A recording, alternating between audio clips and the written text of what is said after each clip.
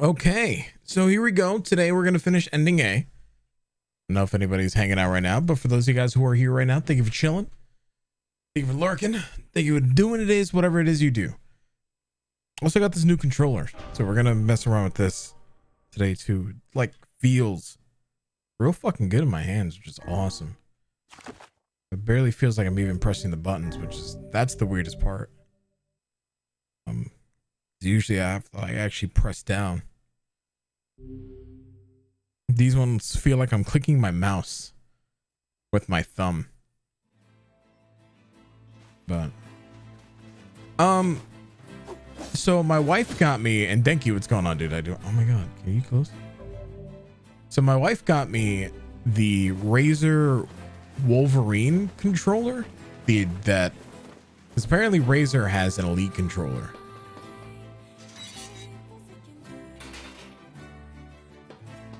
I'll make you a... By the... What can I help you with? What's up, Olaf? How you doing? Velas, what's up? Yeah, so it's like... It is probably the most responsive controller I've had, but also feels real weird. If that makes sense. Because like, it doesn't feel like any other controller that I've ever had. It's almost scary.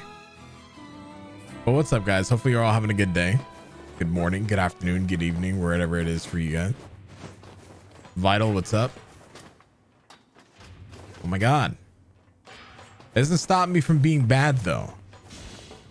And it's hiding in the hoodie? Nah. I've been wearing my hood lately because I don't know where the fuck my hats are.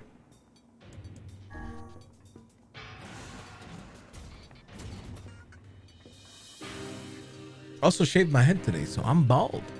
I mean, I look good bald. So that's the thing. So you know what? Fuck it. We're just gonna look like a handsome dude. Except my background's a fucking mess, so. But yeah, this controller's nuts, dude.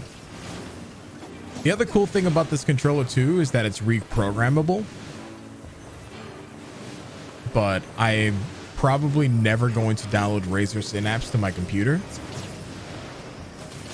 So I'll probably never use the reprogrammable buttons.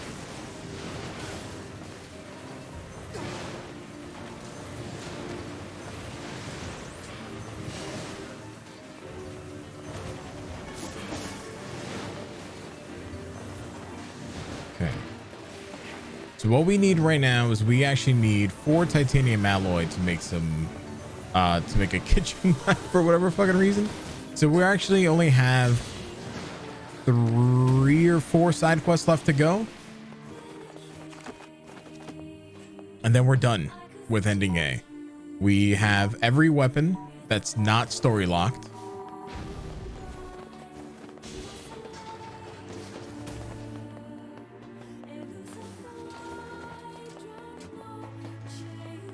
So as of right now, we are literally done for the day with ending A.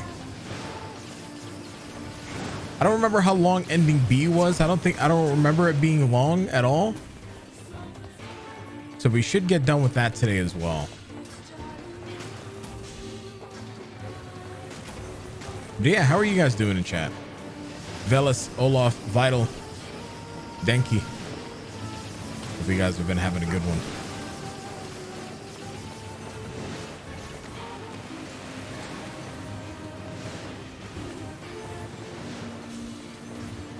I just went straight to gaming today.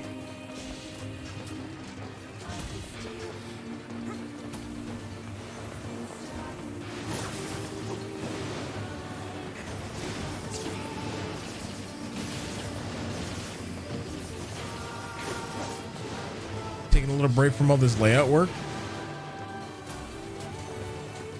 I mean, so long as you're happy with your layout, that's all that matters. I'm gonna give you a little hint. Whatever it is, just make it on brand. It's gonna be the late, because what people are gonna remember the most are you, not your graphics.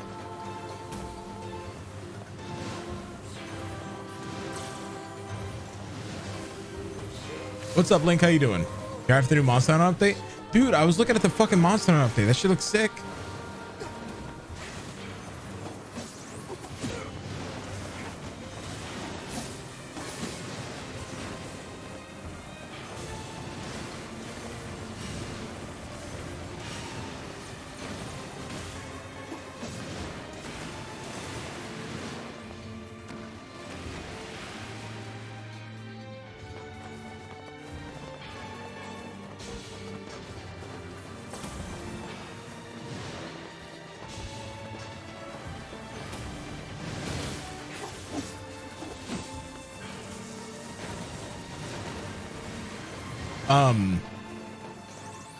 There's a couple monsters I don't think I've ever fought in any Monster Hunter.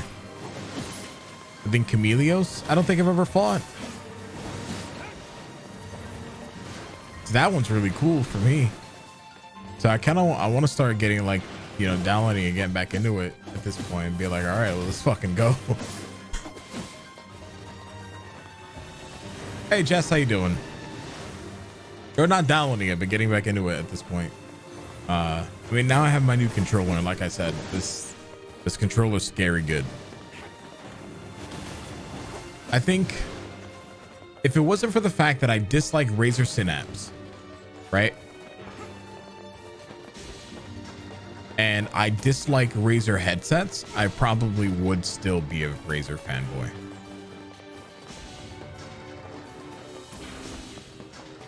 Feeling scared though? You fought like next to none of these monsters. Well, that's the best part, is because if you personally have fought next to none of these monsters, and that means I don't know, to me that just means you might have the most fun. Oh yeah, that's right. Because now you don't have to worry about, like, you get to experience something brand new. Got a haircut? Yeah, I cut my own hair.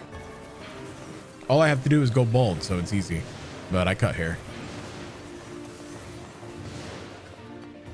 The only thing as far as hair cutting is concerned that I don't know how to do is layering.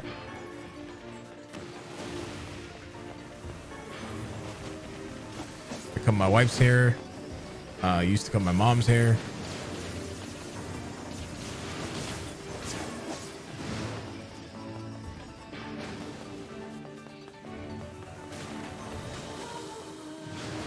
I mean, whatever. I'm glad you enjoy my look, but I don't do it for the approval of the masses. I do it because it makes me feel good.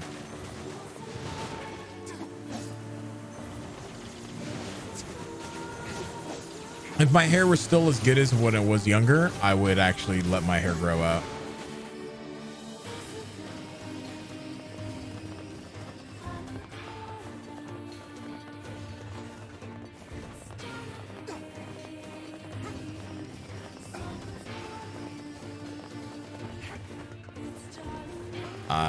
This conversation immediately got weird. I don't like it, so we're moving on. Anyway, yeah, chat. Monka S.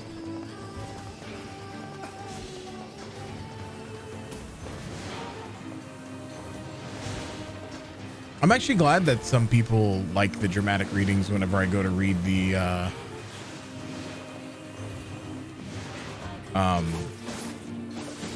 Forest of Myth stuff.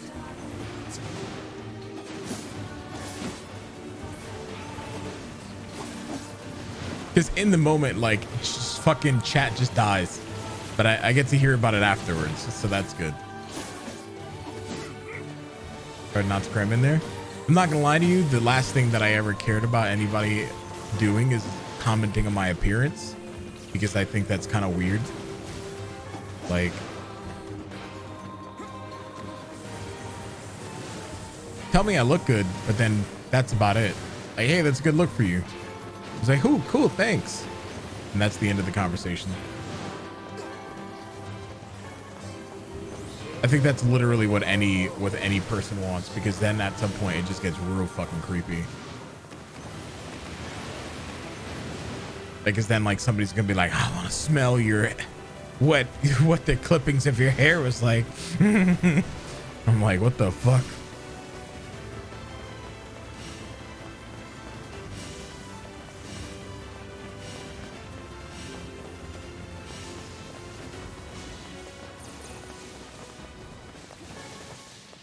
Yeah, like, hold up, let's not, right? But we've all been, at least maybe I have. That's that fucking situation where I'm like, I gotta go.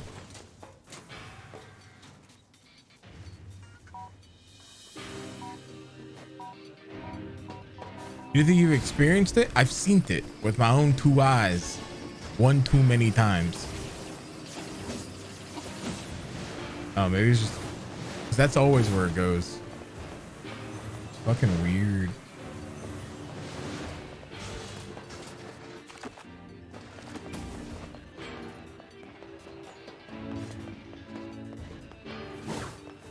Can you hit this? No.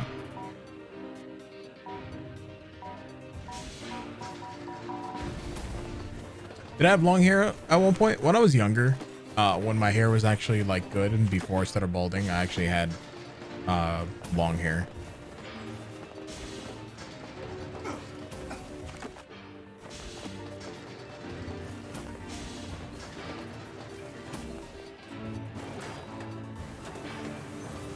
Holy shit, dude, this fucking controller feels amazing. What the fuck? It's scary how good this controller feels.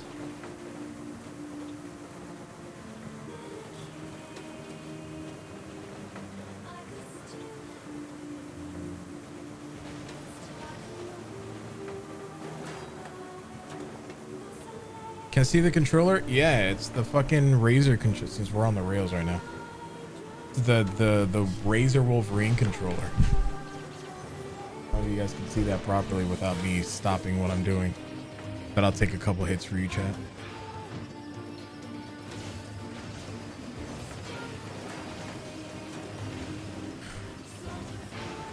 Am I going to be doing that at all? I mean, I have to catch up to a lot of content in Monster Hunter, but at some point, yeah. I mean, Razer makes good products. They just don't make good headsets. Good headsets and their fucking Razer Synapse, like I said, is the worst thing ever. It has RGB. Yo, true. This is bothering me.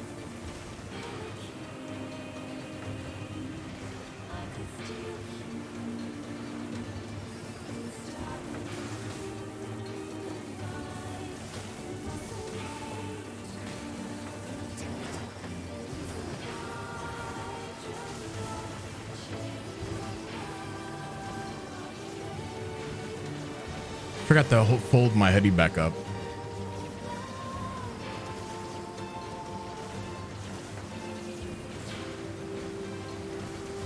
My problem with Corsair headsets, it's not their headsets. It's the fact that the audio quality on them is just not that great. They're sturdy, they're reliable, they last a long time, they're comfortable. It's audio quality that I don't like about them. There's a noticeable difference from like using a lot of other headsets.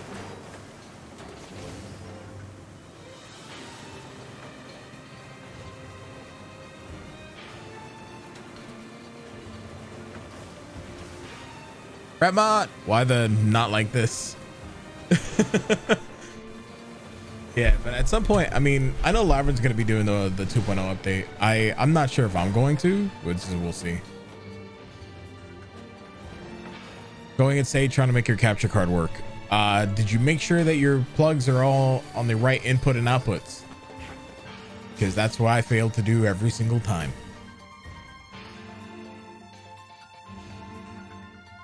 The older Void wired headset was the last Corsair with good audio quality.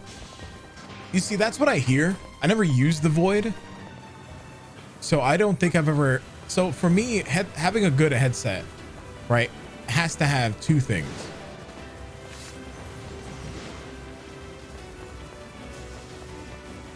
Right? Having a good headset has to have two things. It has to be comfortable And I mean comfortable for long hours of play. So it has to be a headset that I can wear for 10 plus hours. And then it has to have good audio quality. And I'm not talking about like, you know, it's one of those where it's like, oh man, I can hear it. I mean, like, I'm spoiled because of my time playing competitive shooters. So if I can't hear the small decibel sounds, like, you know, like inane footsteps, or maybe like the rain dripping, or like a door opening and it being super faint, but still enough that I can hear it, I need that shit. You know, so even when I'm playing PSO2, I need that shit. I want to be able to hear the fucking Rappy taking a step from like 9 years away. Why? For no fucking reason other than it's there. Other than it's there. And Corsair hasn't delivered that for me in a while. Maybe it's the headsets that I've used in the most recent years. I don't think, like I said, I don't think I've ever used the Void, but honestly, Logitech is kind of the only brand that does it for me in terms of that. You know, then obviously we'd go back into other things like Sony and Sennheiser, you know?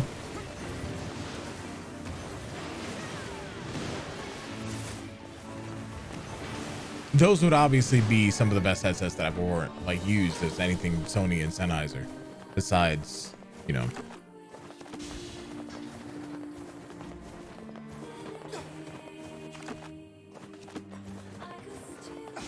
The obvious ones that I just mentioned,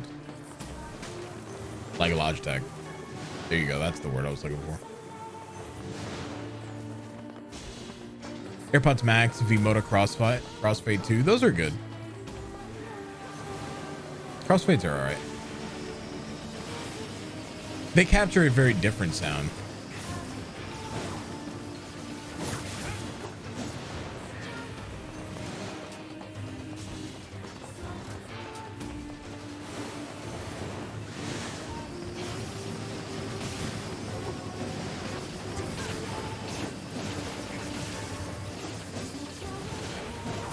I don't think I've ever used the WH-1000MX. I've used AirPods.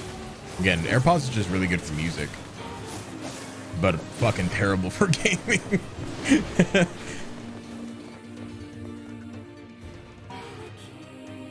But yeah, it's weird how audio works in the way that it does. Like, some might be good for music, some are good for games. It's just weird. Audio's not. And then plus all of our ears are different. So I mean, I guess if Corsair works really well for you, then yeah, sure. Thinking about, because like the way that we all perceive different frequencies, Corsair might be perfect for you. Oh, guess that's fair. Forget what I said.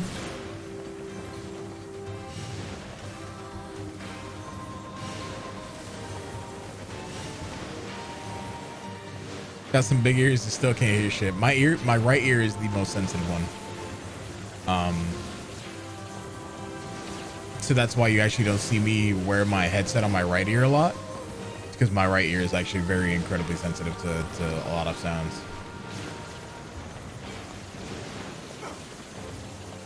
It's weird because my left ear I have trouble hearing out of, and my right ear is like compensating for that. But my left ear is I have trouble hearing low frequencies.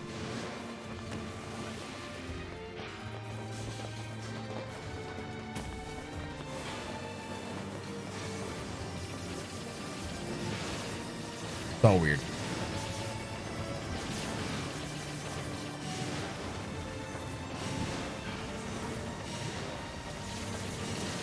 So anyway, going back to your capture card real quick. Rat butt. So you already checked out your HDMIs. You already made sure that everything's plugged in. You made sure that's seated properly inside your PC, correct? That is properly snapped in to the motherboard? Or do you have an external?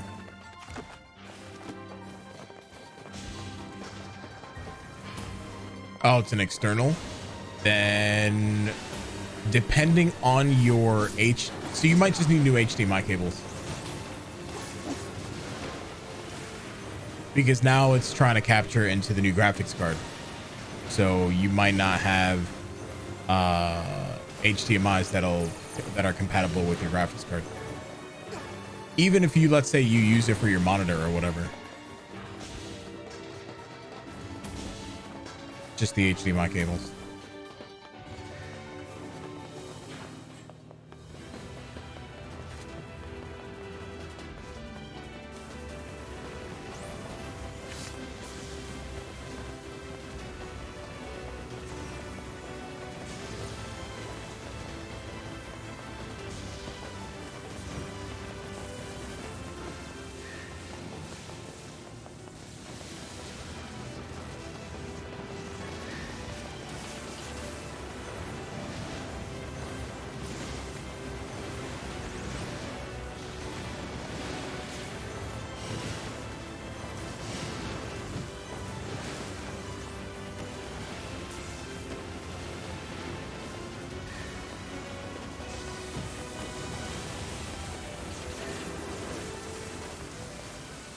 All right, cool. I think that's all the titanium we need.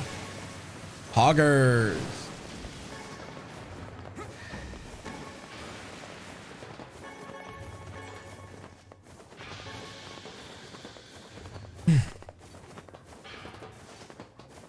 Yeah, so hopefully that works. I don't know if you have any HDMIs that you can test it with, but that's what happened to me when I used them, an external and upgraded.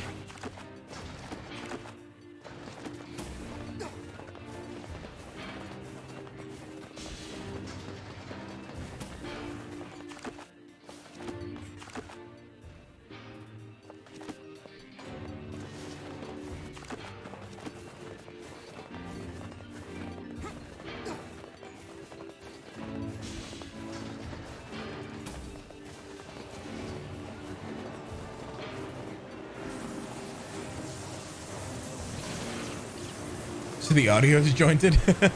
You know what I use? I just open up OBS. So sometimes and I have it set to where it captures the audio in OBS, and just open up OBS to play my Switch.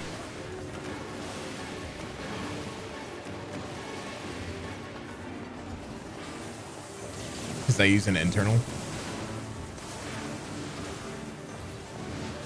And sometimes it works like that, Ratmut. Like, it'll be screaming for everything. It'll be asking for an HDMI. I don't know. Well, I forget how HDMIs work. HDMI B or some fucking shit. I forgot how the fuck it works. And then asking for a USB 3.0. It's all weird.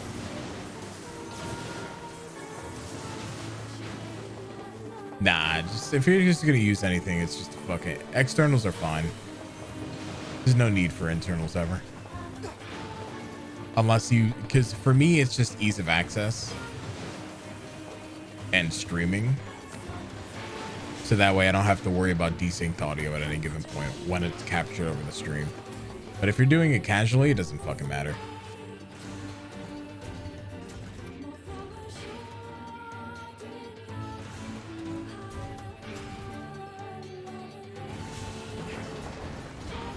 Man, that monster update, chat. We'll go back to that one because that's the conversation that we were at, you know, before things got weird. The monster update looks fucking good. If there weren't a couple things in PSO2 that I wanted to do right now, I'd absolutely jump on that as soon as we beat this. I might still. But I'd have to figure out how to balance my time.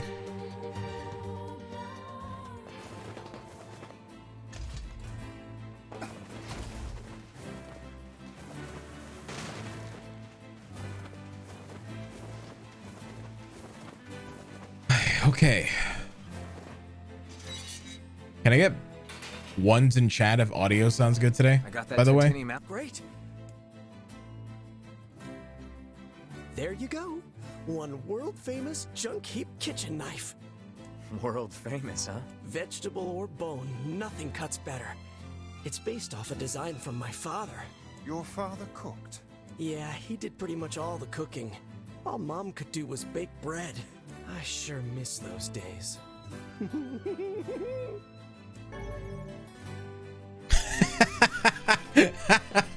Oh God.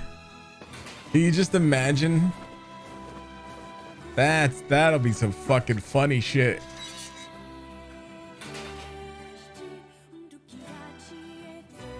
I guess his father liked cooking too, huh? Sounds like it. I hear lots of men are getting into cooking lately. I bet this guy just wanted a new hobby. Yes, yes. Well, we must be off.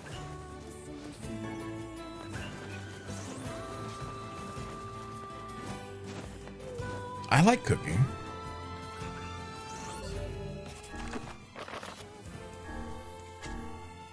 Memorable knife, the despicable man. You learn that he's in Seafront. Both of those are in Seafront.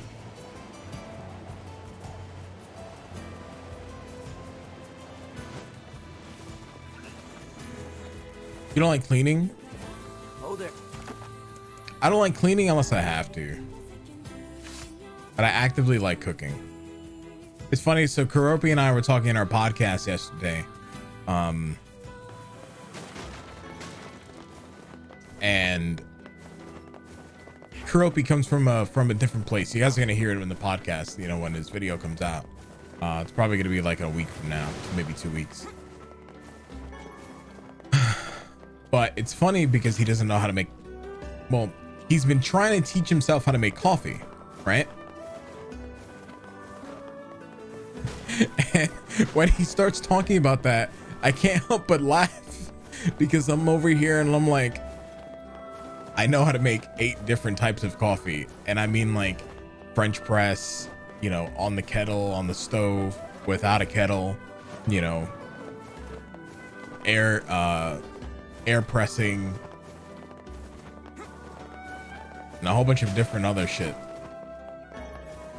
Right? And it's like, and to me, I thought that was the funniest shit in the fucking world.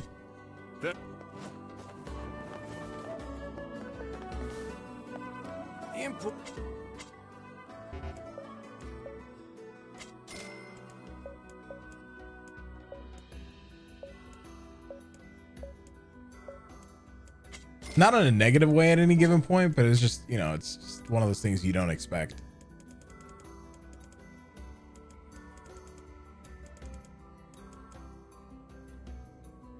With a coffee machine. Yeah, I know how to use a Keurig too, man. Boggers. I'm sorry. Holy shit, I'm never saying it like that again.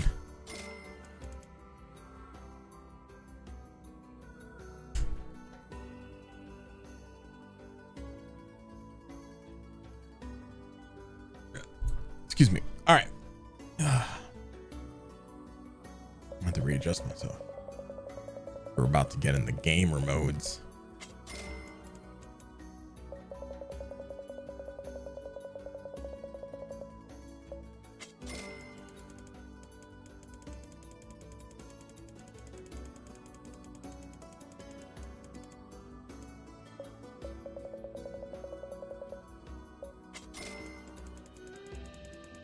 You can clip on mobile. You just actually have to use the video player or /clip in chat.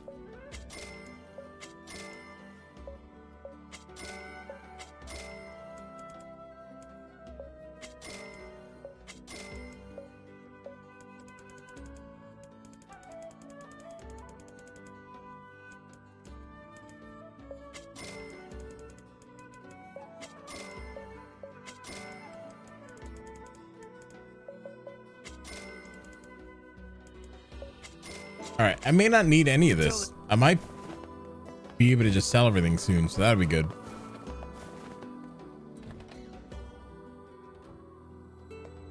Here's the knife you wanted. Thank you. How's Gideon getting along, by the way? What do you mean?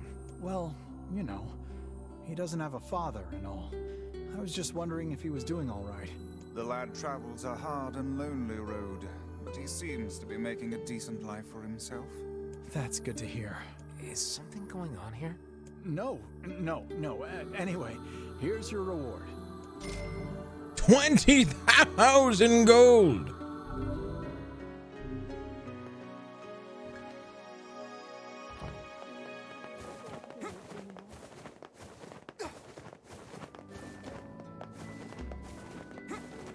I'm sure that eventually that'll be the case. That they'll wind up updating everything and it's not just fucking Nargacuga.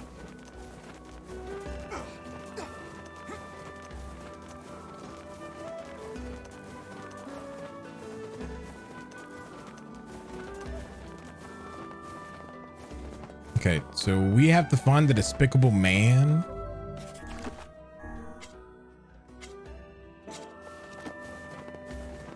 He's literally the only quest we have left now.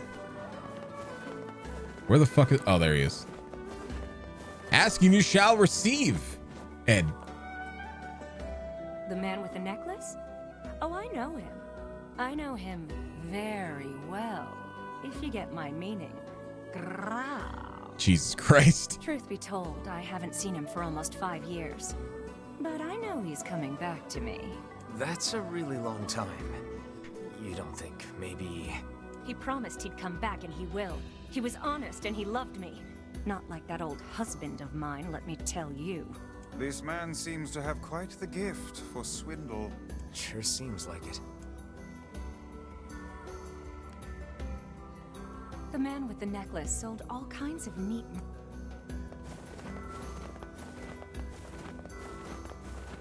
So where do we go now? Yeah, he was pretty shady. I heard he beat it for the North after folks caught wind of his counterfeit goods. Ah.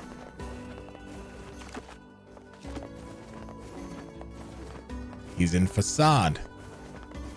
Who would have guessed? Not me. Bunch of townspeople disappeared.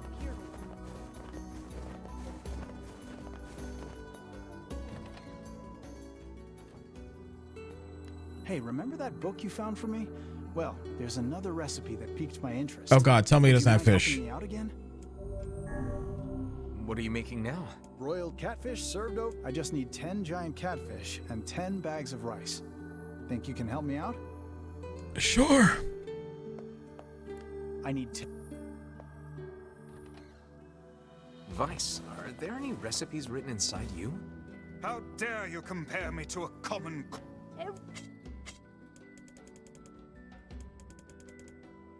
Of course.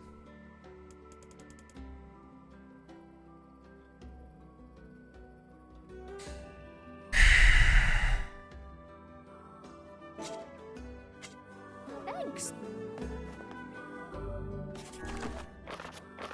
Of course.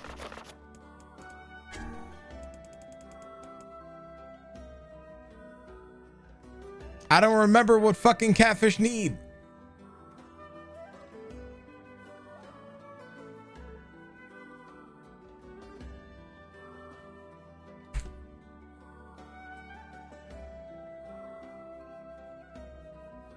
Lore.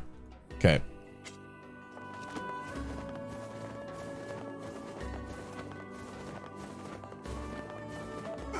Sound very happy to fish. Oh yeah, I love it. Fantastic. It's terrific. It's my favorite thing in the fucking world in this video game. Come back.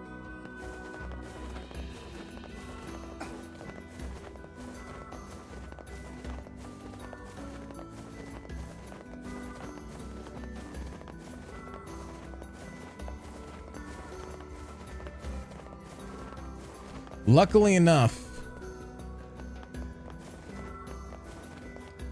I have to go to Facade anyway.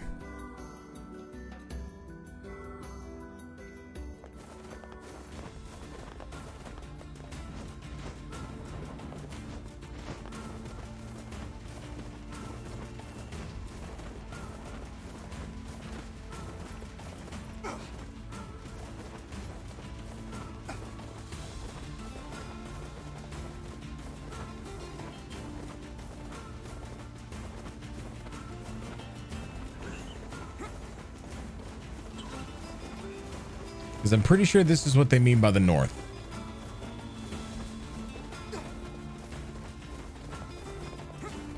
Of, even though this would be East.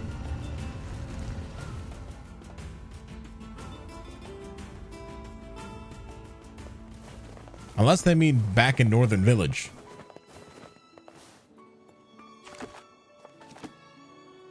Roman, what's up?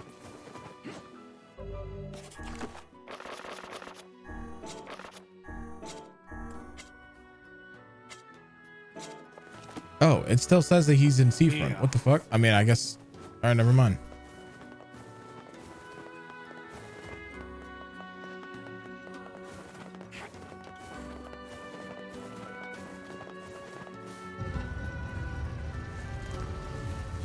I guess I'm missing a clue in Seafront.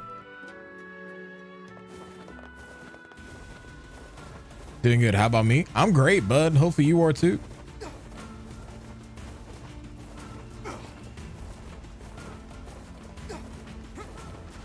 Woke up this morning.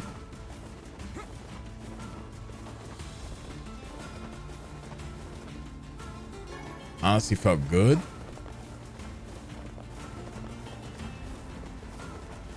You're addicted to this game? Help. No. Sorry, stay addicted. Can't do it.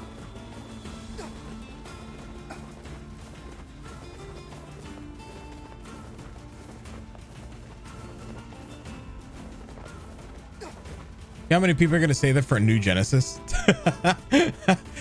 Bro, I'm addicted to this game. Help. Yeah, you got any more of that Genesis?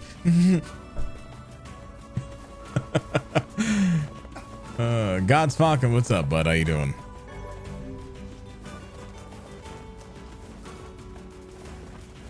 All right, time to catch us some catfish.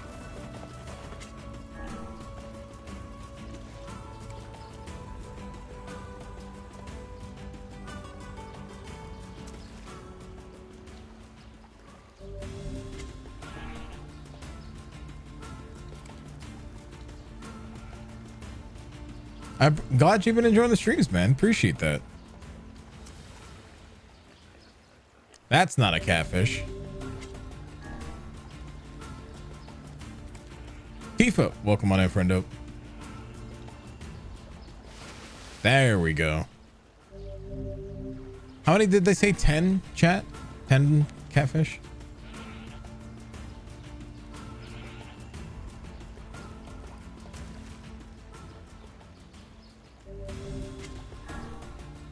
We got one. Cool.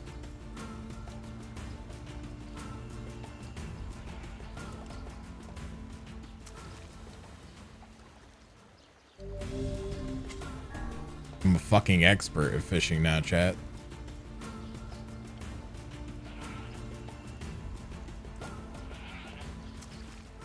So here's the problem with catfish in this game. Or just fishing in general. I mentioned it yesterday, but I'm going to say it again. So you see how it bobs the once? I'm going to show you from the visual cues. See how it bobs the one time down? So if you're using a controller, it's a light vibration, right? That lets you know that that's not the time to pull up. Now, the only time a catfish can be caught is on that first bob.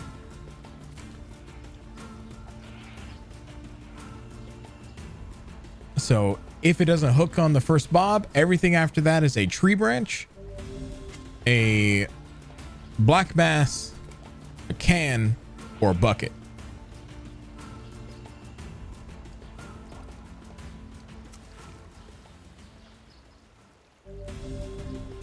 Now, if I were using what? Now, if I were using sardine, I think it's sardine. Hey, guys. Yes. Is there a way to swim using magic or? No. If you're using sardines, you'd get royal carp or whatever the fuck the royal fish is on the same black bass pool.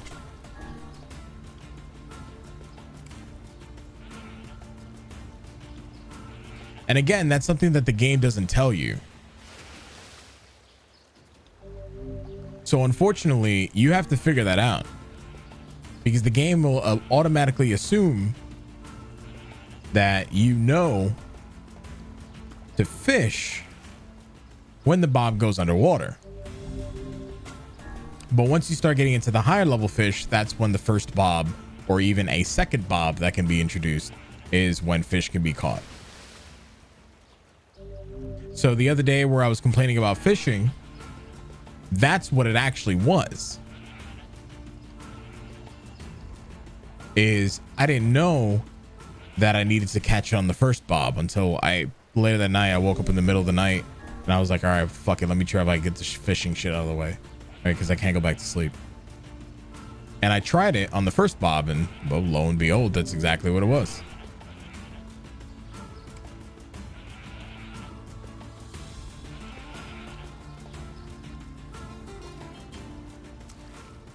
Yeah, so fishing in this game is something where it's super easy to do at the beginning, but then because there's no further tutorial letting you know how to catch each fish, right, it becomes very daunting and annoying.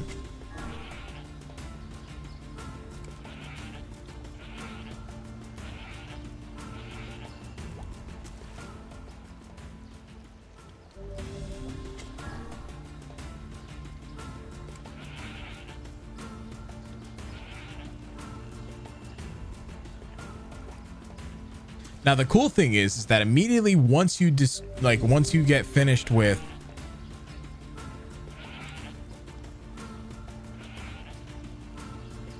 fishing, there's only one fish that actually gives you any sort of a struggle, and that's the rhizodont. The rhizodont Biomeel is the literal final fish in the game. And it's not part of a quest at all.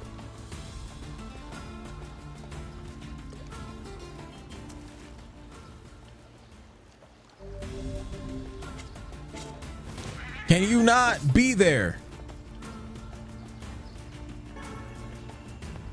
Thank you.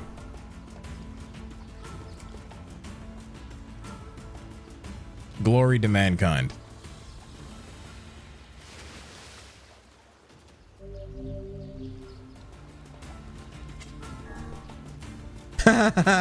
So the boar are very different. The boar is actually an enemy that they kind of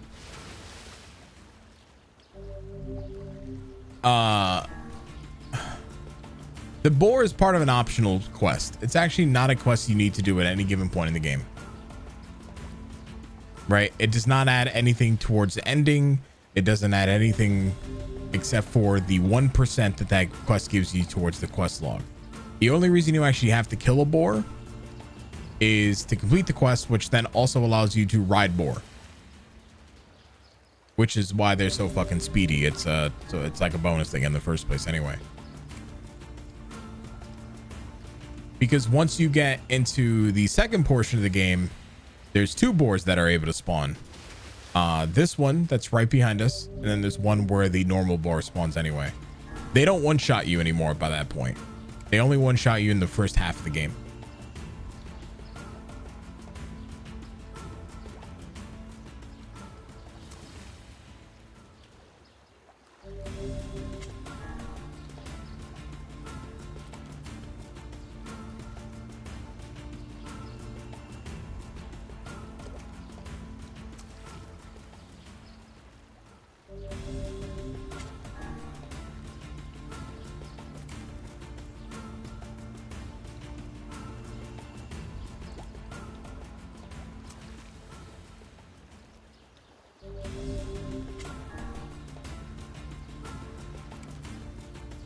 Fishing, love it. My problem with fishing is that it's also just super RNG.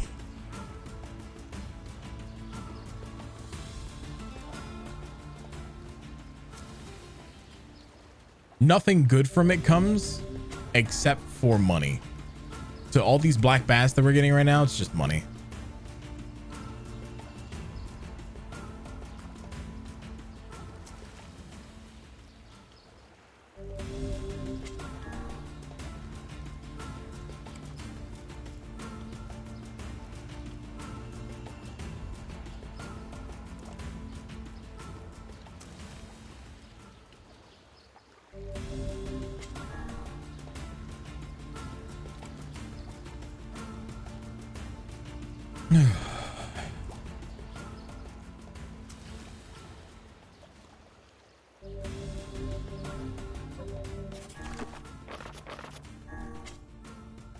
We caught 7. Then we gotta go to Northern Village.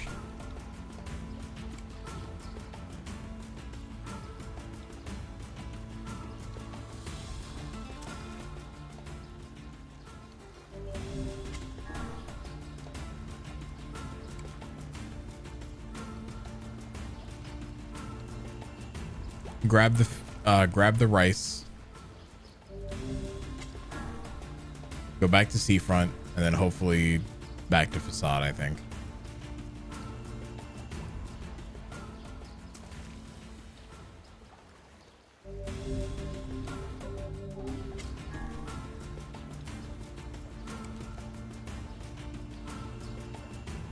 Oh my god, give me the fucking catfish. Only needs 3 more.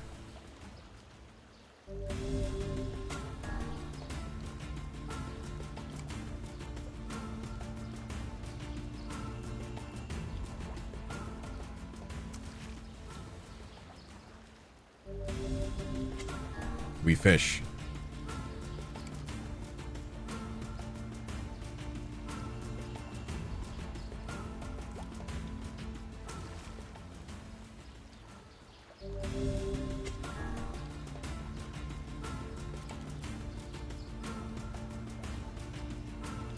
We fish upon this rock, bro, for 10 catfish.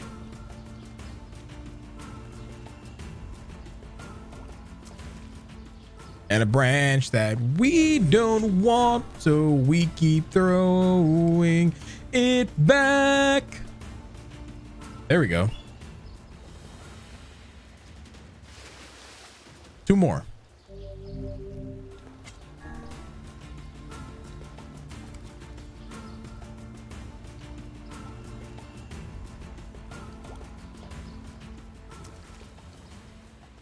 I'm fishing on a dead goat. Yeah, that was the sacrifice to the fish gods.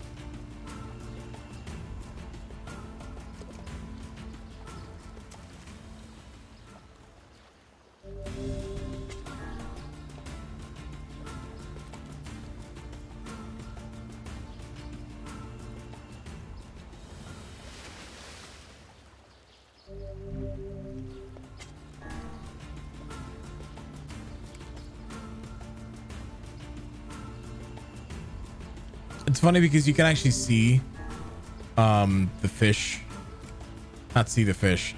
You can also see that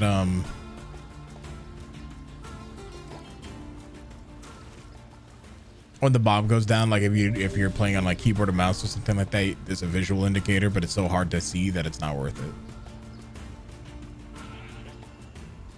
Like the actual bob, when it comes down that time, the water will ripple like 2 times. But it's like in the actual fucking ripple itself that it's like, how are you supposed to see that?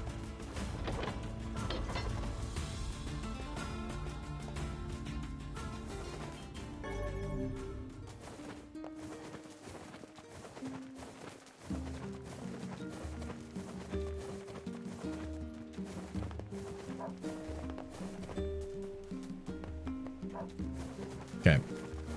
Now we gotta go get rice, raw ice. Right? Do you sell rice? You sell wheat. Who sells rice?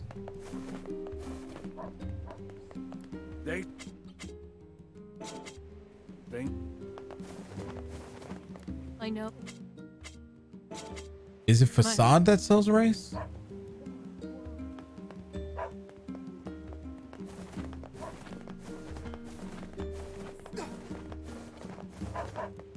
Well, I might have to go back to Facade.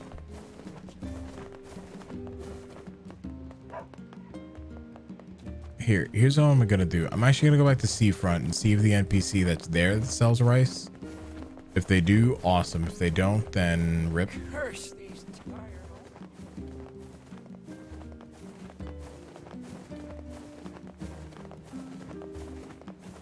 because then it is facade. Oh, there.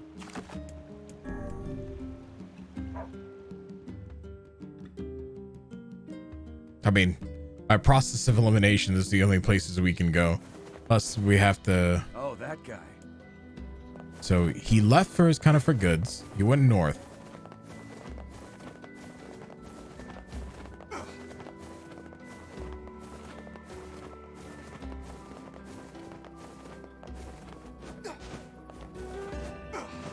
Oh, you know what I didn't talk to? Bunch of townspeople disappeared. There's Hey, grocer, what do you got? Yeah, you got the 10 rice. Let's go. I'll So let's trade this quest in real quick.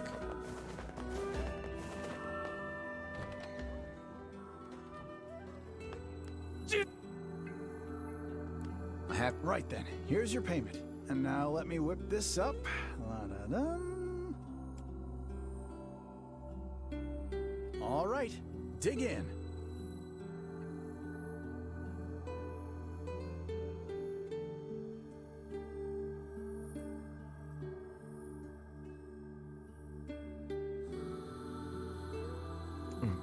How?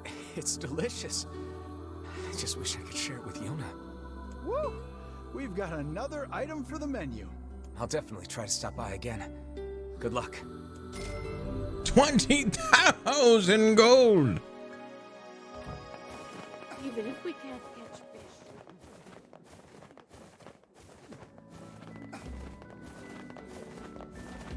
We have to reset the area. I don't know if there's another quest for him or not. Oh. It's you. Man with the necklace. Great.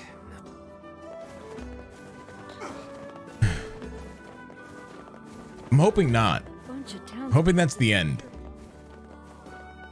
There's like not some secret fish that I don't fucking know about. So I'm gonna leave. I'm gonna come back because then we have to go back to Junk Heap. Thought it was Facade, but I guess not. Probably gonna end at Facade. Watch. Or is he gonna wind up dead?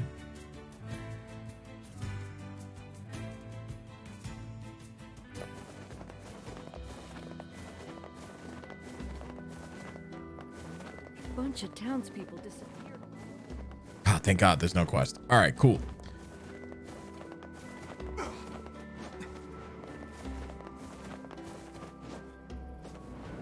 Oh, there. So it's Northern Plains. That man simply hops from one woman to the next, does he not? He's been cheating this whole time? That's just terrible. Doubtless he will end up suffering at the hands of one of his paramours sooner or later. I don't think he means any harm. This kind of thing just happens with attractive guys. That's awful. What if a man did that to you, Kaine? He'd wake up a little less man than he used to be. Change my mind. Cheating is always wrong. You fucking learned that lesson real quick, huh?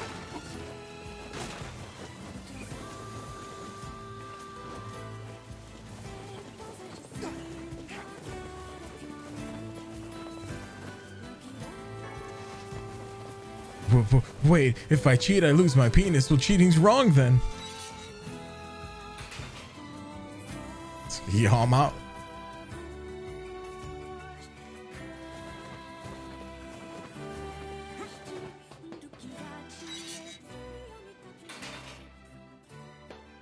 Welcome, welcome, welcome.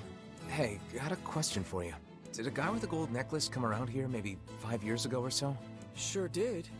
Mom used to spend a lot of time with him. Oh no. Don't tell me he's the guy we found with their mom in the junk heap. Sorry, what? Oh, nothing. Never mind. We can hardly keep this a secret from all parties, and yet I can't imagine how to begin telling them. Well, let's just tell the client. Gideon doesn't need to know. Yes, I suppose that would be the wisest course of action.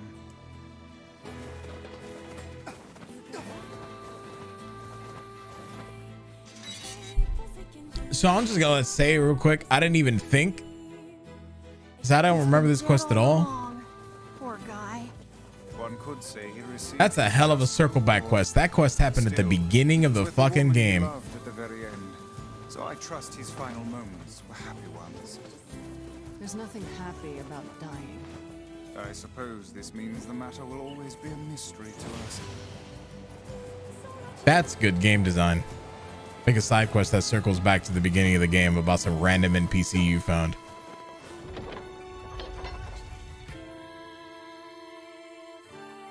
Dead, mind you. Some random dead NPC you found.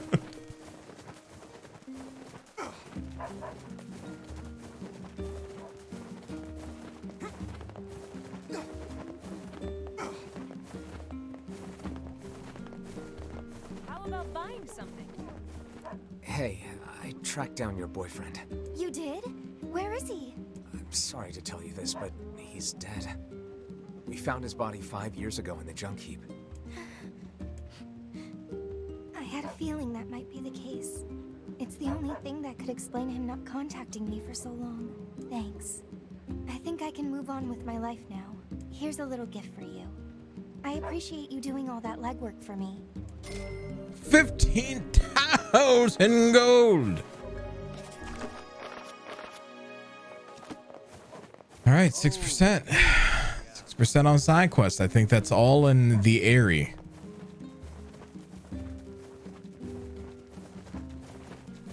Oh, he's dead. Yeah.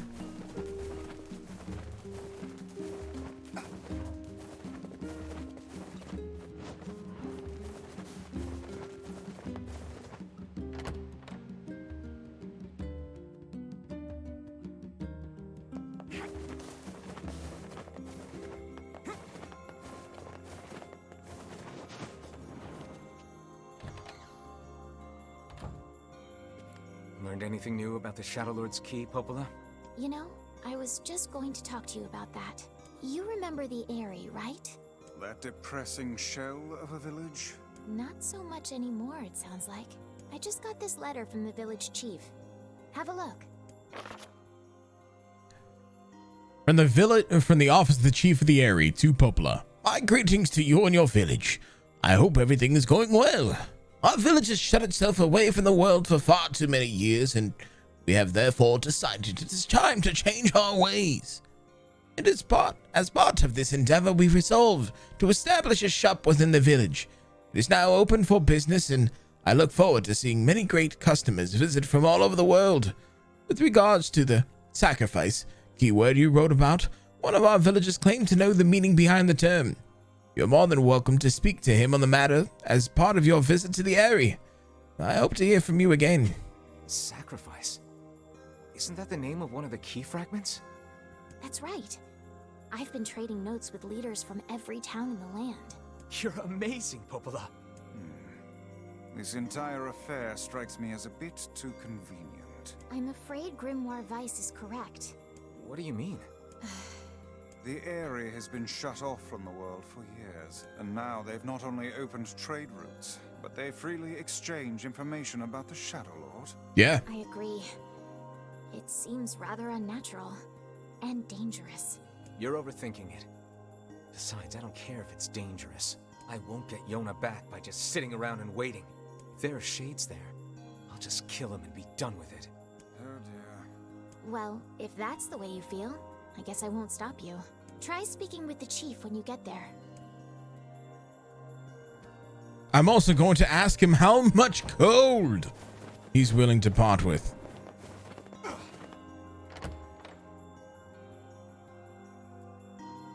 Shade came by near the village today. A boy kept saying, I wish your brother was around too. I said, Eerie, huh? I wish he was too. He'd kick the Shade's butt. Let's go see the chief.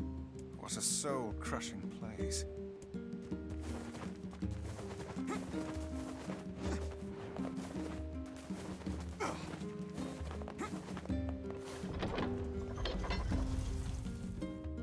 Interesting.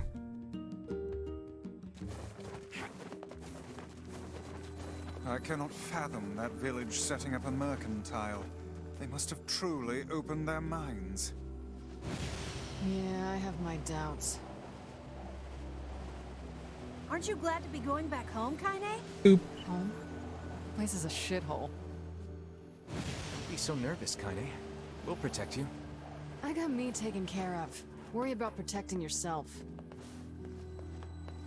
You see, Kaine's been stabbed. She's been turned into a shade. I mean, you've both been stabbed directly through the chest, which should have killed you, but you didn't. That's okay.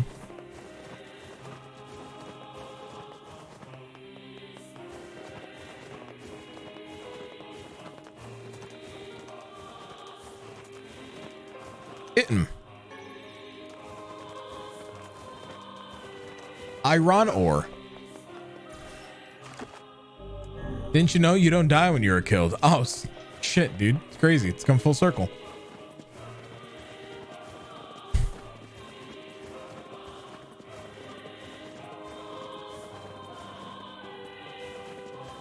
What's up, Flair? How you doing?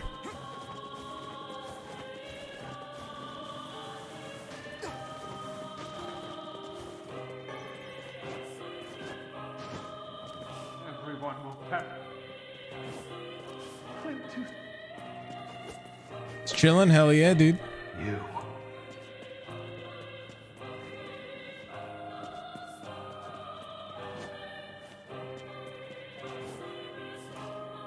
Learning lines for a part? Hell yeah, dude. That sounds dope.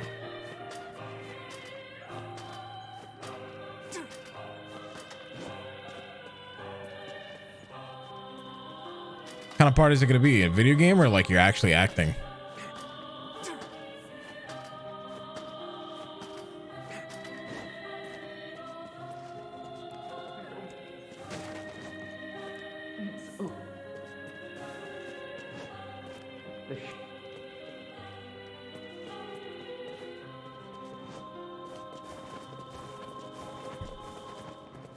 That's all I can really say.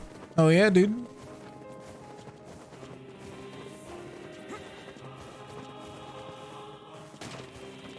Listen. I'm scared.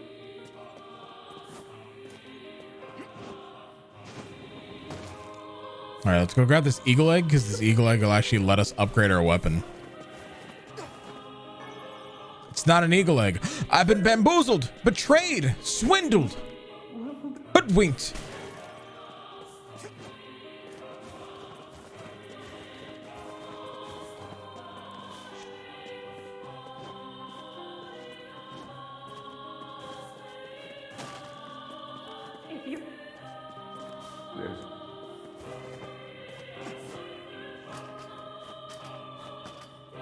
All I really want is a fucking eagle egg. The Ares, the only place you can get it.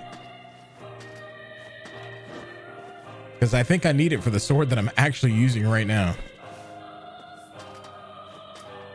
Because there's still no shop that sells it.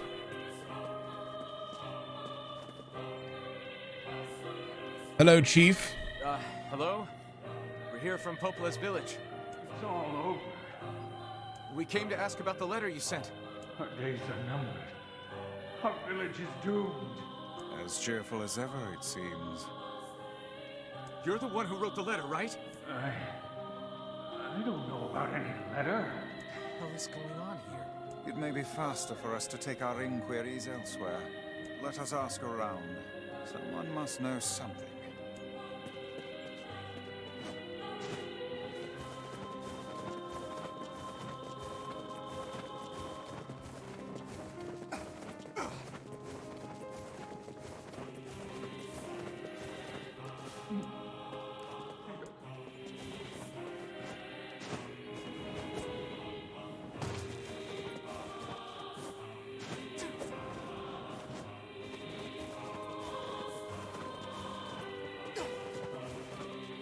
Make sure you... All right, we got everything there. Come back. Everything that you sell can literally be found elsewhere. I already have all the flowers that I could ever need. You don't sell anything for me. A letter, huh? Yeah. I want sushi too, man. About that. So, you know about the letter? Maybe I don't. I'm not sure. Which is it, man? Oh, if I may ask. Are you friends of Kaine? You could say that. Ah, I've heard the rumors. Here to hunt shades, are you? Indeed. Our aim is to defeat every last one. Every last one? Everyone? Everyone.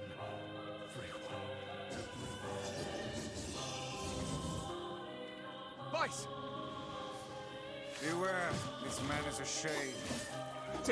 It's a trap! I figured as much.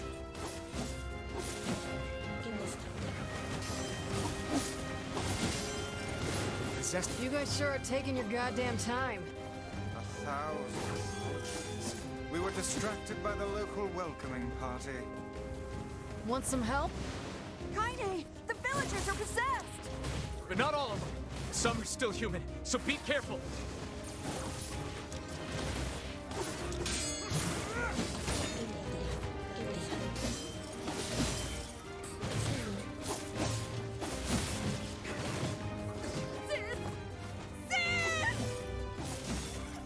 So the problem with doing this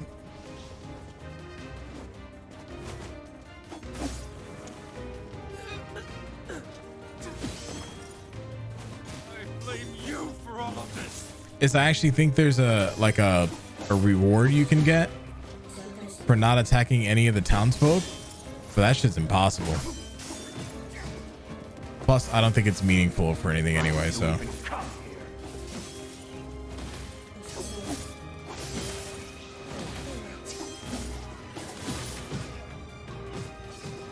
No!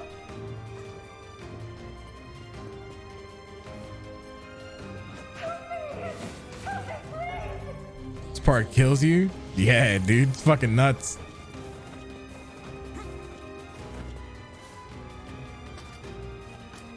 Hey, you weren't there before. What are you doing there? Go away. I can't deal with this.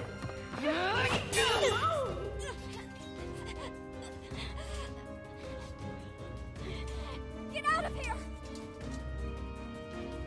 No way! I'm not going to abandon my own sister! Kaine, what's going on? Don't be fooled by this lady. She's a shade.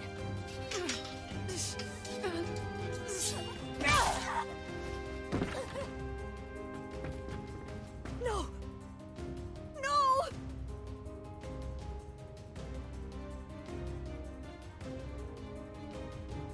You people are the monsters here! Stay back, kid. Your sister is one of them now. I don't care what she is! She's my sister, and I love her.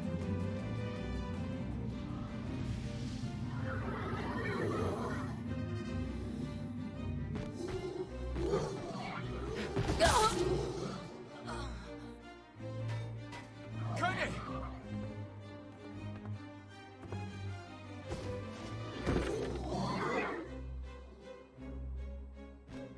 Ah. Stop it! Don't hurt my sister! What madness. These people are behaving as if we are the villains. Kaine! Kill them! Kill them now! No! You've got to stop this! I'm trying to save you from the shades! Please, you have to stop! Emil! We need to get out of here. Kaine! No! Kaine, get up! Hurry!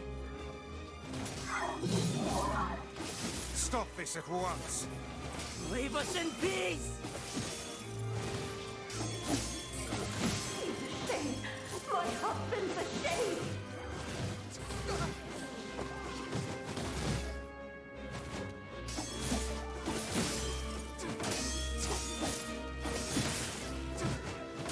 Why are you here? Everything was fine until you showed up.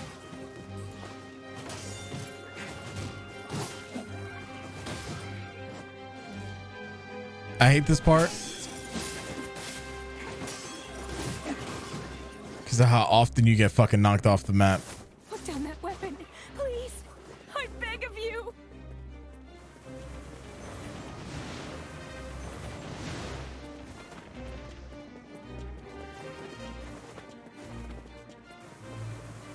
I can't take this anymore!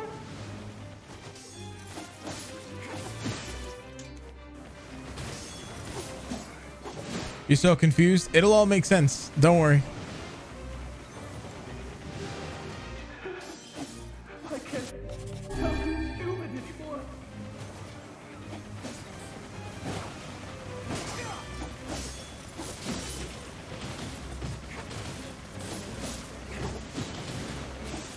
All over.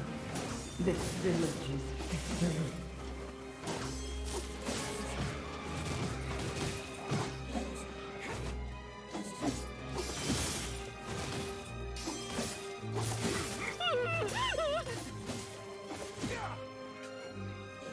Villagers are under attack over there.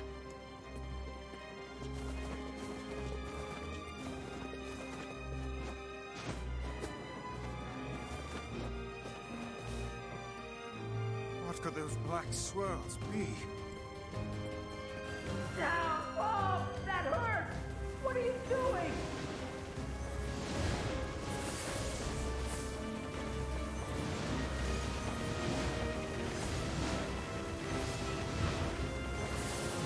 Get them!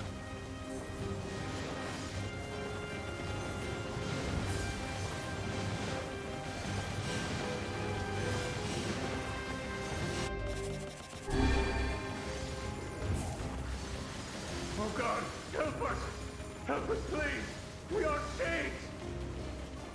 I'll see me nuke this motherfucker down. Watch.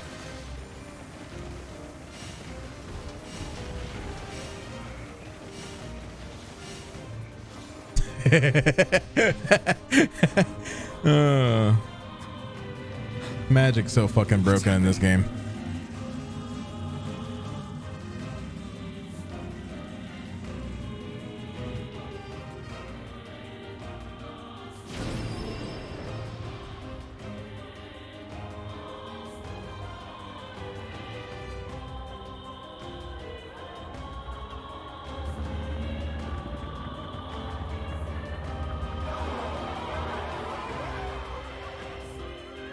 By my pages, is this beast a shade as well? That thing sucked up the villagers. No! If we keep this up, we're gonna kill them all! We can't let that happen!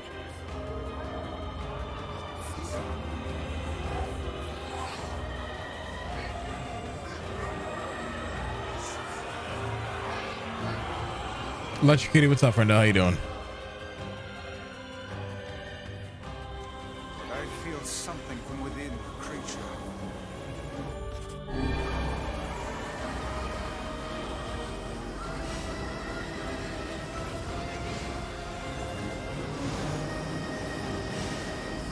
Is this the combined power of all those shades? It will take more than a barrage of magic to stop us.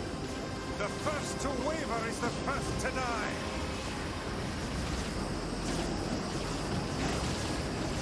I said, is magic coming from the center of that eye? How am I? I'm great, actually. Yo, can you stop? Thank you. Wait! I think those are actual people! Hold nothing back. Those are shades.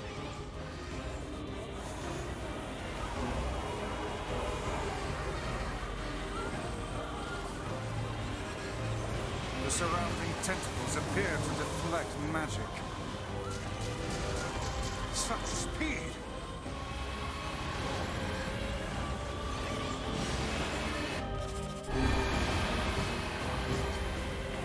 Now, focus your magic on the beast's center.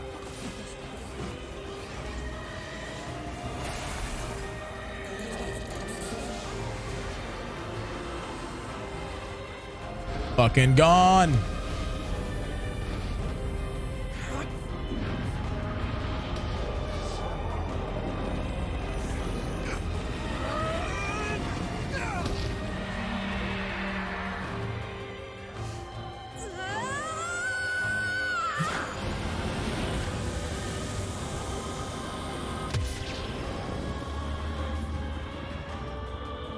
God, that's so trippy looking, man.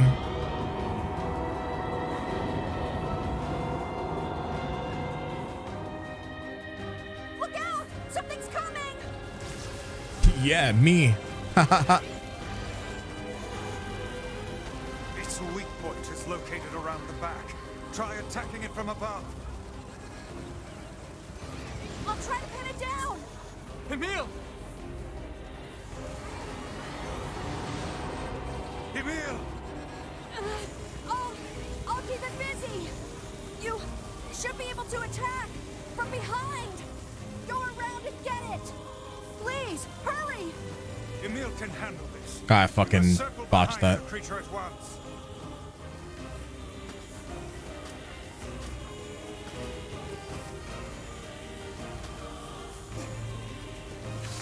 Hi, Kanye. Bye, Kanye.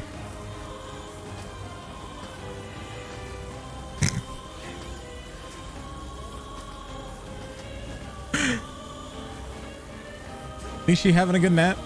You must strike it in the eye.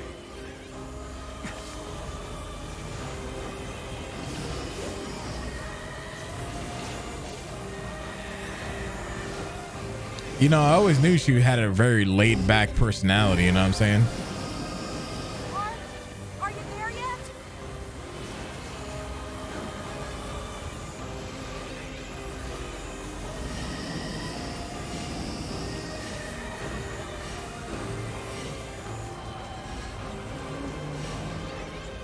Get it. It is escaping to the inner level. I'm coming. Gotta catch my Where'd it breath. go? Oh. Careful, Emil. Won't help anyone if we lose you here. Damn it! We beat the hell out of that thing. How can it still move? Its combined powers are beyond even my greatest suspicion.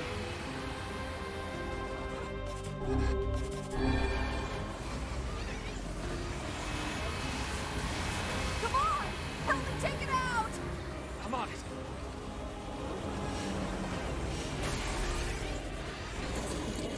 Okay.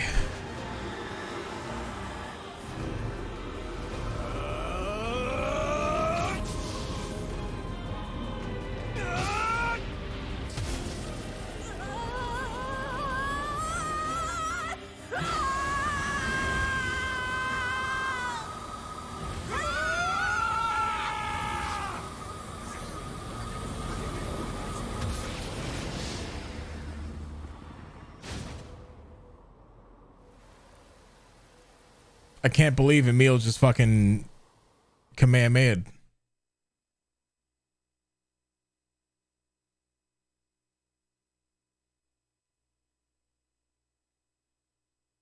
Emil was like, Ka! Emil, wait.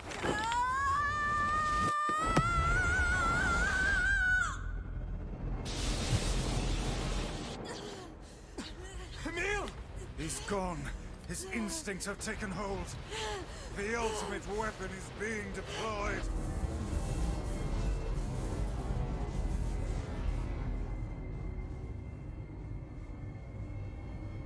Ah, nice of you to wake up.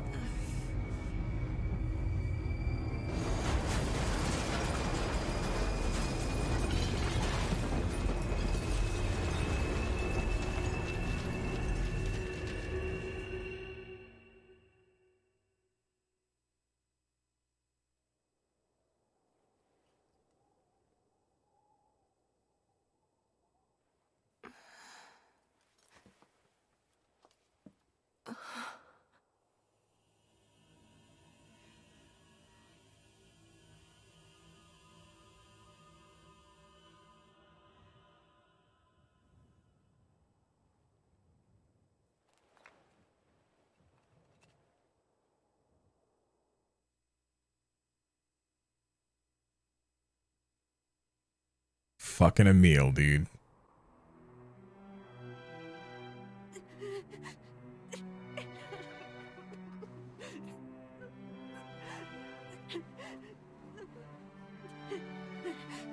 What have I done? I killed innocent people. I killed them all. But you saved us. If it wasn't for you, we'd all be dead. We owe you.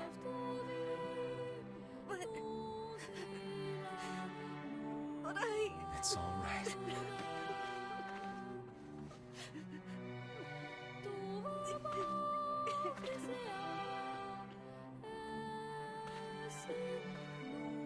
Really? Don't look back.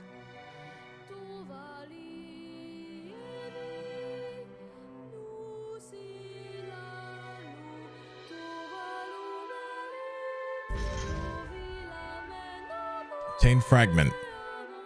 Obtain the sacrifice key fragment.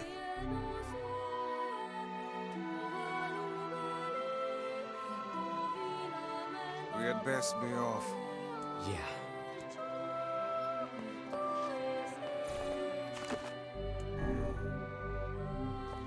All right. So from here on, I'm actually going to go back and we're going to change our outfits to the intended outfits instead of the Nier ones, the automata outfits, because it'll make more sense that way from here going forward.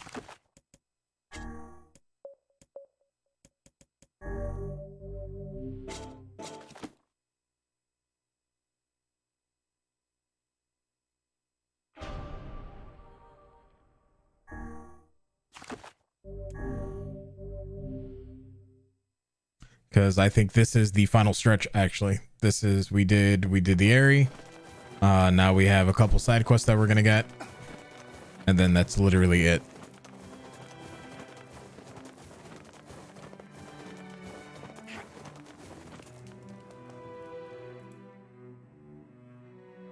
I was just wondering if the blindfolds hold any meaning. This is the last of them. Now we can find the Shadow Lord. And Yona. We certainly can. Hold on, Yona. I'm almost there. To my recollection, no.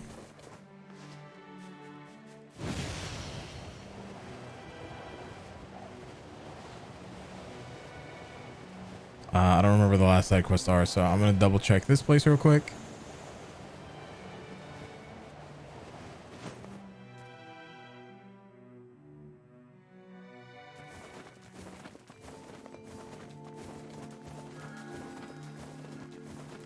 You look like something's on your mind.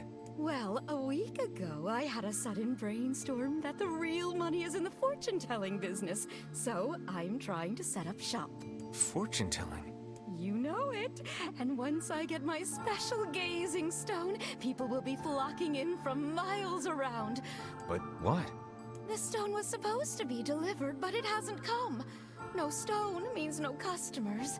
And no customers means I'm eating dirt tonight. Again. Can't you just get another stone? Well, they're pretty rare. I think Popola knows something about them, but she and I aren't really that close, so I don't want to bug her. We're friends. I'll ask her. Oh, what?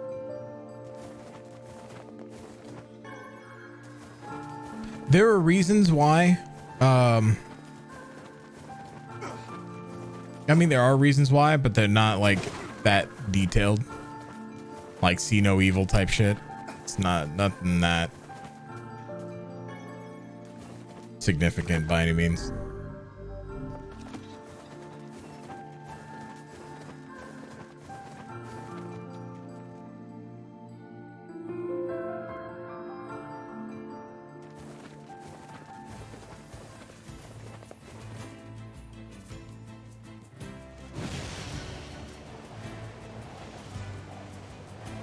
All right, so there's that. Which quest was that one again? The magical stone. I think that's gonna give me another quest after it.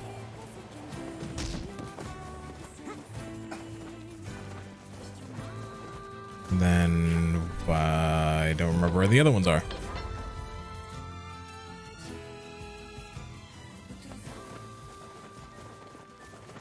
TLDR before we go. I marvel at how relatively simple a task this retrieval process proved to be. It is almost as if someone deliberately set us on this path. We're overthinking again, Vice. But I don't care if it's a trap. Yona's waiting for me and I'm going. I see. Say, Are you available? What if people are saying a shade has managed to enter our village? I was hoping you could track it down. This isn't a very big place. Wouldn't we have seen it by now? I had my own doubts at first, but there have been too many witnesses for me to ignore this matter any longer.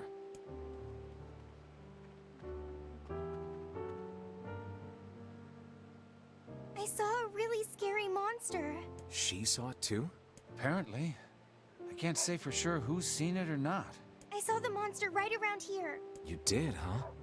Can you tell me what the monster looked like? It was over at the river, and it was huge and scary. I didn't like it. Over by the river, huh? Let's go take a look. The foul tendrils of the shades have finally extended into this village. Fine. Then we find him and kill him. Will it be that easy? I wonder. What do you mean? Would you be able to simply slaughter the people you lived amongst for so many years? Would you truly murder friends if you suspected them of being shades? I wouldn't have a choice.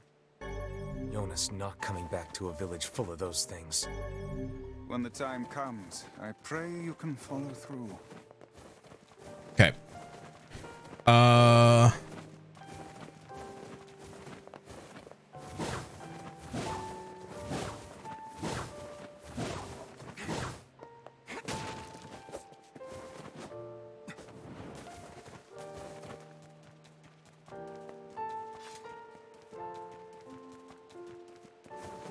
Said it was by the river, right? Did it mean this one?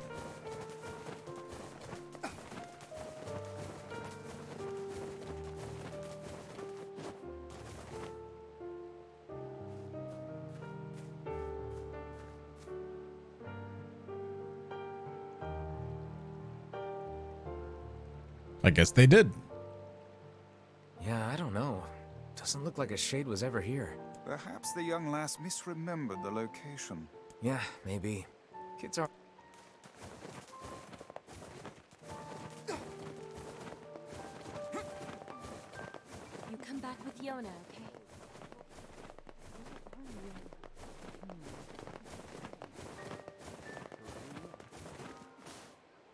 We went over to where you saw the monster, but we couldn't find anything.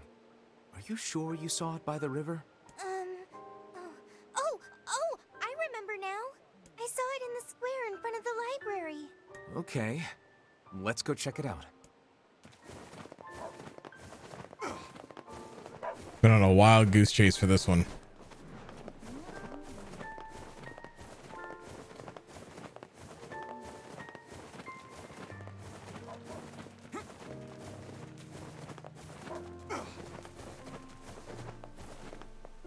Thank you for protecting our village.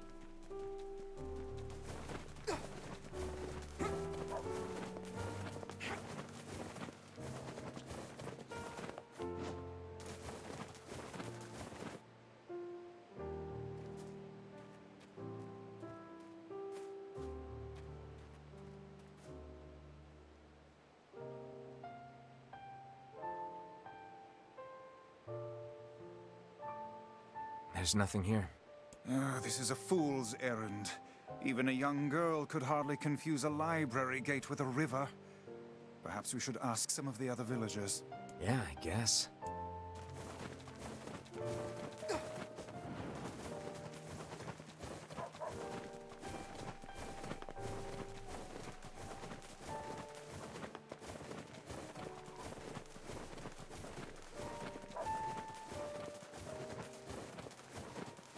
The old lady's a shade, murder her. Yeah, I'll just kill everyone. Smile.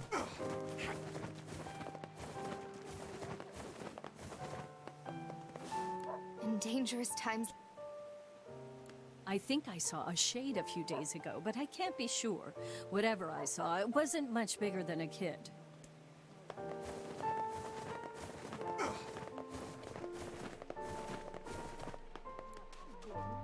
The shade. Oh, yes, I saw it. Gave me quite a start, let me tell you. Strange thing was, it seemed to be accompanied by a child. Wait, that's a thing? Where'd you see that at? Hold on. Let's go look.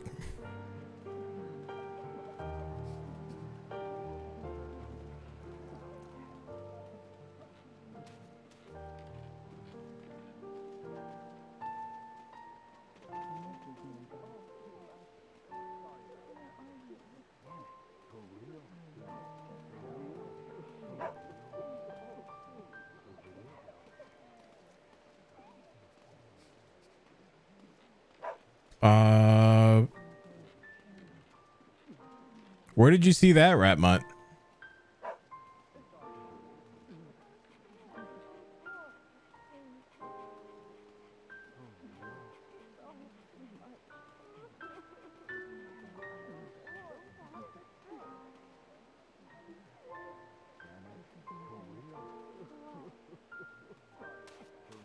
The only thing I've seen that was in the last couple days is that Kingdom Hearts 3 and The World Ends With You Neo are not linked. And that came out yesterday.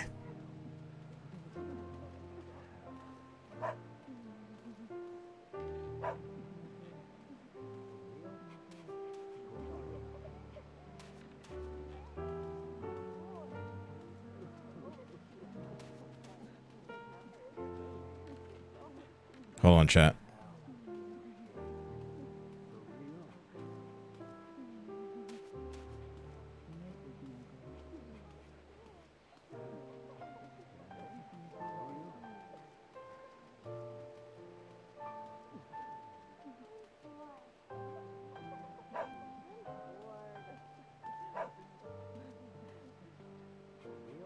So apparently that was an article that came out back in 2000 or back in February.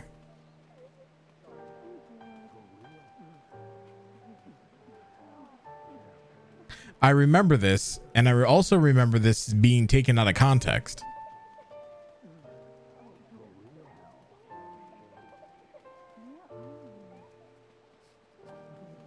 Because if I recall correctly, what happened was is that Nomura actually said that he's not directing the game, but he's still going to have involvement in said game. That the game's already written and done. They just need to make it now. And with him being the showrunner for Kingdom Hearts and several other projects, he wouldn't be able to work on it. I saw something near the shopping district that kinda sorta looked like a shade.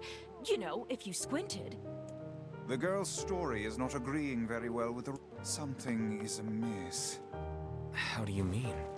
We are being lied to. You think? Why? I cannot say. Perhaps it is but an honest mistake. Or perhaps there is a good reason for the lie. I think I saw a It wasn't much bigger than a kid.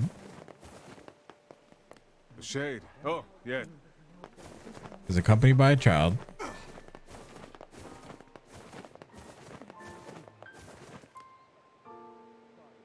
Listen, I'm not angry, but I need you to tell me the truth. Why did you lie about the shade? I'm not lying. I saw it. It was big and scary and big. Tell us this then. In which location did you not see the shade? You're weird. But, I guess I didn't see it near the northern gate or on the hill to the west.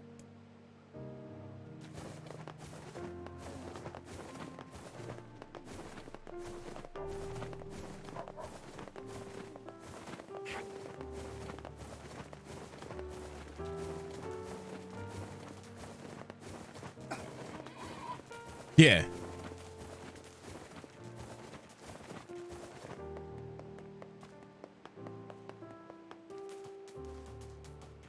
That's what I remember. That's why I was a little bit confused. I'm like,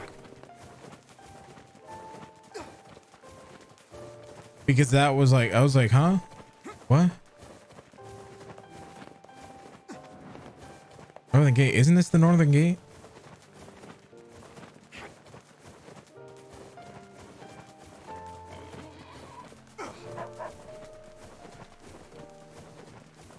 And this is the east.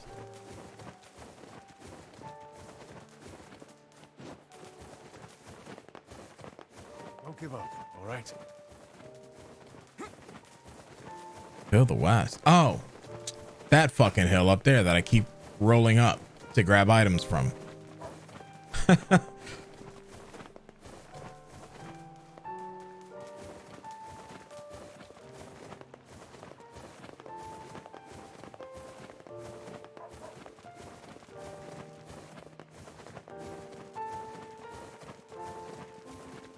There it is.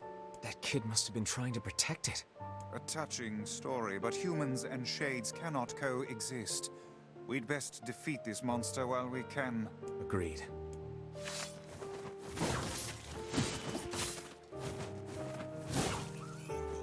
It's dead. Let's go back to the client.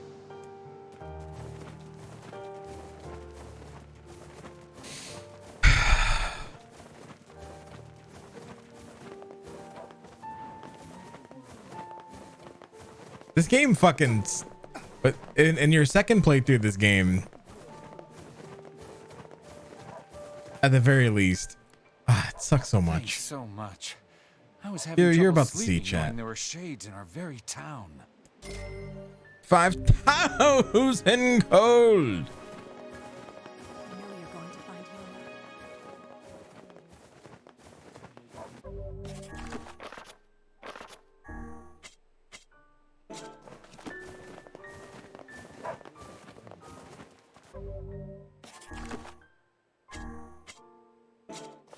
$95.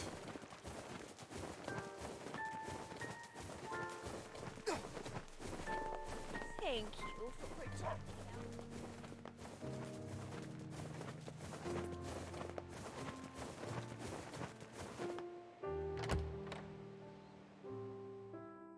These black marks keep showing up on my body. Sometimes I wonder if I'm gonna turn into a goblin or something.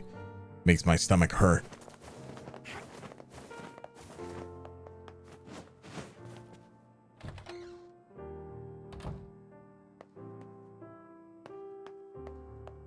Why would Popola be collecting figurines of the shades we defeated?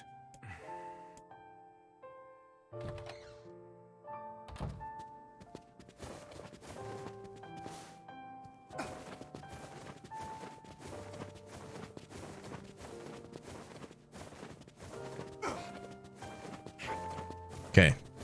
I didn't miss anything here. Purple, I have two quests for you. You're really gonna do it? The whole village is buzzing, you know. They say you're gonna go rescue Yona.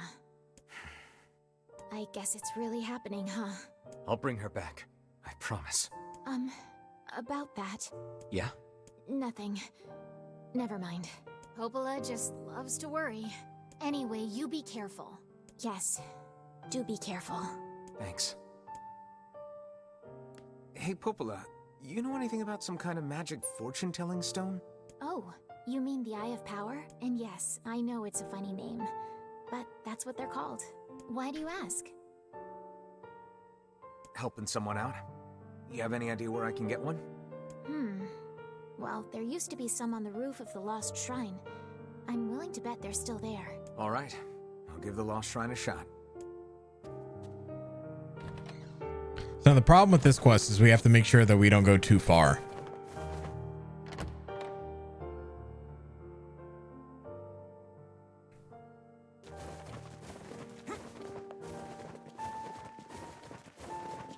All right, I'm gonna go check facade real quick.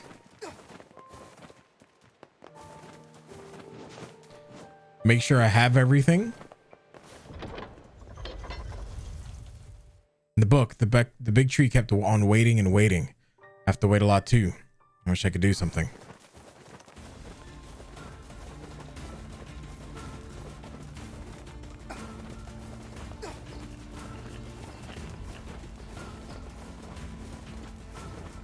Then I'm gonna check seafront because I'm not sure if this is the last quest that we have. I don't think it is, but I'm not sure if it was like there was one in every town and then that was it.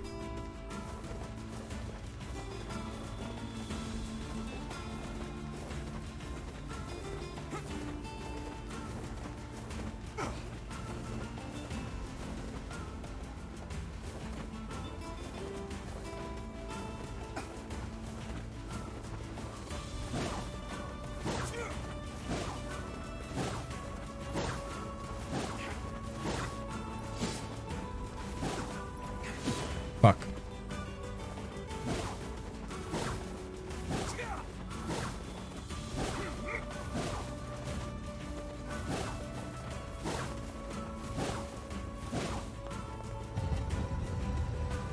Where the fuck did poison?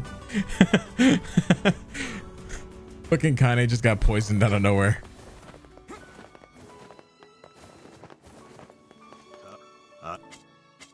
Okay.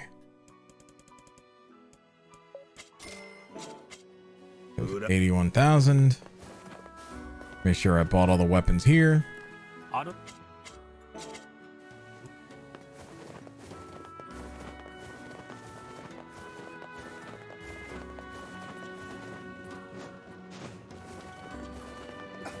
What we're basically going to do is we're basically going to make a victory lap real quick.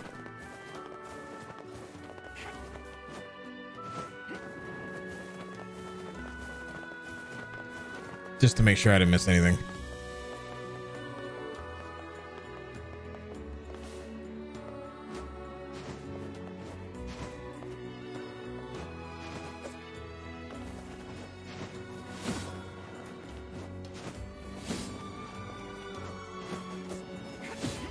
Damn it.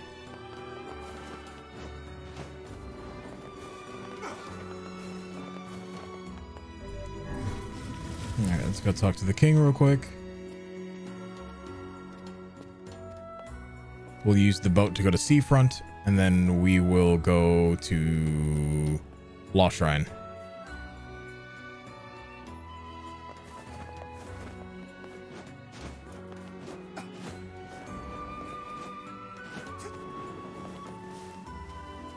Thoughts?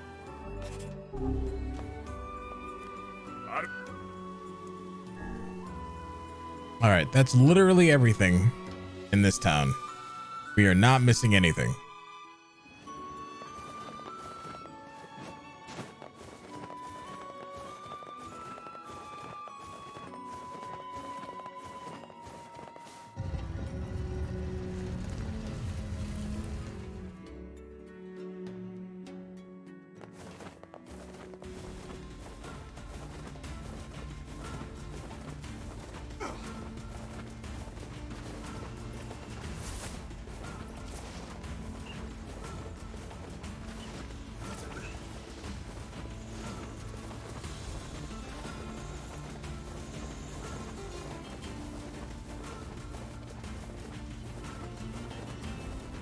Rolling, rolling, rolling, rolling, rolling. Oh, hey.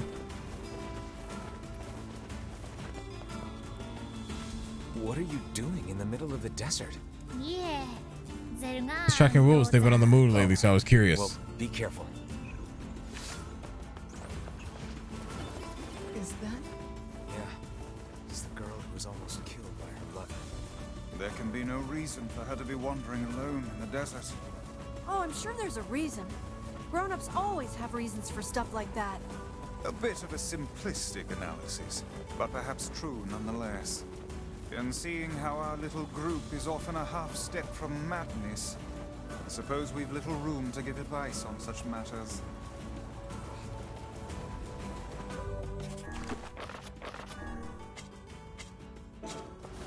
Okay, so I'm not missing anything. All right, we're good.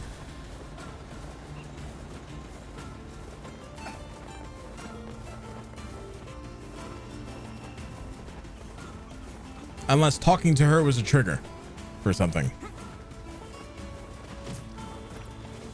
Or unless I missed the quest somewhere.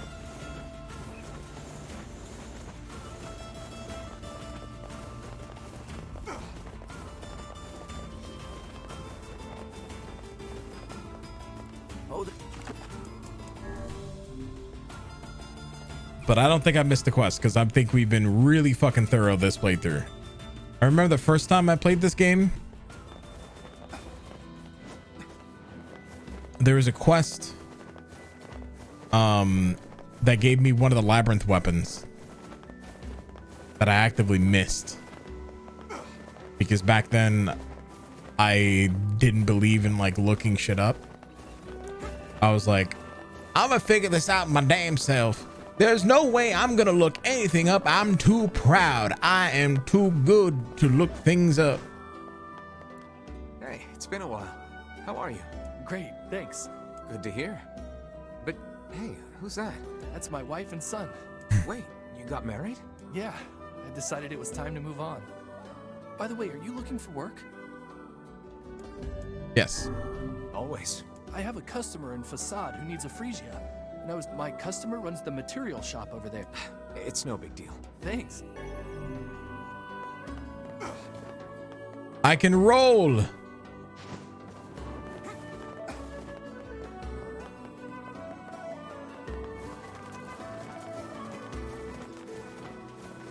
I rolled in front of the client just to make sure that I was actually able to fucking roll in this quest. Otherwise, I'd be mad if it was like the fucking one during the first half of the game. Because for those guys who may not know, there was a quest line where if you get hit, you roll. Yeah, if you get hit or roll, you instantly fail the quest. Oh, there.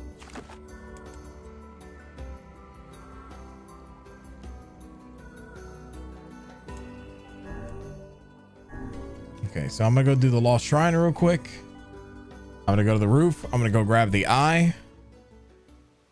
Are we ready? Let's all make it back alive, okay? It's a plan.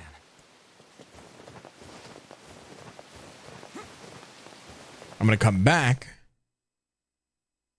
and then we should be good.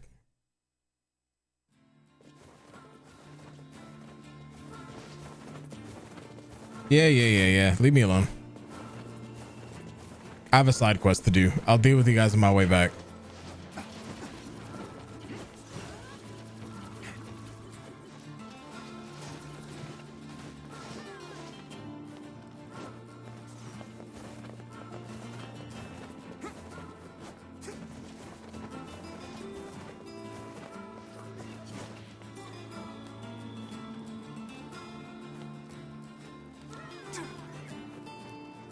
Hey, didn't I just say I'll deal with you guys on my way back?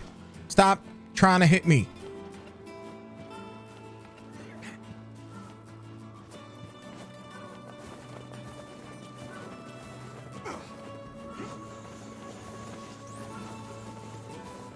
Fuck, man. People don't listen nowadays.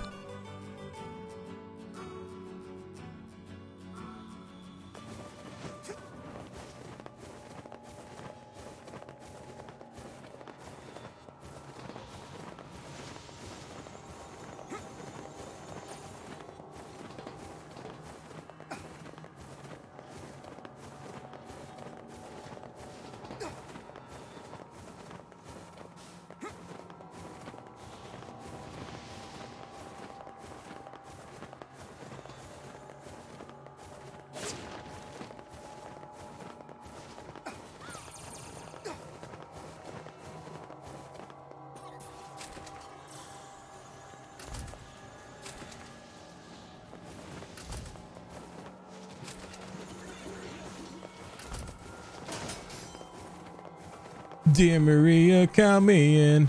There's a story at the bottom of this bottle, and I'm the pen.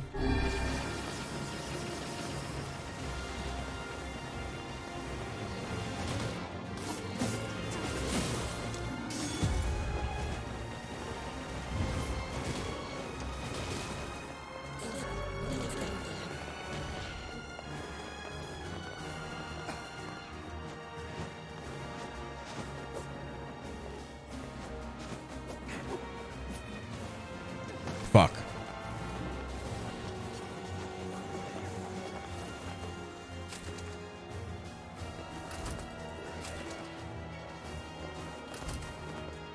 I always wanted to see if I can skip that, but apparently it can't.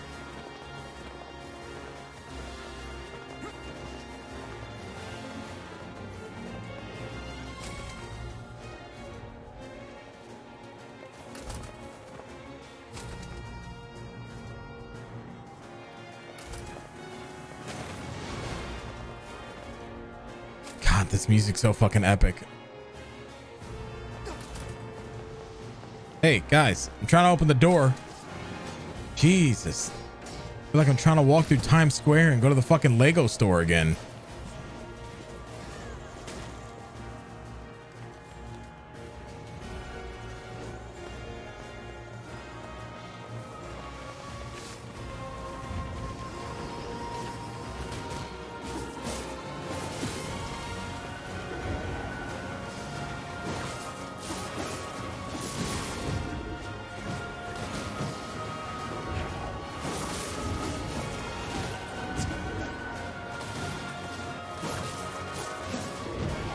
Sir, sir.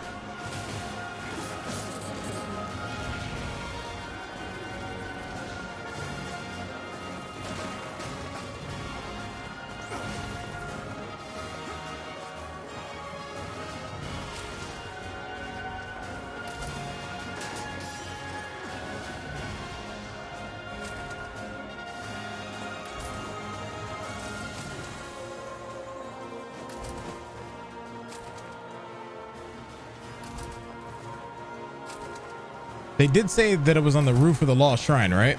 I'm not crazy.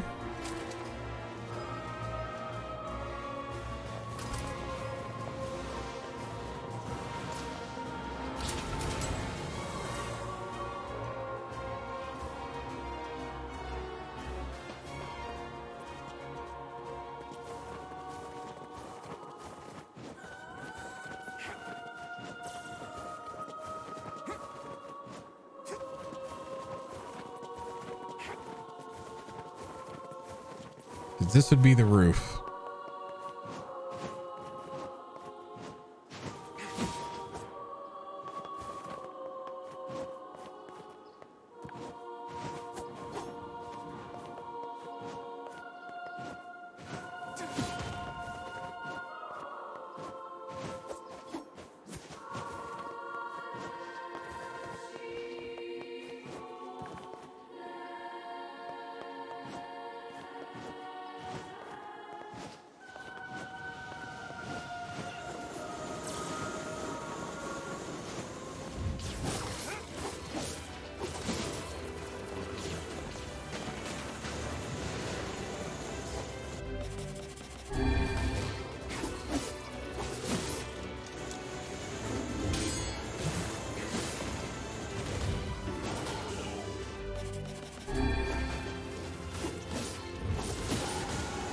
I think it'd be more apt to say that Code Vein music sounds like Nier music.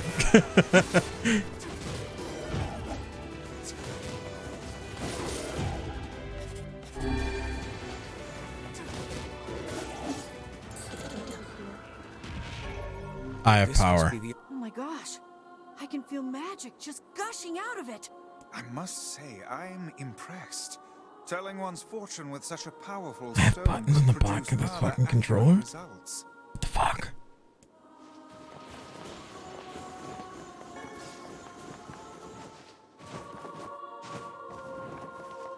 Okay, so we gotta go back down now.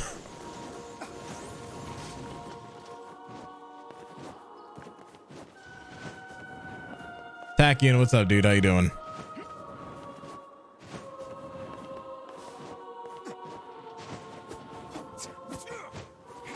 Fuck.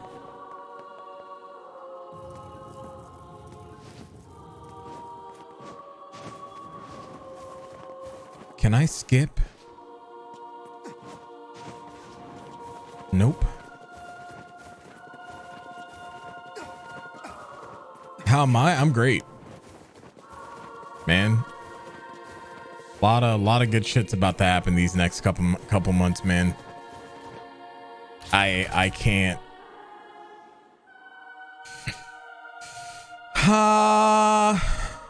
Makes me happy.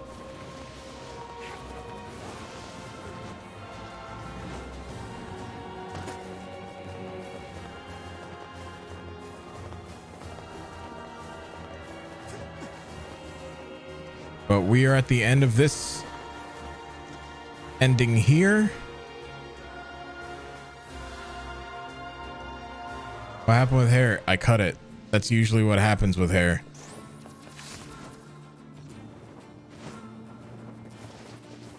It walked up and ran away.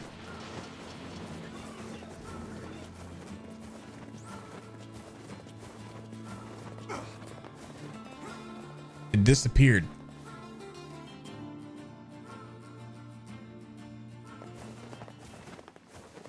The tree from the dramatic reading was actually the tree that was in the town itself.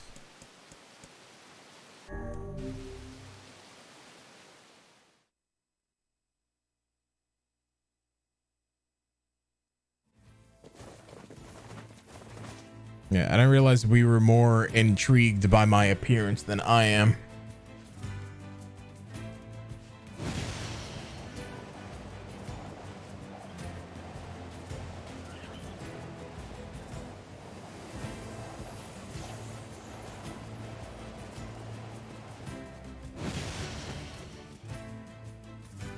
I mean, for me, I think I look fucking good. So I don't know, chat.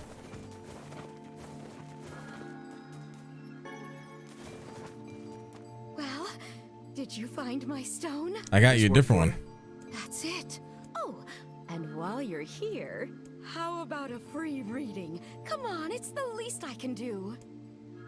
Listen to your fortune. Sure, might as well. Let's see what the eye has to reveal.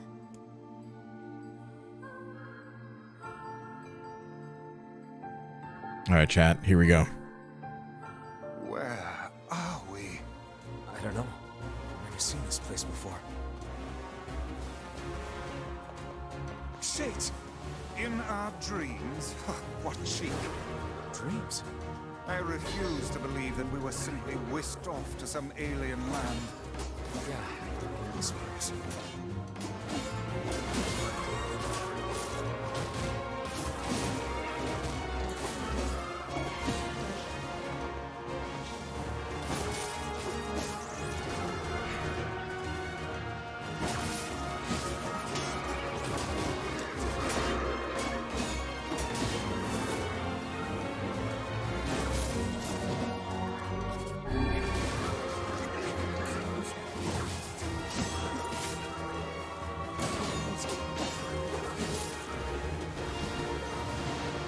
This is the beginning of the game area.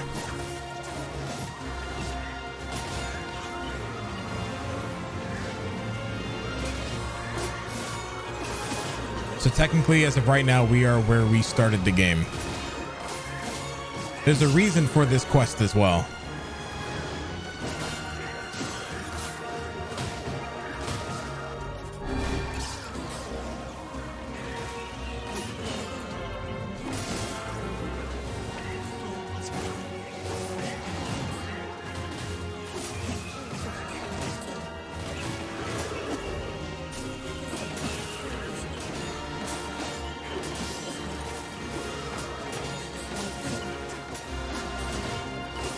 Nope, it's all story from here. There's no more material grinding. There's nothing like. It's all story.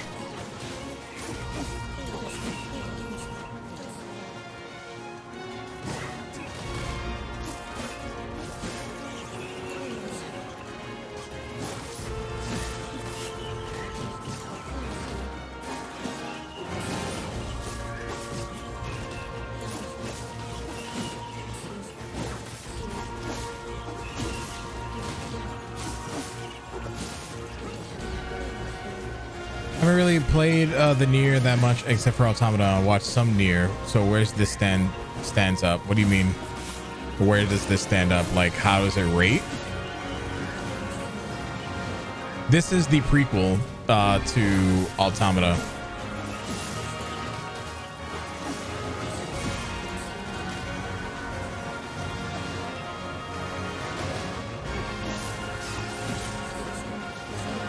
You can like, so having played both games, they're both very much so two independent stories, but they share links to each other.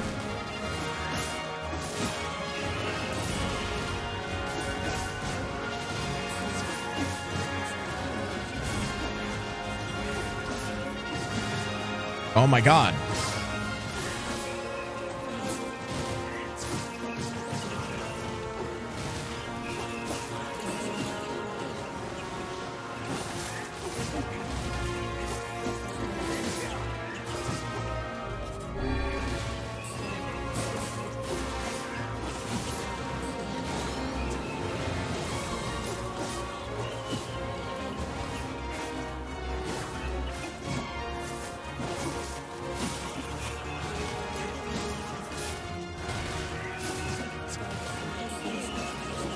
So even if you didn't play this one, you're still fine. It's just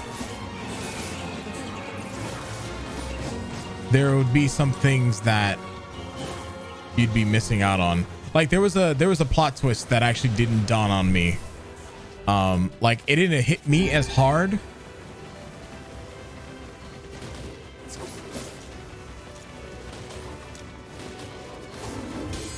Because I played this game.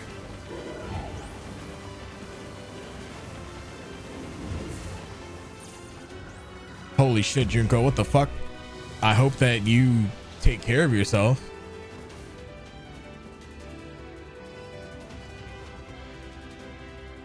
You feel so much better today? You made sure you slept last night taking a cup of Benadryl? Hell yeah. What was that? I cannot say, but I doubt it was a mere daydream if all of us experienced it as one. I think I've seen that before. Wow. I don't know what happened, but you guys look pretty shaken up. Yeah. There's a deep inner meaning behind this fortune, but I'm not really sure what it is. I guess I need more practice. Anyway, thanks again for the help. Stop by anytime. I think I'll pass for now. 10,000 gold. I don't know. It gave me some serious deja vu. Did it now? Yeah, like I'd been there before or something. But at the same time, it felt like something was pushing down on my chest. Well, it was just a dream. Best to put it out of your mind. Okay, and that is the final weapon that we needed for the secret ending. That comes from side quests, I think. Everything else is as we continue playing the game.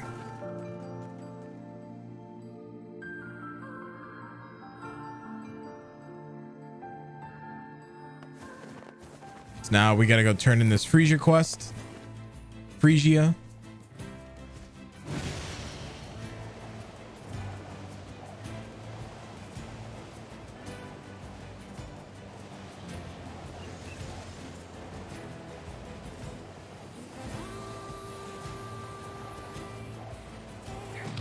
Oh, actually,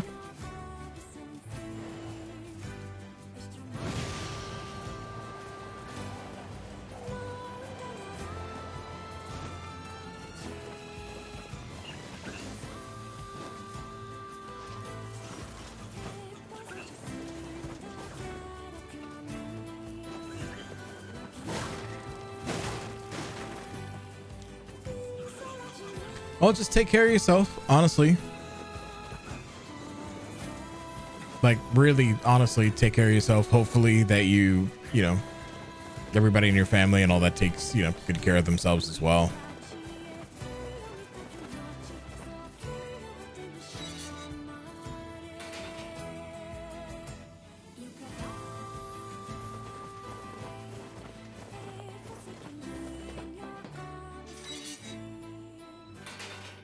It's not a fucking easy thing, but What can I help you with? honestly, being under lockdown is way better than not fucking having it. I don't know why places just... I don't have rusty buckets. What the fuck? I didn't realize I was gonna need rusty buckets.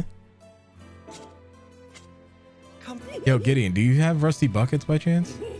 What can I help you with? All those rusty buckets have a fucking use. Who'd have thought? Not me. What can I help you with?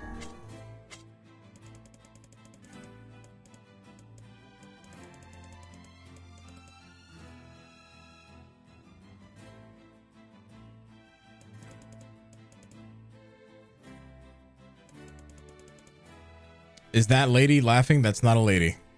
That is a dude. That is Gideon.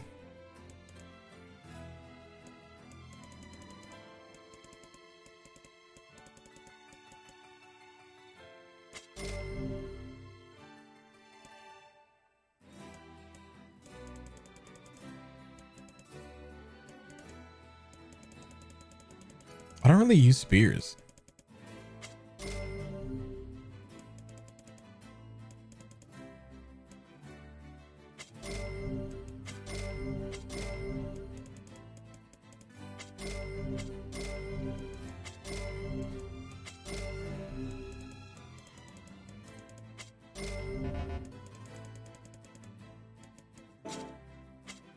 Come.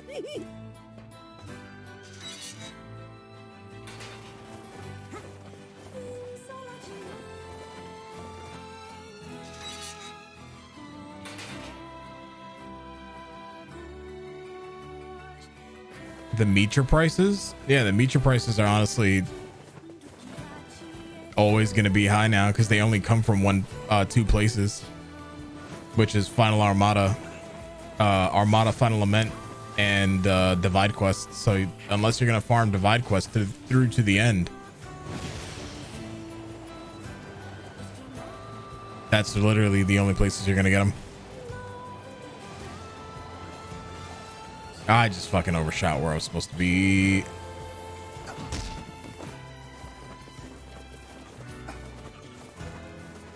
And your luck sucks. Isn't it a guaranteed drop if you kill Mitra first? What?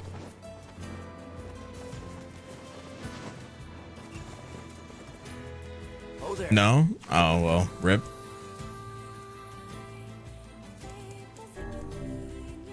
Well, luckily enough, you still have all the 9,000 cradle runs going on, so you could just buy them. You're not running out. There's no way to run out of money. To find his girlfriend. Yeah, that was him, wasn't it? Oh, neat. When did that happen? It sounds kind of romantic. It didn't work out.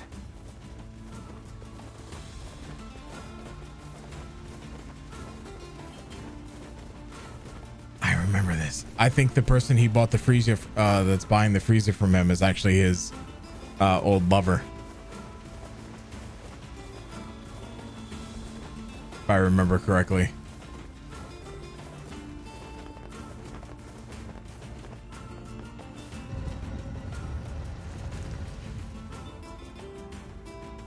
He said he just stopped by so you could see my face.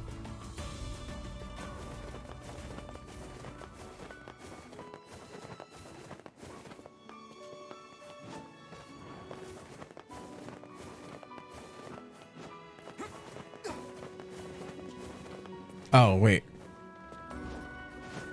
Oh, yeah, no, we're good.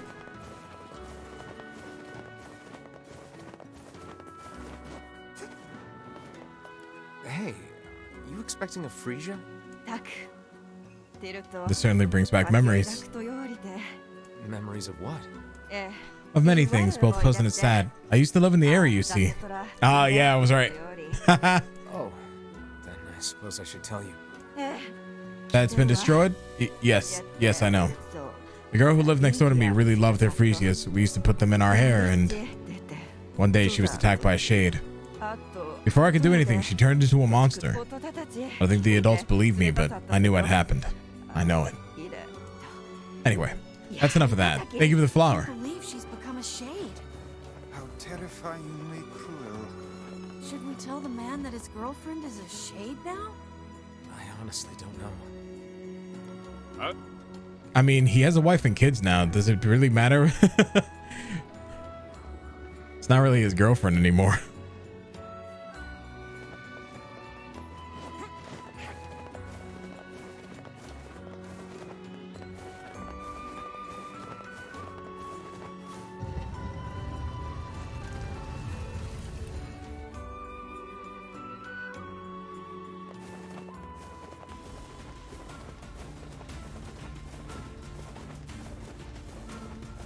Yeah, but the difference between that is that they're actively lying to him, right? To her. Now this one is, hey, the person you used to know maybe like 5 years ago that disappeared with you, that disappeared on you 5 years before that.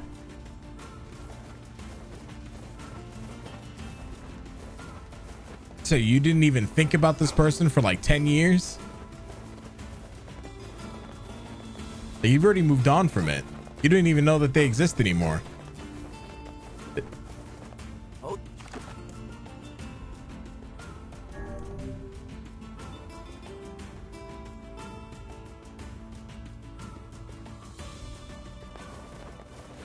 So that's the difference. But if a person disappeared, would you want to know? I mean, it depends. Could you imagine that you got a letter every single time anyone you met in your entire life died?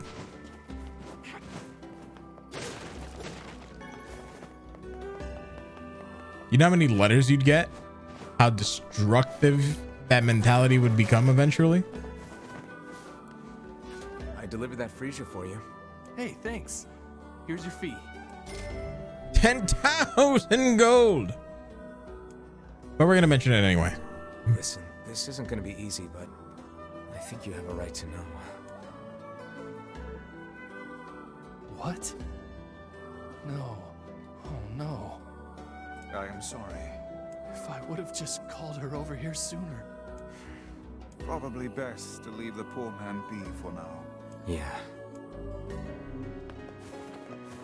Rather than face the truth and blindly being happy with false happiness, but is it false if you're actually happy? I don't get it.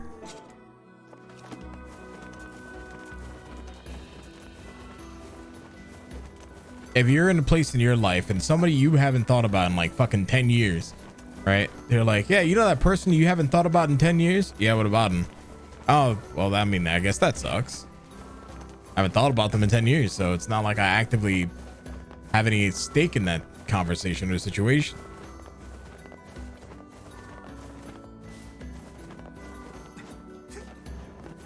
There's no false happiness there at all. I just didn't think about them at all. Did you? It'd be different if you knew about them, you think about them every day, and then suddenly they die or anything like that. It's kind of...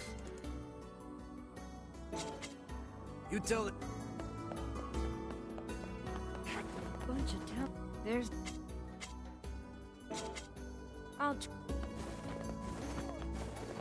To put it in simple terms that anybody can understand, right? Imagine if you had a carrot. Now, you know, carrots only last about 2 weeks before they start to get old and disgusting, right? You didn't eat that carrot for 2 weeks because you didn't even fucking think that that carrot was there. You left it in your fridge and you forgot. Somebody else just threw the carrot away. And you thought nothing of it. For however long it happened.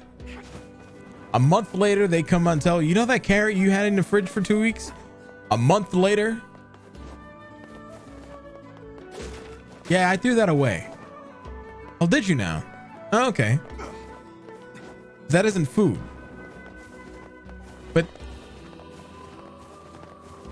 it's still the same thing. You didn't think about it. Oh, there. Now imagine that person you didn't think about. You know, let's say your kindergarten school teacher. Do you even remember your kindergarten school teacher?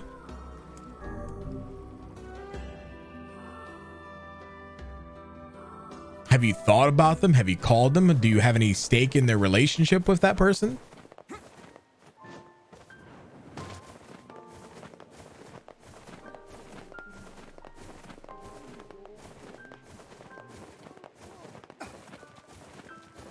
Ollie, have a good one, homie.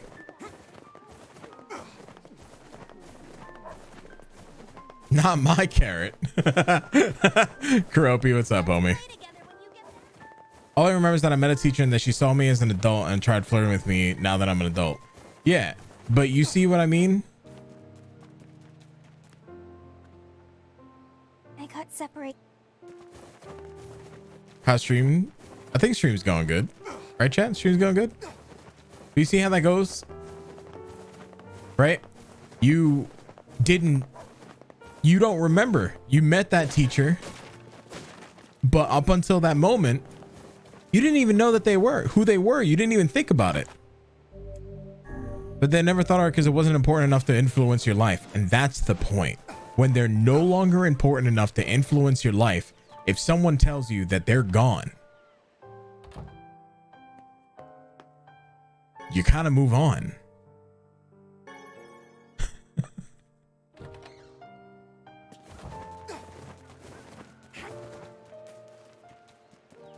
There's nothing there for you. That's why hold on to that. It's like that carrot that you forgot was in the fridge and someone threw it away.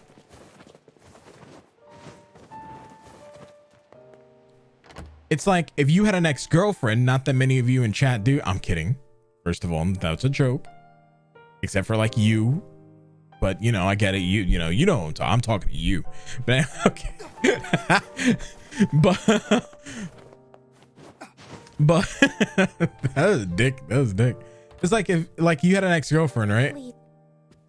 And suddenly you're married with 2 kids and you know, that's it. Married, you have 2 kids.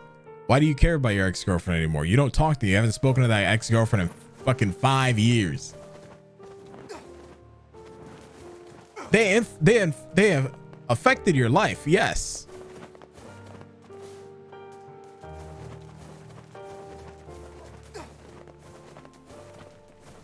But do you really care at that point? Because now you're moving into something else. You already have way more important things that are influencing your life. Are you saying time changes, people grow and move on?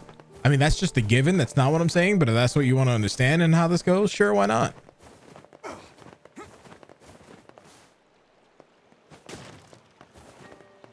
I'm saying that there's no reason to tell somebody who's happy living their life and giving them a moment to regret something that they didn't or did not do.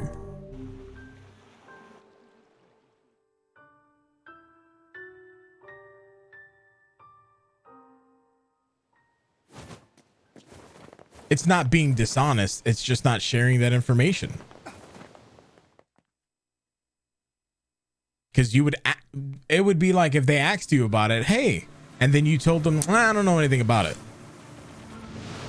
That's lying.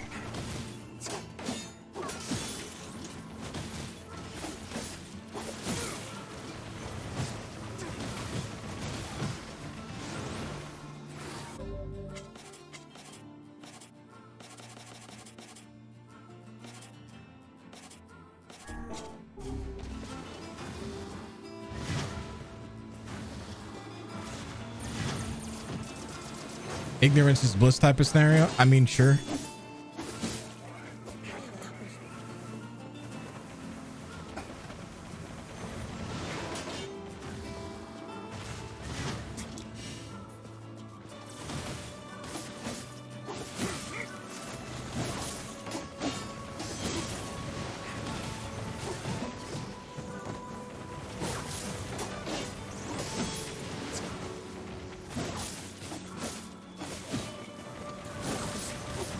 Anyway, hope you have a good morning, Karopi, and anybody else hanging out in chat who may or may not just be waking up for the day.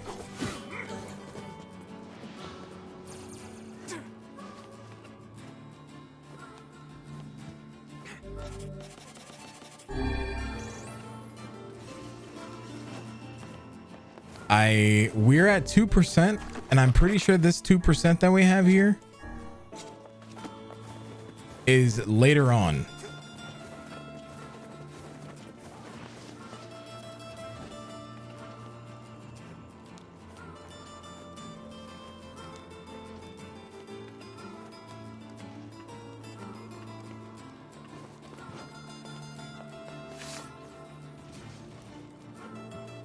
I have a black box. I forget stuff that hurts. Trying to figure out what to eat for breakfast. Man, you know what I had for breakfast today, chat?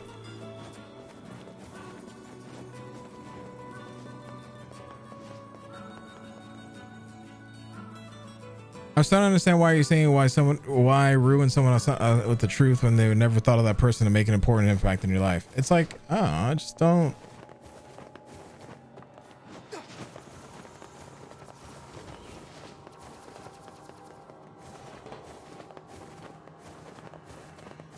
Steak and eggs?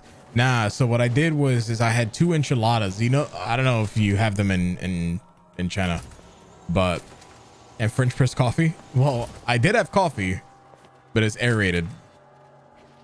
Do you want to see NPC suffer? No, I don't want to see anybody suffer ever. But I had 2 enchiladas. If you guys know what those frozen enchiladas you can get at like the supermarket or whatever. I don't know if they have them in certain countries, but I did that. I put them in the air fryer that I have, and I added mozzarella cheese, cheddar cheese. Is that like a burrito? Kind of, sort of like a burrito.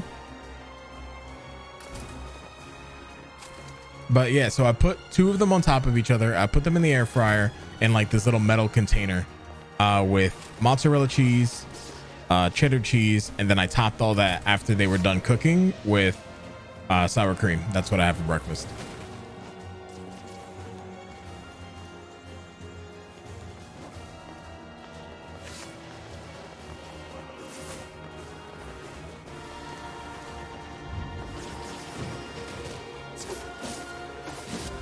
Yeah, man.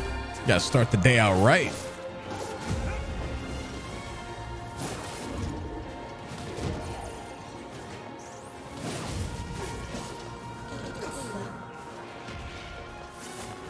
Start the day eating like a king. And not a Burger King. Though I actually would have loved Burger King. Or any kind of burger. Maybe not Burger King, but I would have loved to actually wake up and eat a burger. That would have been great. Have like a breakfast burger. Have like a beef patty with an egg on top.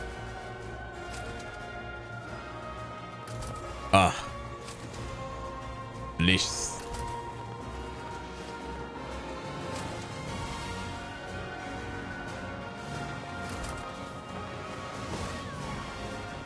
That's what I'm feeling now. Yeah, that's what I was.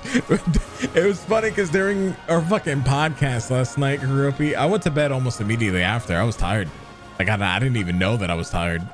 Like I was wide awake the entire night up until I laid down in bed, or I laid down on the couch after the podcast and I fell asleep for like 20 minutes. I was like, I gotta go to bed. Anyway, I was like, man, we talked about coffee and all that shit, and I just really want food. Like for whatever reason, that's just what I wanted.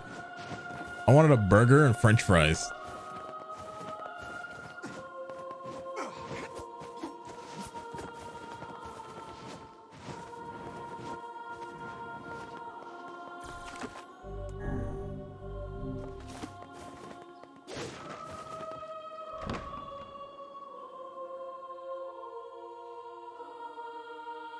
I wish KWG would send letters every day like I do. I know he's busy. An ominous sight.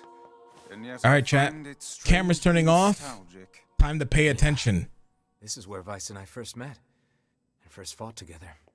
Wow! This is where you used to live, Vice? Well, yes, I suppose.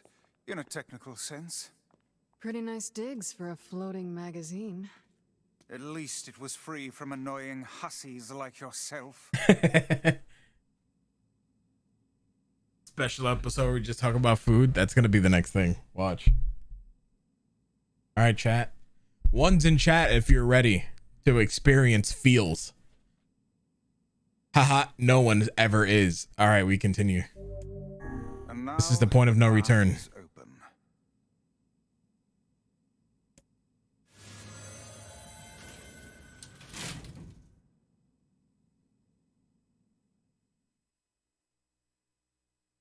I'm pretty sure we did every quest. I don't remember this. Right? 98%. I'm pretty sure the rest of that is actually like later, like post game and some of the other endings. But we did, I'm pretty sure we did everything. All the other weapons that we have that we're going to get are story related.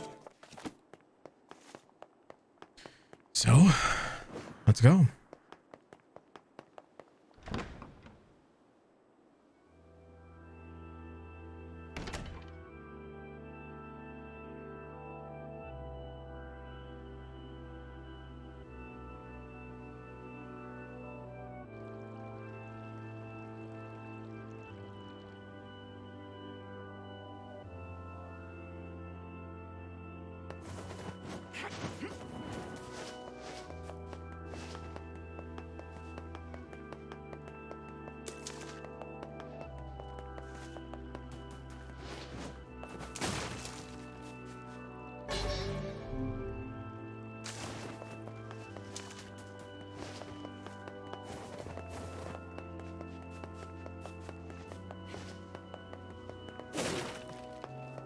Just making sure I have everything real quick.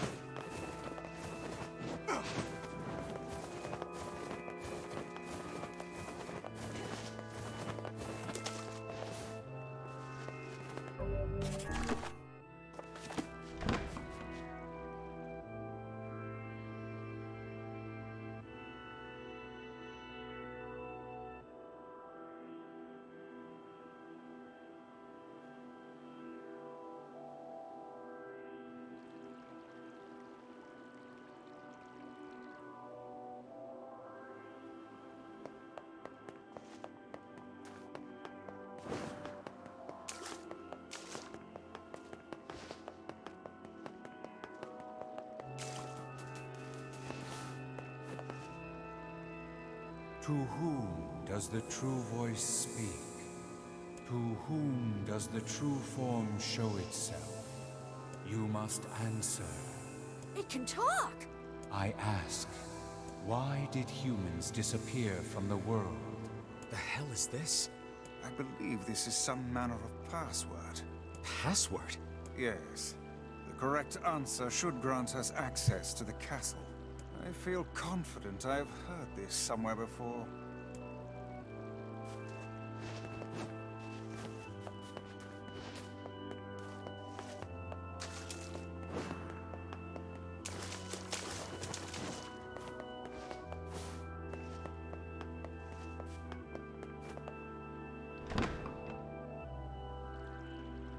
Okay, hold on. Is it just me, or are we looping around the same path over and over? What do you mean? I think he means we're stuck. There must be an escape route somewhere. To whom I ask, why did human? You must answer. Because of a black disease. I answer, because of a black disease. I ask, how can humans extend their lives? By separating body from soul. I answer, by separating body from soul. I ask, what is the destination of souls?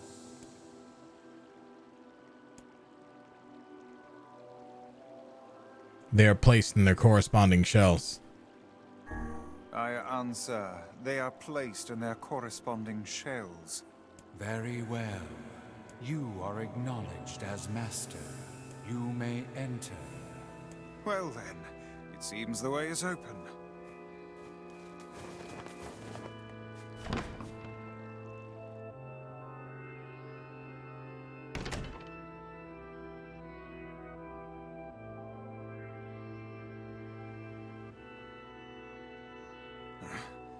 It's the twins from your village.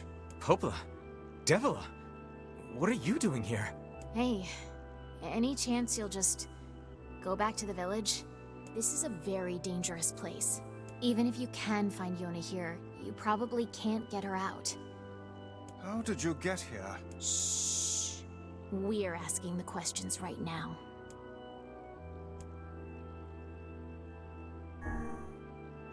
We're here to rescue Yona.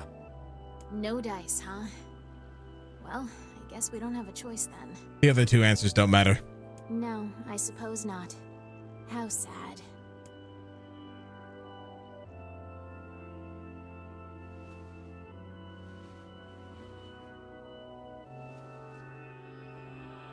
We didn't want to fight you.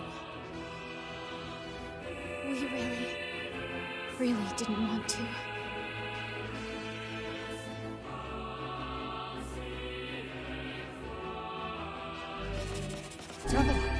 What's happening? Sorry, this fate was predetermined. Still, we spoke to truth. We really wanted to avoid this if possible. We were hoping to put it off for 100 years or so. Until the next generation came along. What are you talking about? Are they shades? I don't think so. It's a lie. I don't believe it.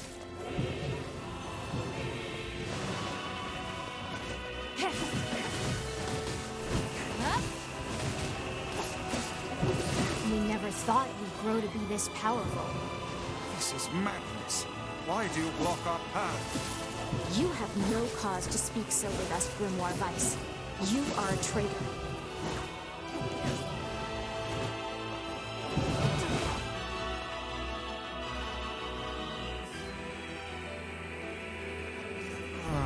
What now?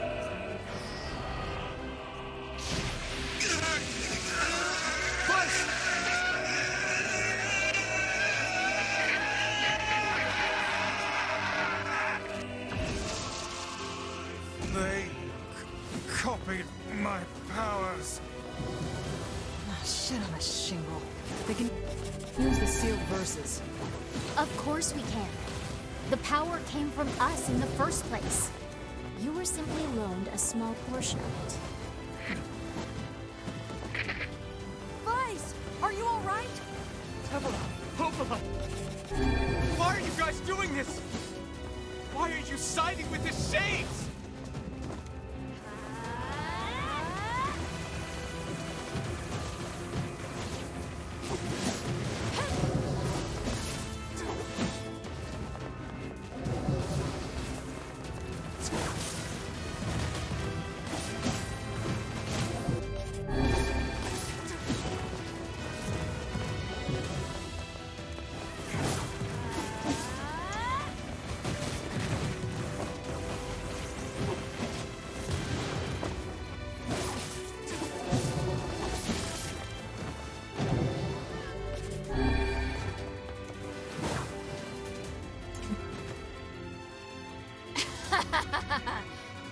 Why? The answer to every riddle lies within the heart of the Shadow Lord. The Shadow Lord? So you've been on his side this whole time? You must search for that answer yourself. You've got to face your own truth now. Please, enter the Shadow Lord's castle.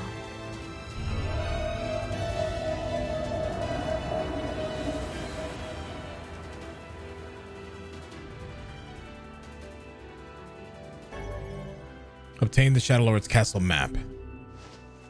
All right, see you in the next game. Popola are fighting us. Yes, they do seem to be putting us through a great deal of...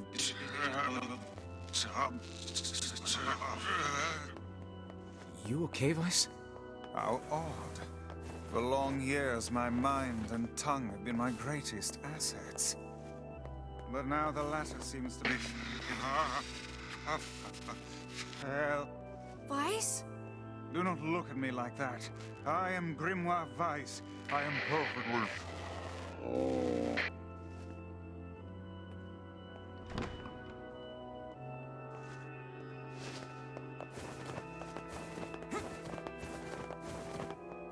I think I hear a waltz.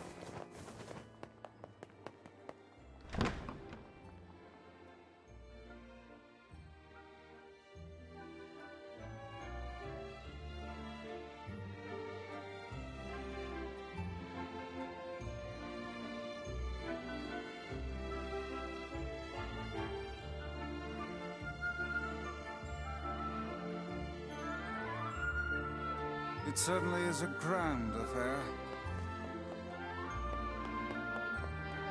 Bunch of dancing bastards. They're all Shades!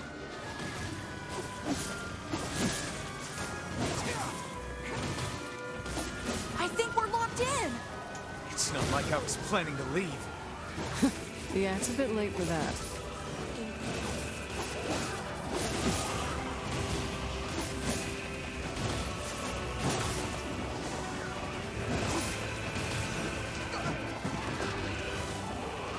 Do I have a stronger weapon? I don't think I do, actually.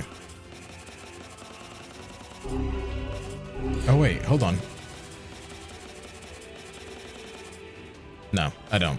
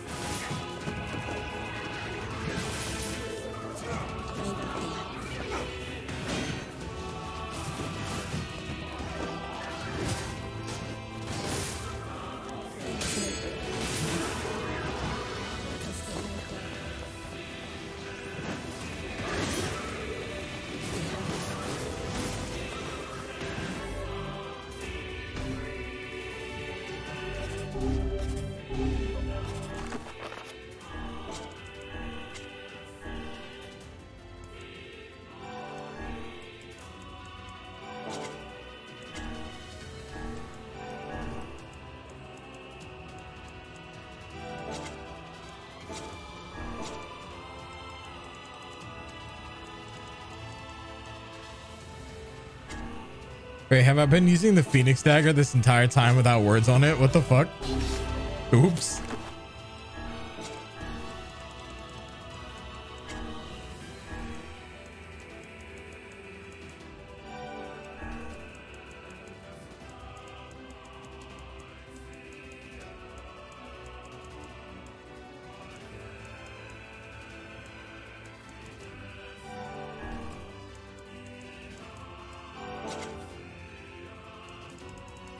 Am I doing that for the beast? No, I'm not.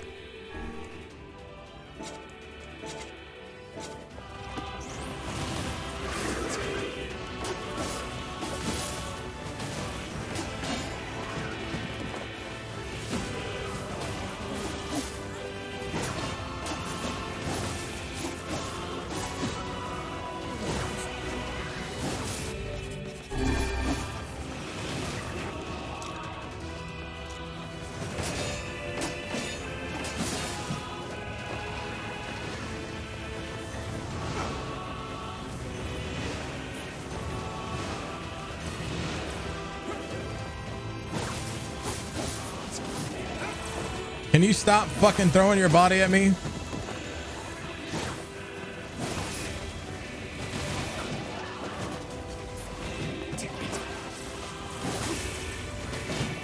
Like, can you like actually fight me? Jesus.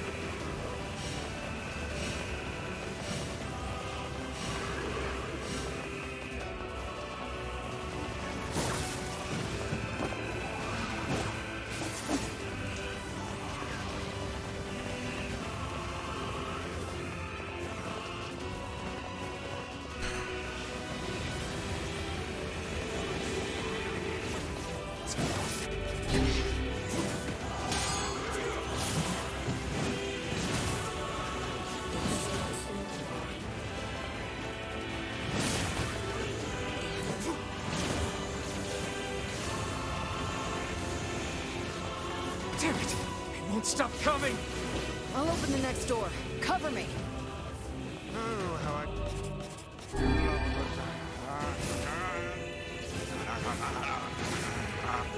Fight! Oh, right. Protect the hussy, yes? Good plan. Let's go.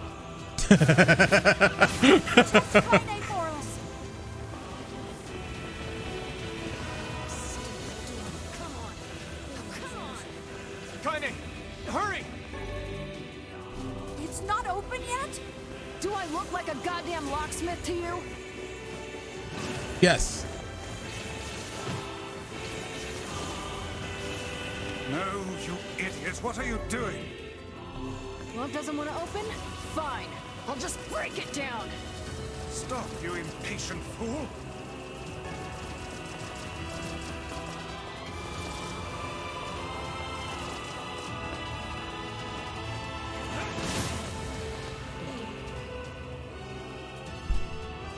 Goddamn no good bullshit bastard! Open the fuck up already! Ugh! Got it. Kaine, look out!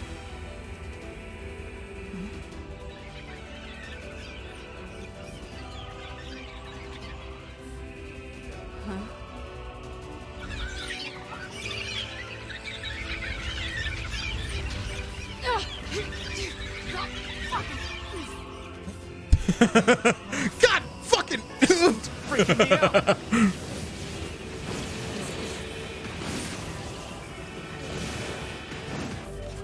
Kaine!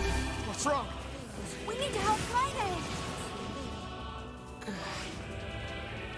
You okay?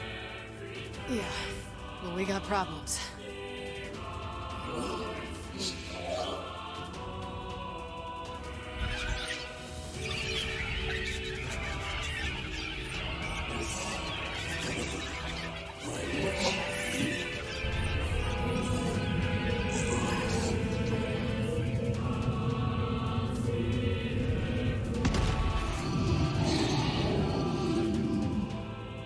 Ah, so we meet again, Boar.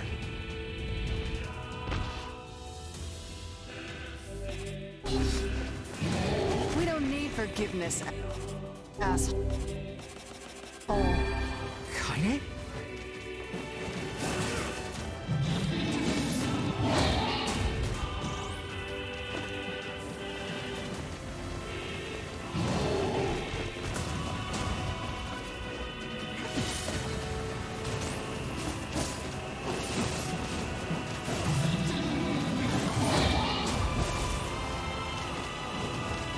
How should I know? Kaine, are you all right? I'm fine. Let's just kill some shit and move. Damn shit. Oh dear.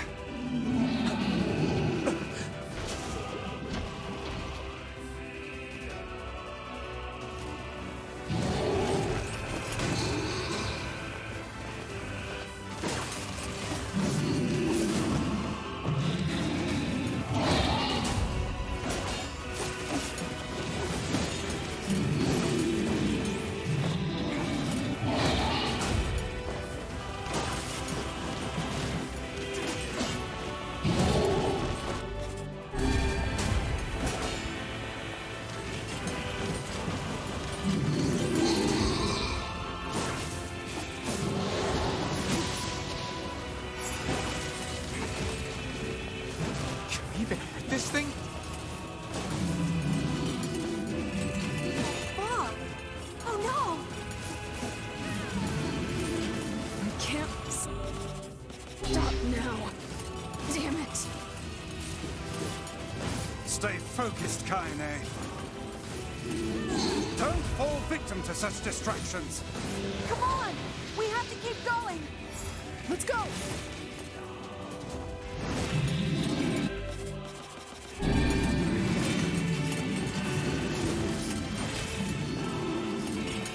This way! Move!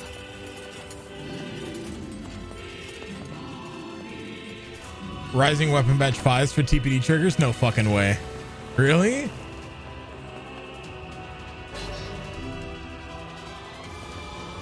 Up here! I can't say I didn't expect it.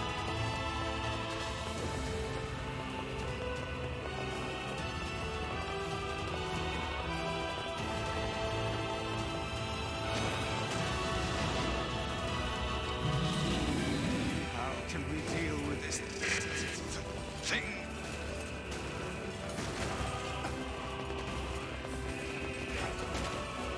Please, hurry!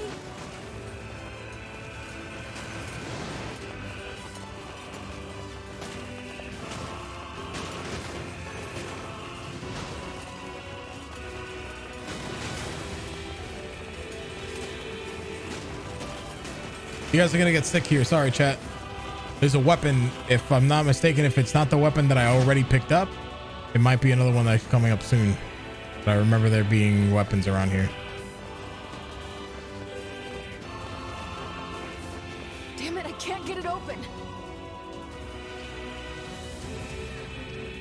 Attack incoming!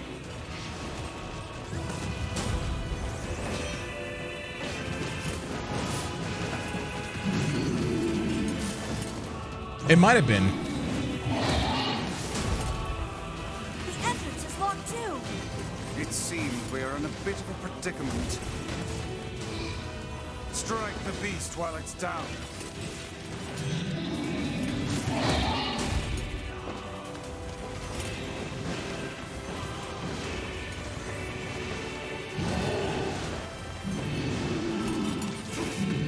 Can you put it all in notes for me so I can easily just make a video?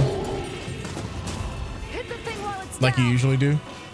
Usually I'm already working on the video by the time that these notes come out, but today's gonna be the one where I'm obviously playing this.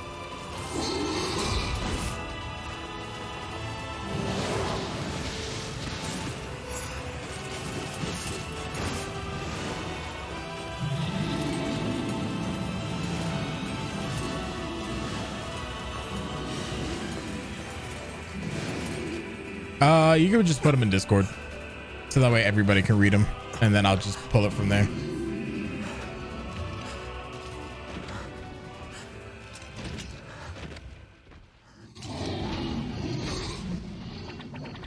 Yeah, I knew about the challenge quest. I knew about that.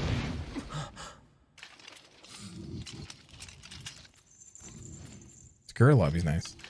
Wait, what the fuck? How'd they get here? Wait, what? I don't remember this.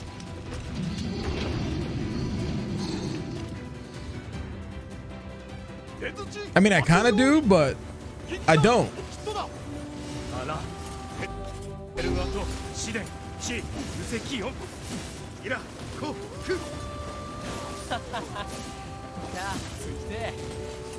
you doing here? サルリとシータとカイザムとキロだろ You are correct. いやアラトテ三世隊フルワリワリポテトロス感化神チーで But アラペルアトロンダン来てキリゴイタリアッピアトサチチサタとトレルタカイザムチ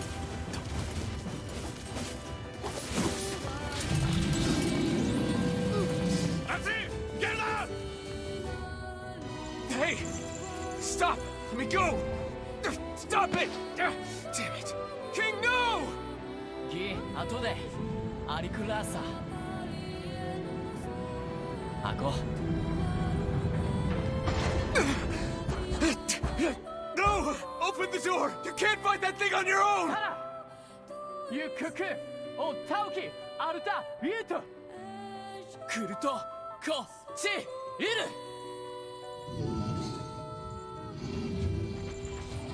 God damn it, Nier. ケタルイトエチケロアルテリアダセギウジ各石技師真鍮カレルタカイザムテラスあんだアラタテウラーヌペルアトチウラーヌカイザムトトラチ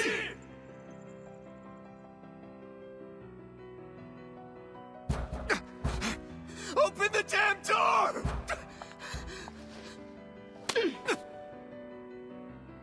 Knock it off already.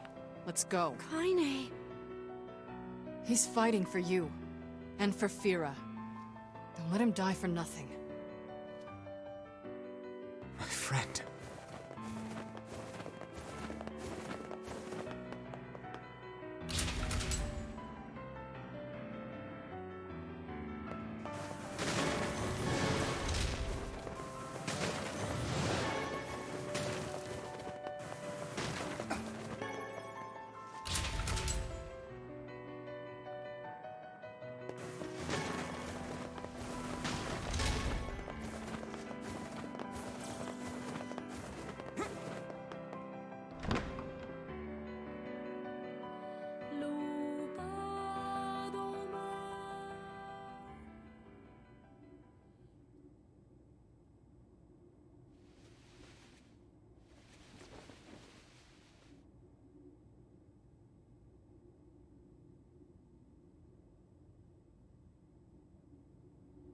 Devila! Popola! Oh, look.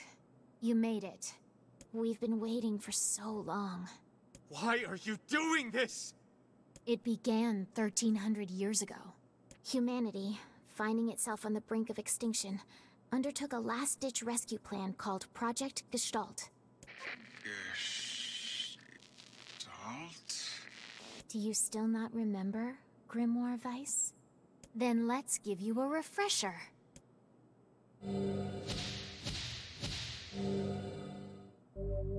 Obtain Project Gestalt documents.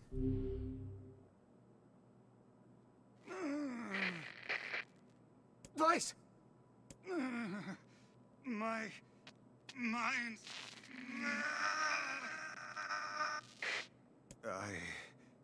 I remember. Devila. Popola. You are not human. In fact. Oh no. Yeah, sometimes the truth can be a real bitch. You want to finish that thought for him, sister? All of us, every person standing in this room, are mere shells created by the true humans. What are you saying? You still don't get it? You aren't human. So then humans, I mean, the true humans, are extinct? No. They still live on. You know them as shades. Each shade is a twisted remnant of what was once a human being. Crazy, huh? Now let's skip the part where you stand there with your mouths agape and just get down to business. Wait. Sorry, but we're gonna be needing that shell of yours. The rightful owner has been waiting for a very long time. Please don't be angry with us. We are only doing our duty. Our endless existences have a single purpose: to control the lives of others in accordance with the will of the true humans. You have your own motives, your own desires. And we have ours. I fear it really is just that simple. Shades are humans? Yep. Don't speak such foolishness. Sorry.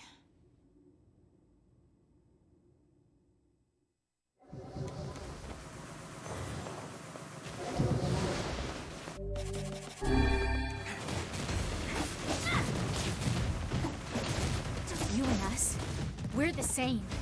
Tools in the hands of a master. No. I'm nothing like you.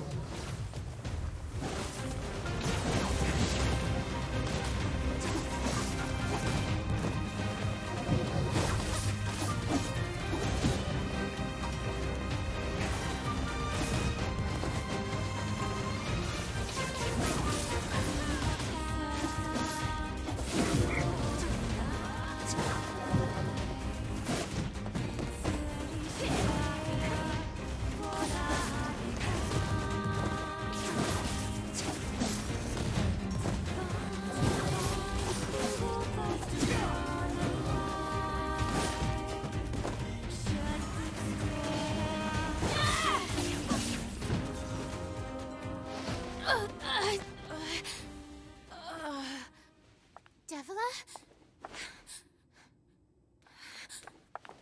Devila?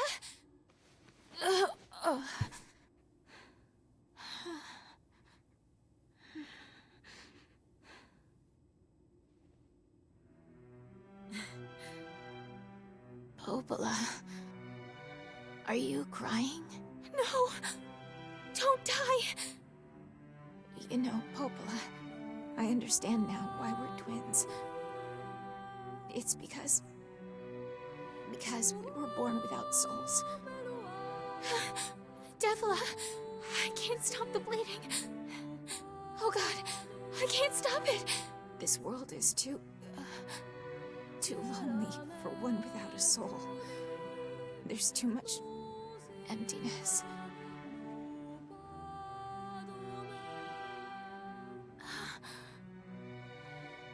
Our souls are missing. And yet somehow our tears still work. It's kind of weird. Sorry, sis. I love you. Devila! Devila! Don't you go! No, I can't be alone! Devila!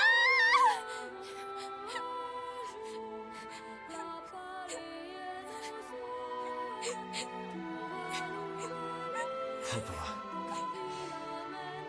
Let's stop this now. Stop? Stop? Now you want to stop? You think you have the luxury to stop? You cut down my sister like a goddamn animal and now you want to stop? Popola, wait! It doesn't have to— No one stops! It's way too late to stop! No one stops!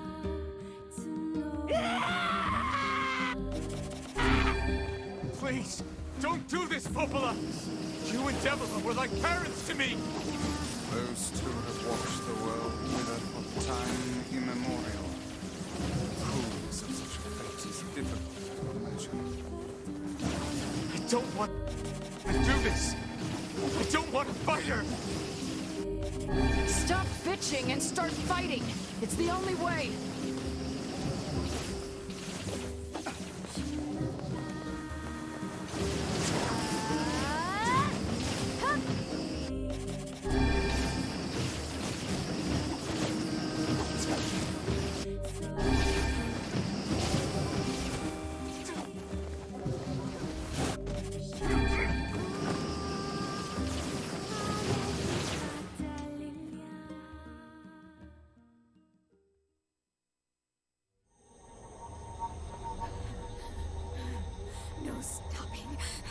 no stopping ever.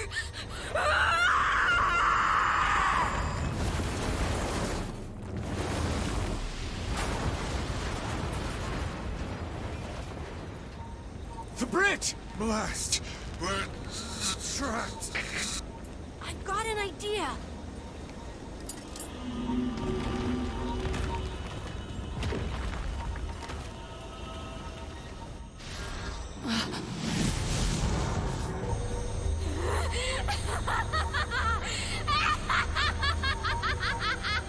I fear we're done for. It'll be all right. Huh? You know, when I was young, I hated my eyes. And now that I'm older, I hate what my body has become. But there's something else there now. Something like pride, you know? I mean, without all this, I couldn't have become your friend. Goodbye, my friends. Thank you for everything. Emil. For so long, all I could do was destroy. But now, I have a chance to save something. No! Now get going, okay? Emil. Don't worry about me. I'm gonna be fine.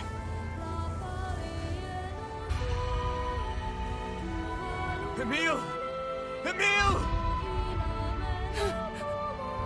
Emil! You jackass, get back here! Emil!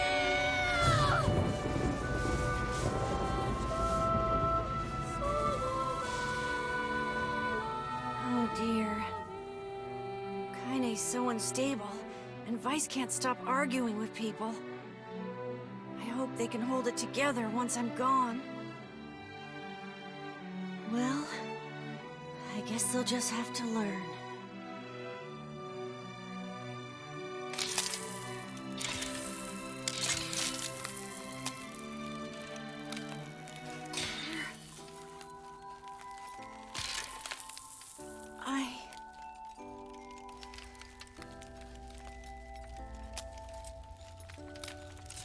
I want to see you again. I want to see all of you again. Just one more time.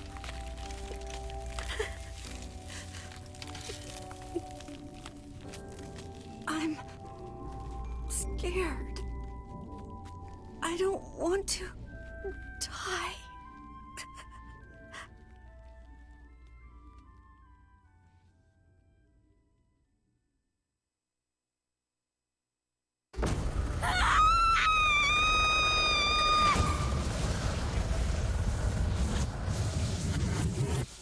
Final Fantasy XIV, A Realm Reborn.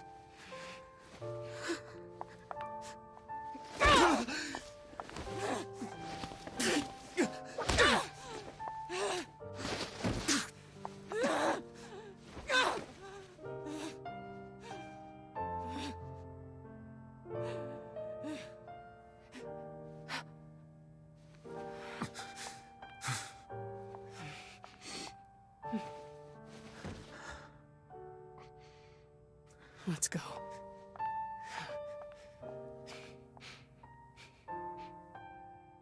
Yeah.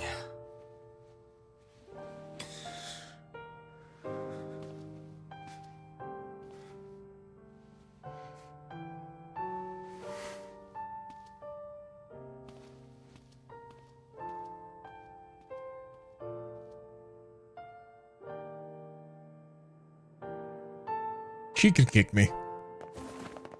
All right, moving on.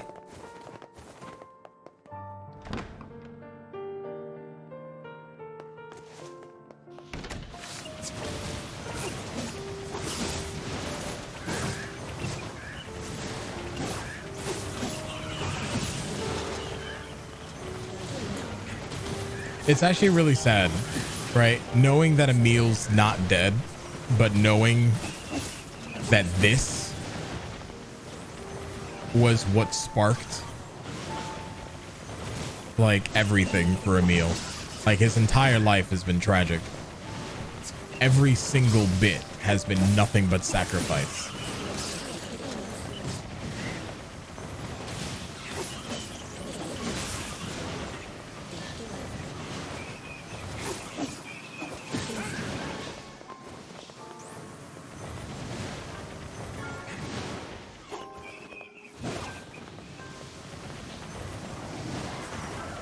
Sirs? I just want to leave this hallway. Y'all gonna let me leave this hallway? Like I want to, like, I want to process my emotional state right quick.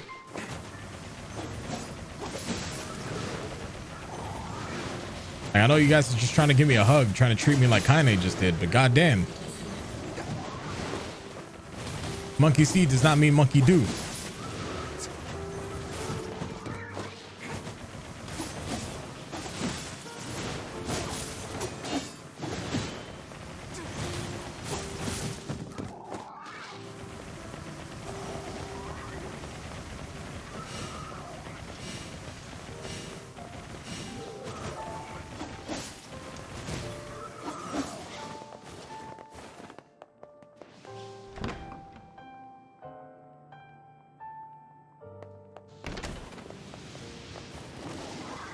Can I actually skip all this?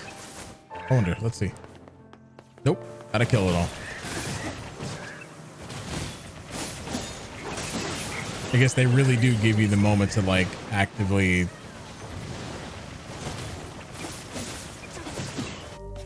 capture your feelings, I guess.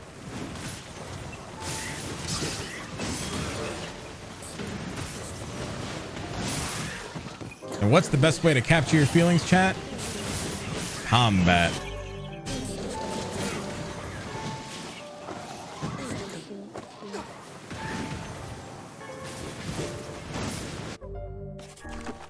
Except, hold up.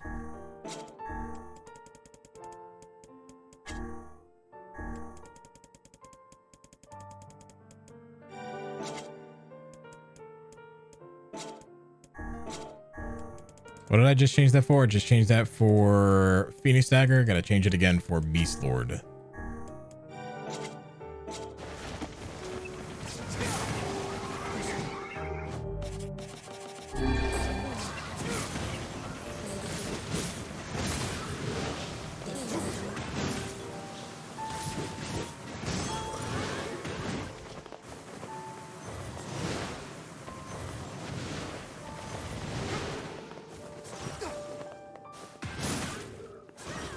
Yeah, I appreciate you, homie.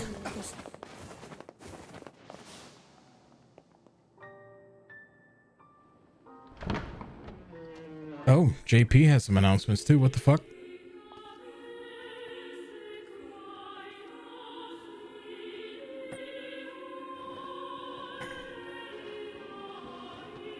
Oh, never mind. Just a PSN notice. All right, back to Nier, chat.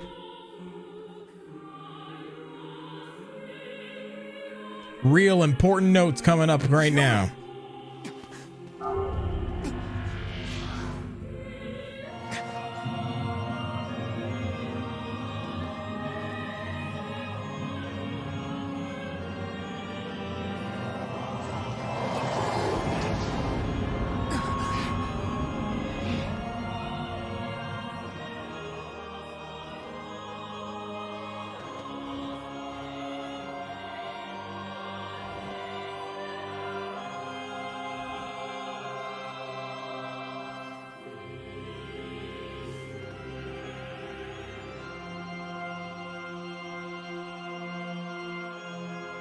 It ends here.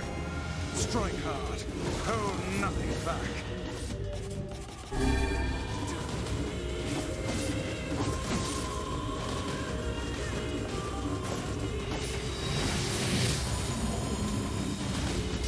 How can a mere tool hope to stand against the Shadow Lord? Don't speak in such a manner, fool. I am nothing like you.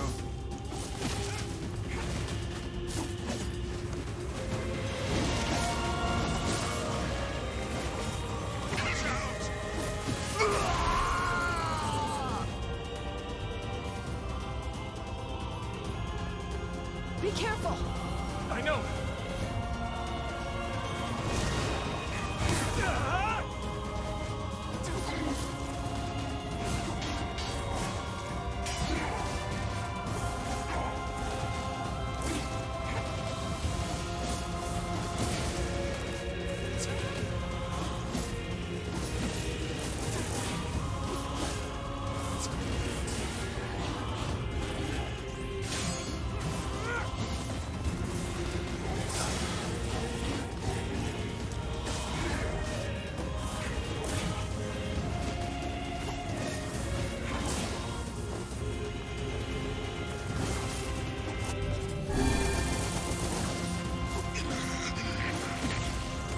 Vice, you alright? Naturally, I am as fit as a fish.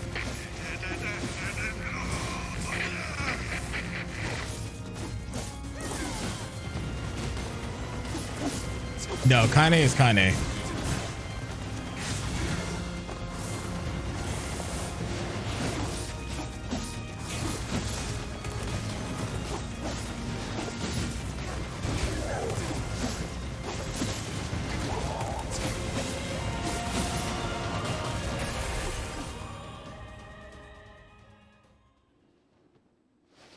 The only things that make a return from Drakengard 3 are mostly the weapons.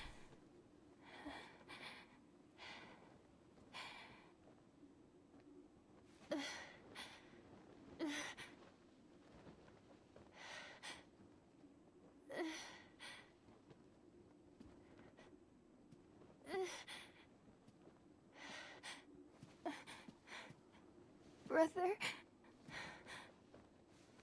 Yona. Ah, hello, A2.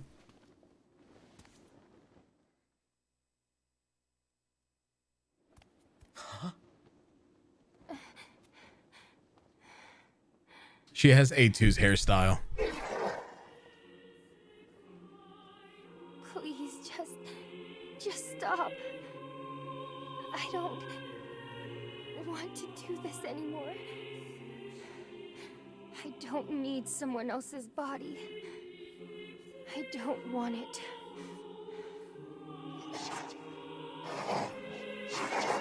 There's another girl inside this body. I can hear her. Emergency! Stop crying.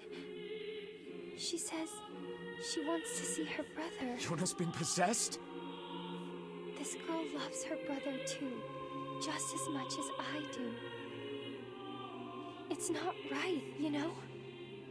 It's not right that she can't see him.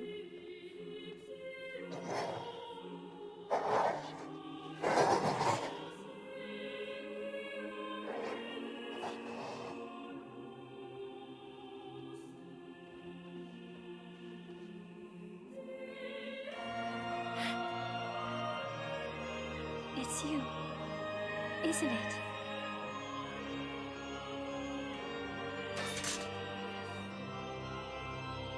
Yes, it's me. Let's go home.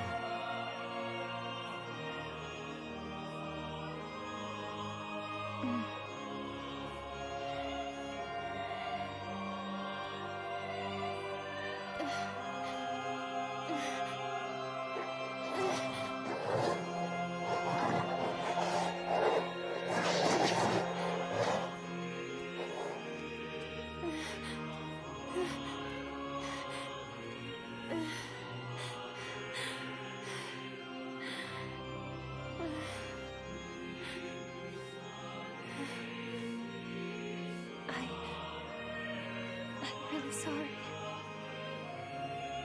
I don't know what to... I'm so very sorry. No matter what. Just know that... I love you.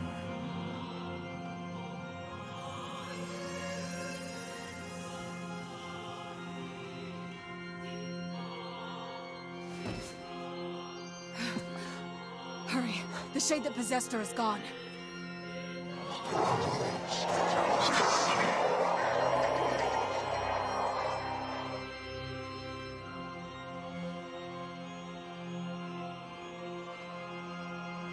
Hun! Watch over Yona for me. Help me to understand your sadness. Think I'm gonna sympathize with you? I swore to protect my sister and my friends. If someone puts them in danger, they must stand aside or be cut down. Now come on! Let's finish this!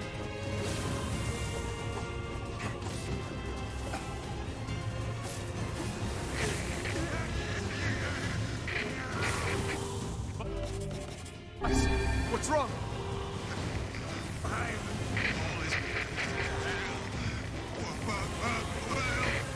You're freaking me out here, Vice. What are you doing? Come to... just strike the killing blow.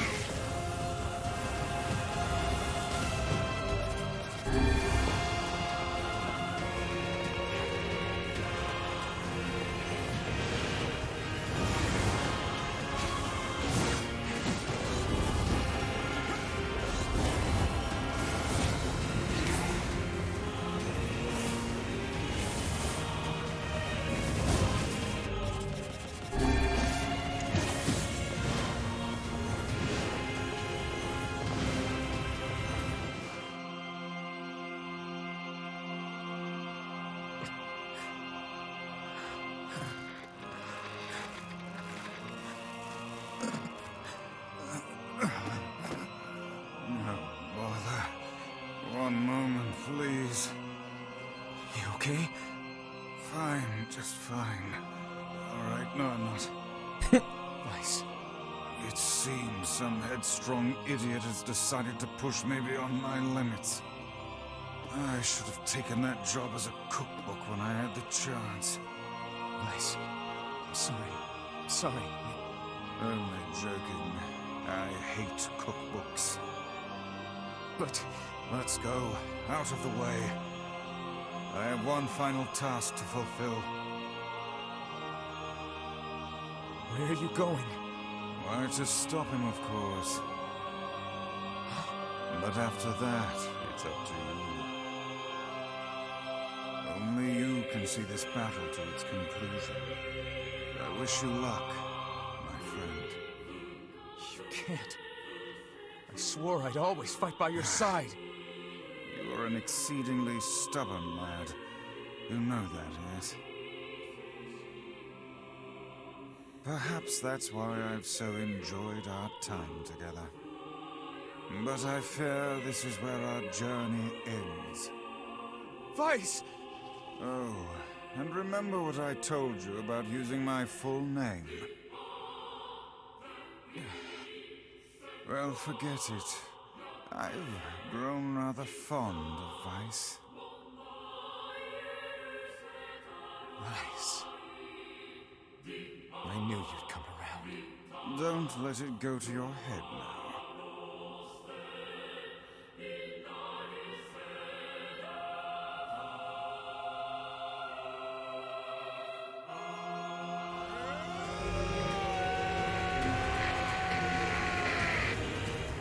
I have something to defend. I have a reason to live.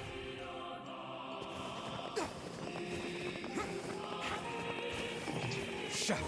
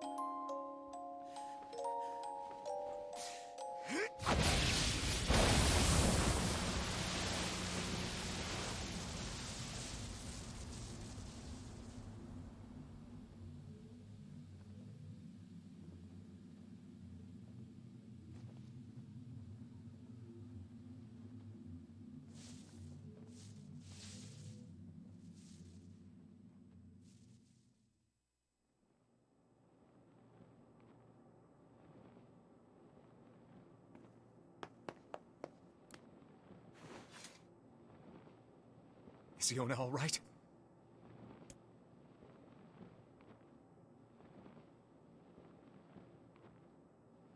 Oh God, no. Oh, please, the girl is fine.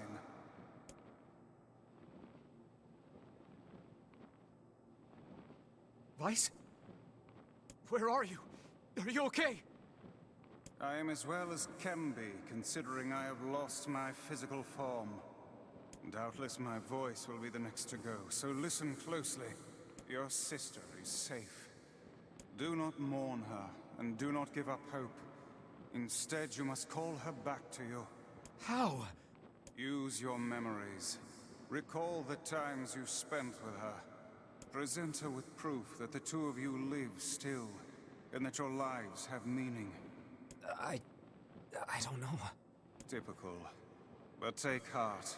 I know you can do it.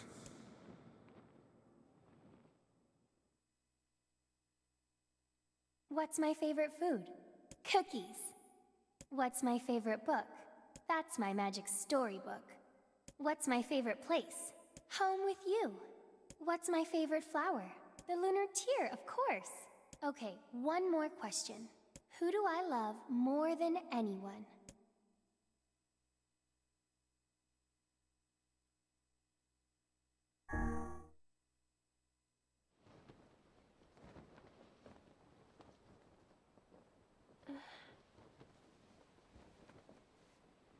Is that you?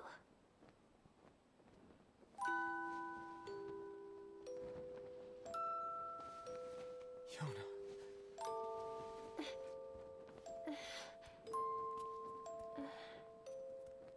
Is this my body? Yes, Yona. It's yours and yours alone. You look bigger than before. Like you've grown up. Well, yeah. I guess you haven't seen me for a while. Have I been asleep this whole time? Something like that. It's almost like I'm a princess from some fairy tale. Oh, Yona. I'm so happy to have you back. Me too. Kaine.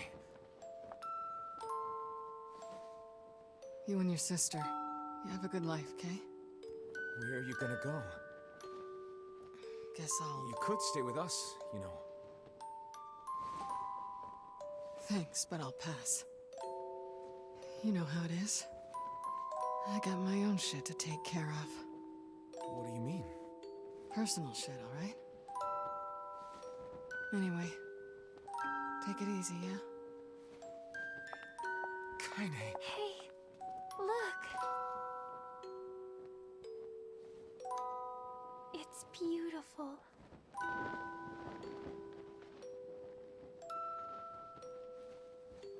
For the longest time, I heard someone telling me how they wanted to see the light. And now, they can finally see it.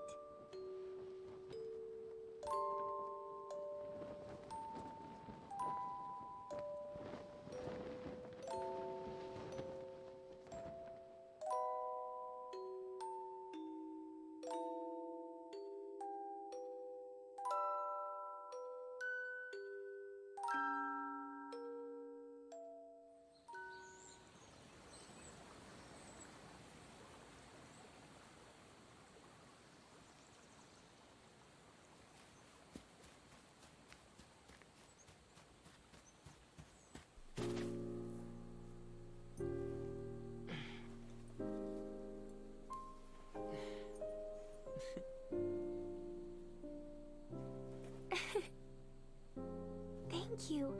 I love it.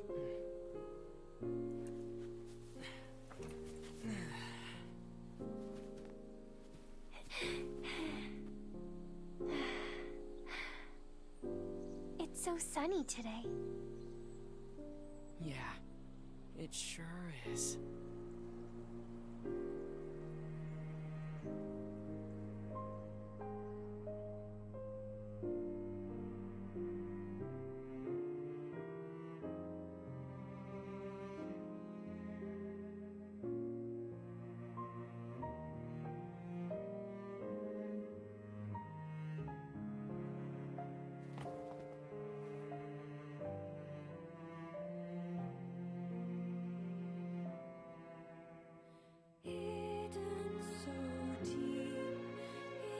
All right, that was ending A, but not the story end.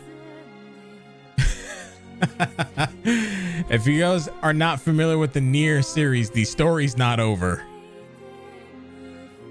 That was just the prologue.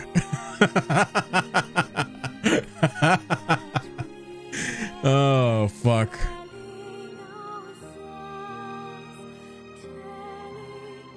We have 4 more endings to go, chat.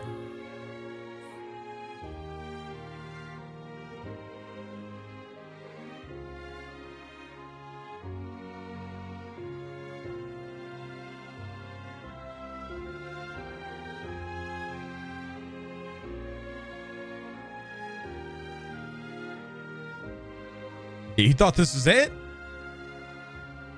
You thought that was the end?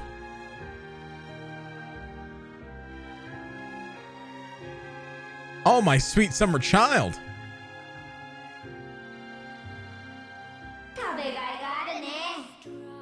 Son of Soul, welcome back for the 5 brand new months.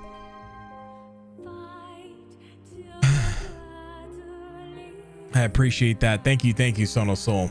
But pretty much what's going to happen now is that we did most of the side quests, right? The side quests, we don't have to go. I think we might have to do maybe 1 or 2 in ending B to get the 100%. I actually don't remember, but now is when the game kind of fills in a lot of the gaps, right? Because I'm sure you guys have a lot of questions. How'd the shades come about? Like, you know what they are. Shades are humans. You figured that one out, right?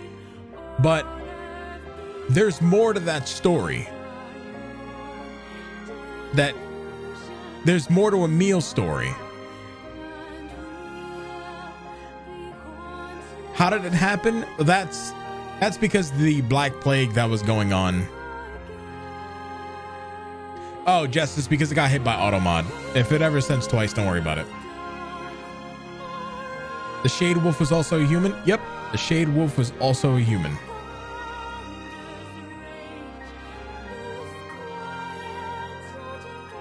So every shade that we have gone across and we have killed has been an active human being. That was the soul of a human. Son of Soul, by the way, hopefully you're having a good day, dude. Again, thank you for the 5 brand new months, dude. Thank you. Okay. So there's more to that story. The entire time that we're going through this, there's more to Emil. There's more to Kaine. And there's kind of us now.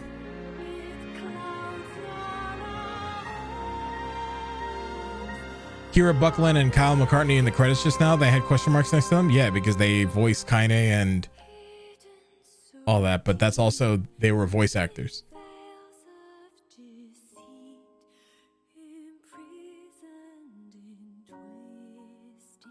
Well, not the voice of Kaine, the voice of 2B and 9S, but they are also in the game. So ending E is the added ending to the game. I don't know what ending E is.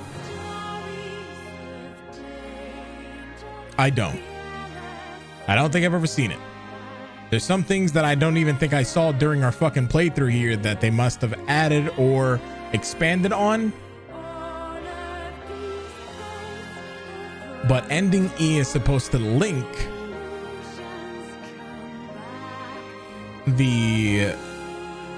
this game to Nier Automata or Automata. Yeah, so it's supposed to link it more.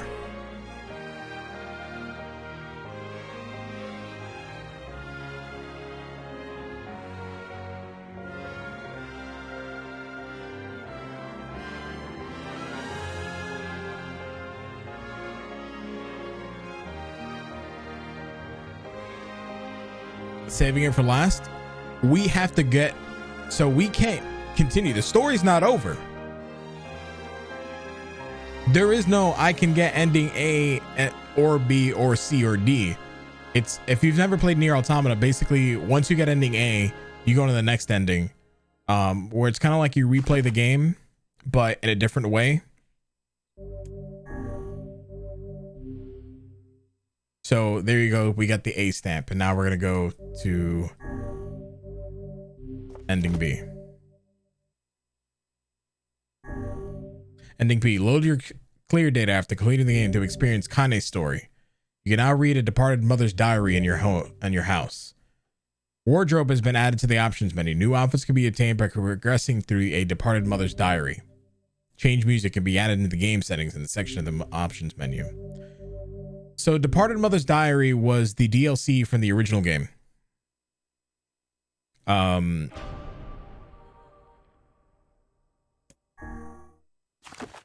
Where you unlocked a whole bunch of shit for everybody too, so it's really cool. All right.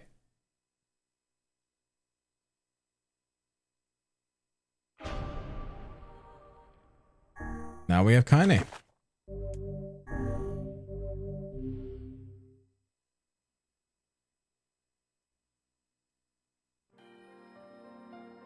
Whenever I interacted with Kaine, I was reminded about something from my past. Maybe my mind has been confusing her with my sister this whole time. Anyway...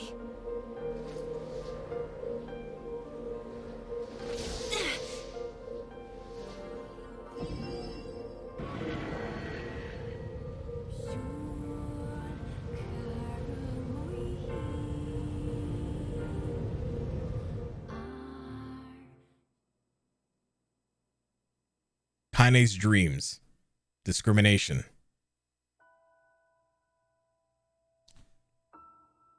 Dramatic reading, chat. I hope you're ready. If you enjoy my dramatic reading, pog in the chat.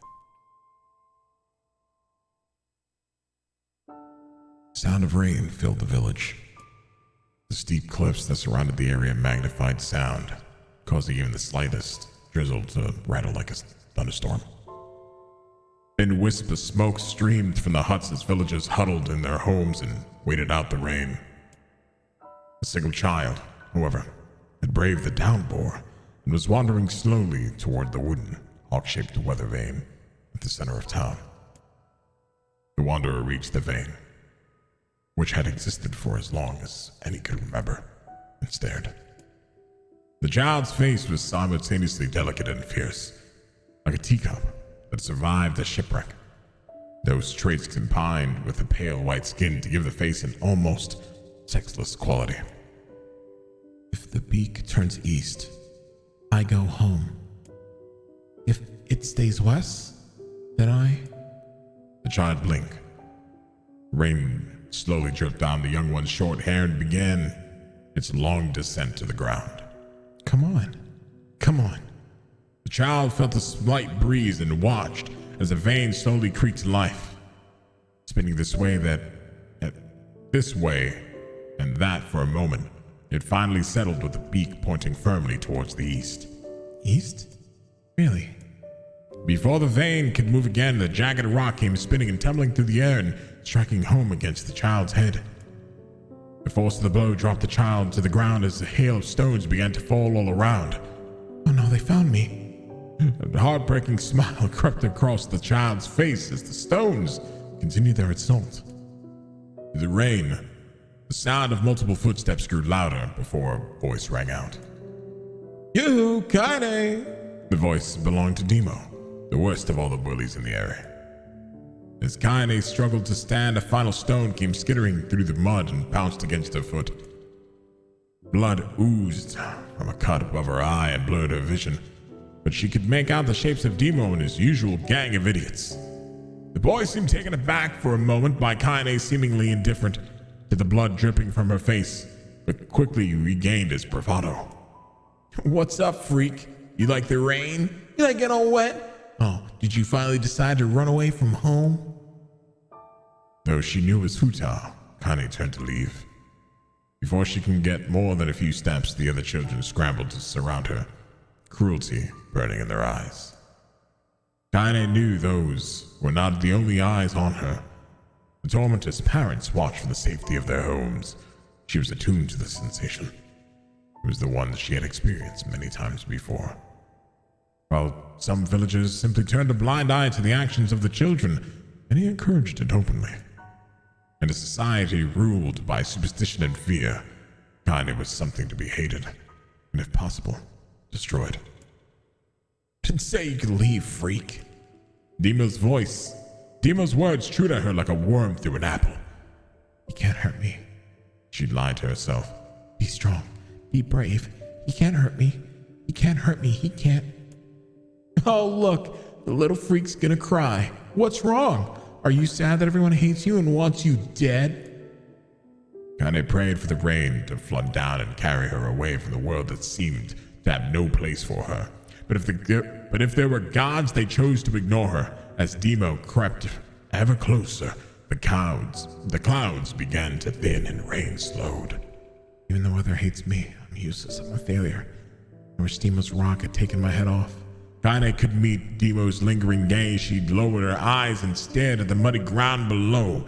The bully moved forward until he was inches away. She could smell the scent of the old meat on his breath. The boy grabbed Kaine's face with thick fingers and yanked it upward. She tried to turn away, but he forced her gaze back and jammed his thumb against her eyelid to pry it open. Show me. No. Did you just say no? Demo grinned evilly. Don't say no to me. No one says no to me. Not even taking his attention from Kaine, he called to his cohorts. Come on, guys. Let's give this freak what she deserves. As soon as Demo finished, kicks and blows began to rain down upon Kaine. Demo paused, still grinning, as Kaine curled into a ball and tried to make the pain stop. I don't get you, freak. What you acting like a girl for, huh? Everyone knows what you really are. Kaine ignored the question, choosing instead to stare at the weather vane and continued to point east, as if supremely confident about the future it had chosen for her. Go home? Yeah, that's a funny joke for someone with dead parents and a home to go to. Freak, chanted the children. Freak, freak, freak. Kaine closed her eyes and listened to the rain, waiting for the pain to start again. When the clutching hands of the village children closed around her, she bent her mind to the sound of the rain, letting it become her world entire. The rain fell, but the pain never came. Only when the laughter of her tormentors turned to terrified cries did she dare open a single blood-caked eye. Kaine was shocked to see Demo sprawled out on the ground, holding his head and screaming in pain. She could see blood welling from places between his fat, twisted fingers. Oh my God, he's crying. He's actually crying. Deprived of the lead of the other children, glanced back and forth between themselves as if waiting for someone to step forward and take charge. When no savior emerged, they began to an uneasy shuffle away from Kaine. The girl was at least of the concerns. Instead, their attention was wrapped in the ancient woman standing a few feet away. After struggling for a breath or a moment, she finally spoke in a voice thick with rage. It's like a bitch donut. I suggest you scatter before I throw another one. And if any of you little bastards touch my Kaine again, I'll do far worse than throw a rock. You can count on it. The old woman crouched down, gently touched the hand of Demo, was using to cover the wound. Before he could think to protest, she ground her palm into the wound and twisted back and forth. Ah! He screamed, leaping to his feet. Stop it! What are you doing? Quit whining. Ain't no one ever died from a scratch. You hit me with a rock, you stupid bitch. A big one. That thing could have killed me. The old woman shrugged. Yeah, this is the best cure for stupid. Demo's face twisted with rage at her words. Locking his eyes on Kaine, he took a step backward and spat on the ground. Get out! Leave this village! No one wants you here, either of you! Seeing the old woman grab another stone, Demo and his companions turned tail and ran. As they fled, the old woman grabbed her side and barked out a single laugh. Ha! Look at the fat boy go! Guess he's healthy enough to run from a fight. The woman's smile faded as she turned her attention to Kaine. Kneeling down, she removed her shawl and placed it around the young girl's shoulders, then produced the cloth from the folds of her dress and began blotting out blood on her forehead. "Oh, Kaine," she said, "why didn't you fight back? You're stronger than that lot." The words of her grandmother stung Kaine, and she turned away. "Don't be nice to me," she said. "I don't deserve it. Nothing matters anymore." Her tears, held in check for so long, now they began to fall on the muddy ground below. "Everyone hates me. They think I cause bad things to happen. They think I'm a freak. I wish I was dead." As Kaine's tears turned to sobs, she felt her grandmother's hands on her shoulders. Despite her advanced age and diminutive size, she was a woman of surprising strength, and Kaine found herself unable to turn away. "Don't talk like that, girl. It's a river wide and deep that flows between the realms of this world and the next. It grants no mercy to any that attempt to cross it. Got a duty to fight until the last breath, understand?" The young woman tightened her grip and tried to still the tremor in her voice. "You know the pain of losing someone close to you, Kaine. You know it because you survived it." The words hit home. Kaine was struck by the force of her love for the old woman. As a young child, she didn't even know her grandmother.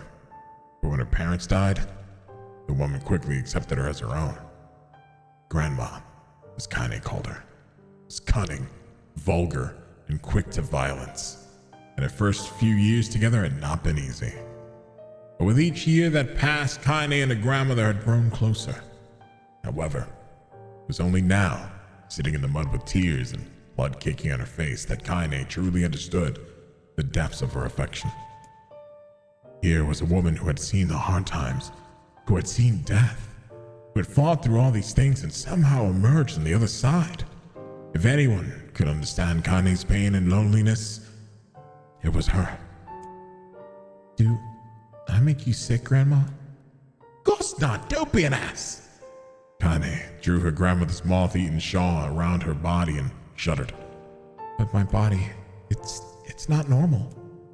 If I was normal, then Mom and Dad wouldn't—" "Hush," interrupted Grandma. "I'll not hear another word of this nonsense. You're my granddaughter and I love you. And if the folks have a problem with that, they can just go to hell."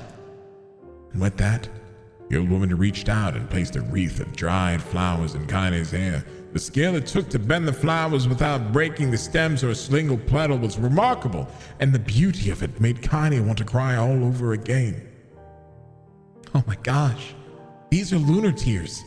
Grandma, you made this for me?" Lunar tears are legendary flowers. Most people could live their entire lives without ever seeing one. And yet, her grandmother had somehow collected a dozen or more. Kaine reached up and touched the wreath as if she couldn't believe it was real. "But where'd you find these?" "I just stumbled upon them while I was out doing the shopping." The old woman turned away as she spoke, leading Kaine to suspect that the search had been more difficult than she was letting on. The pains of a construct of the ornament, let alone track down the flowers used in its construction, made Kaine's heart hurt. She reached up and gently adjusted the wreath, admiring the way it felt between her fingers. "Didn't turn out quite right," said her grandmother as she squinted at it. "These old hands have trouble with delicate work, but it sure looks good on a pretty girl like you." Kaine blushed and turned away. You think I'm pretty?" "Of course you are. What a fool thing to say." Thank you, Grandma." The grandmother smiled. "We're gonna be fine, you and me," she said. "As long as we got each other, we'll be just fine." Kaine took her grandmother's hand in hers, and the two of them struggled to their feet.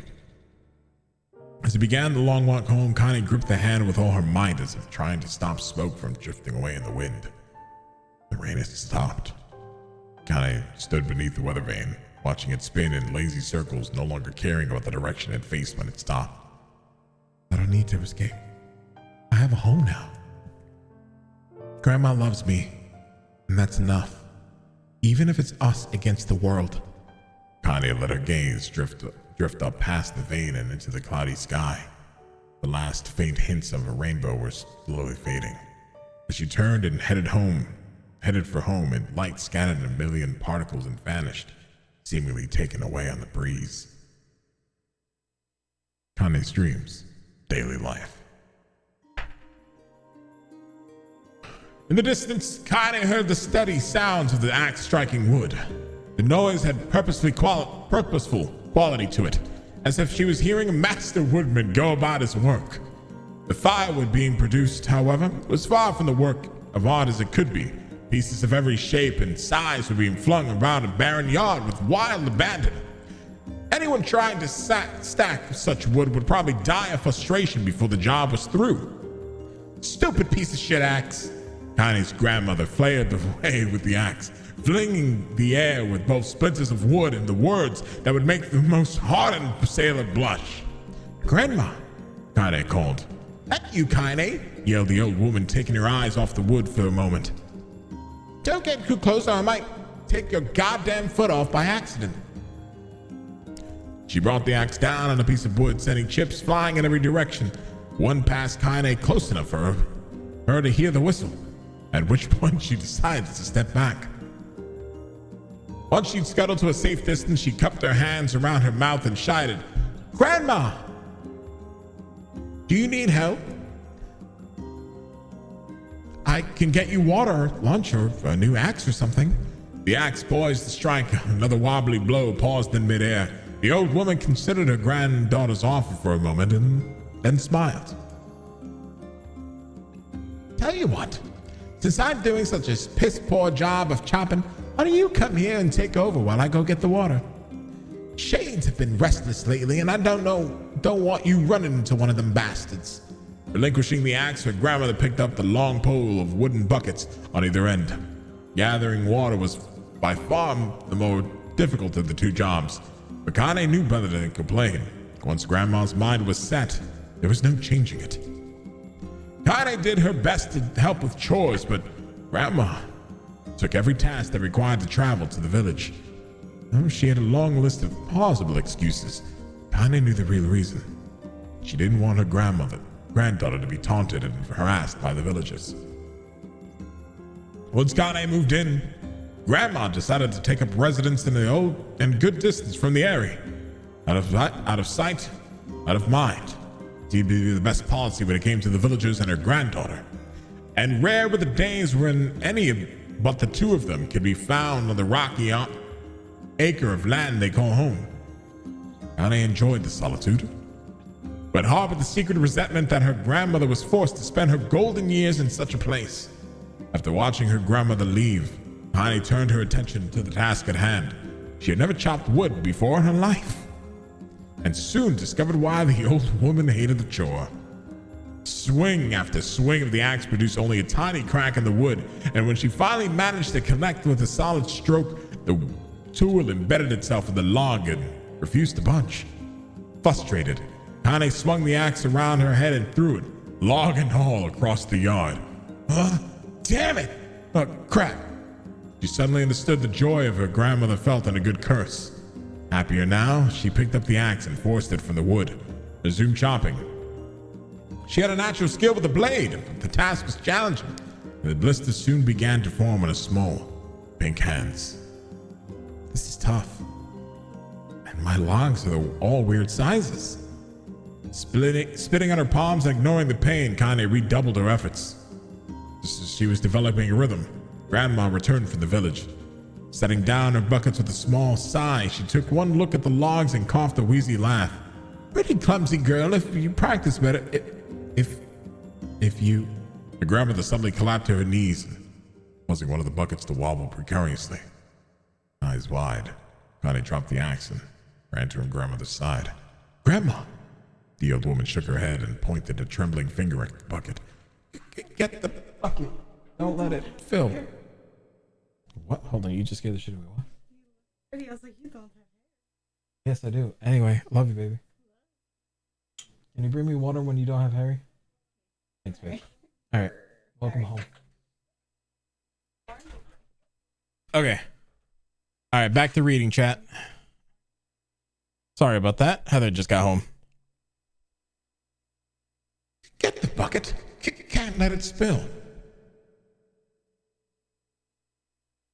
Kane steadied the bucket with her foot as she knelt by her grandmother.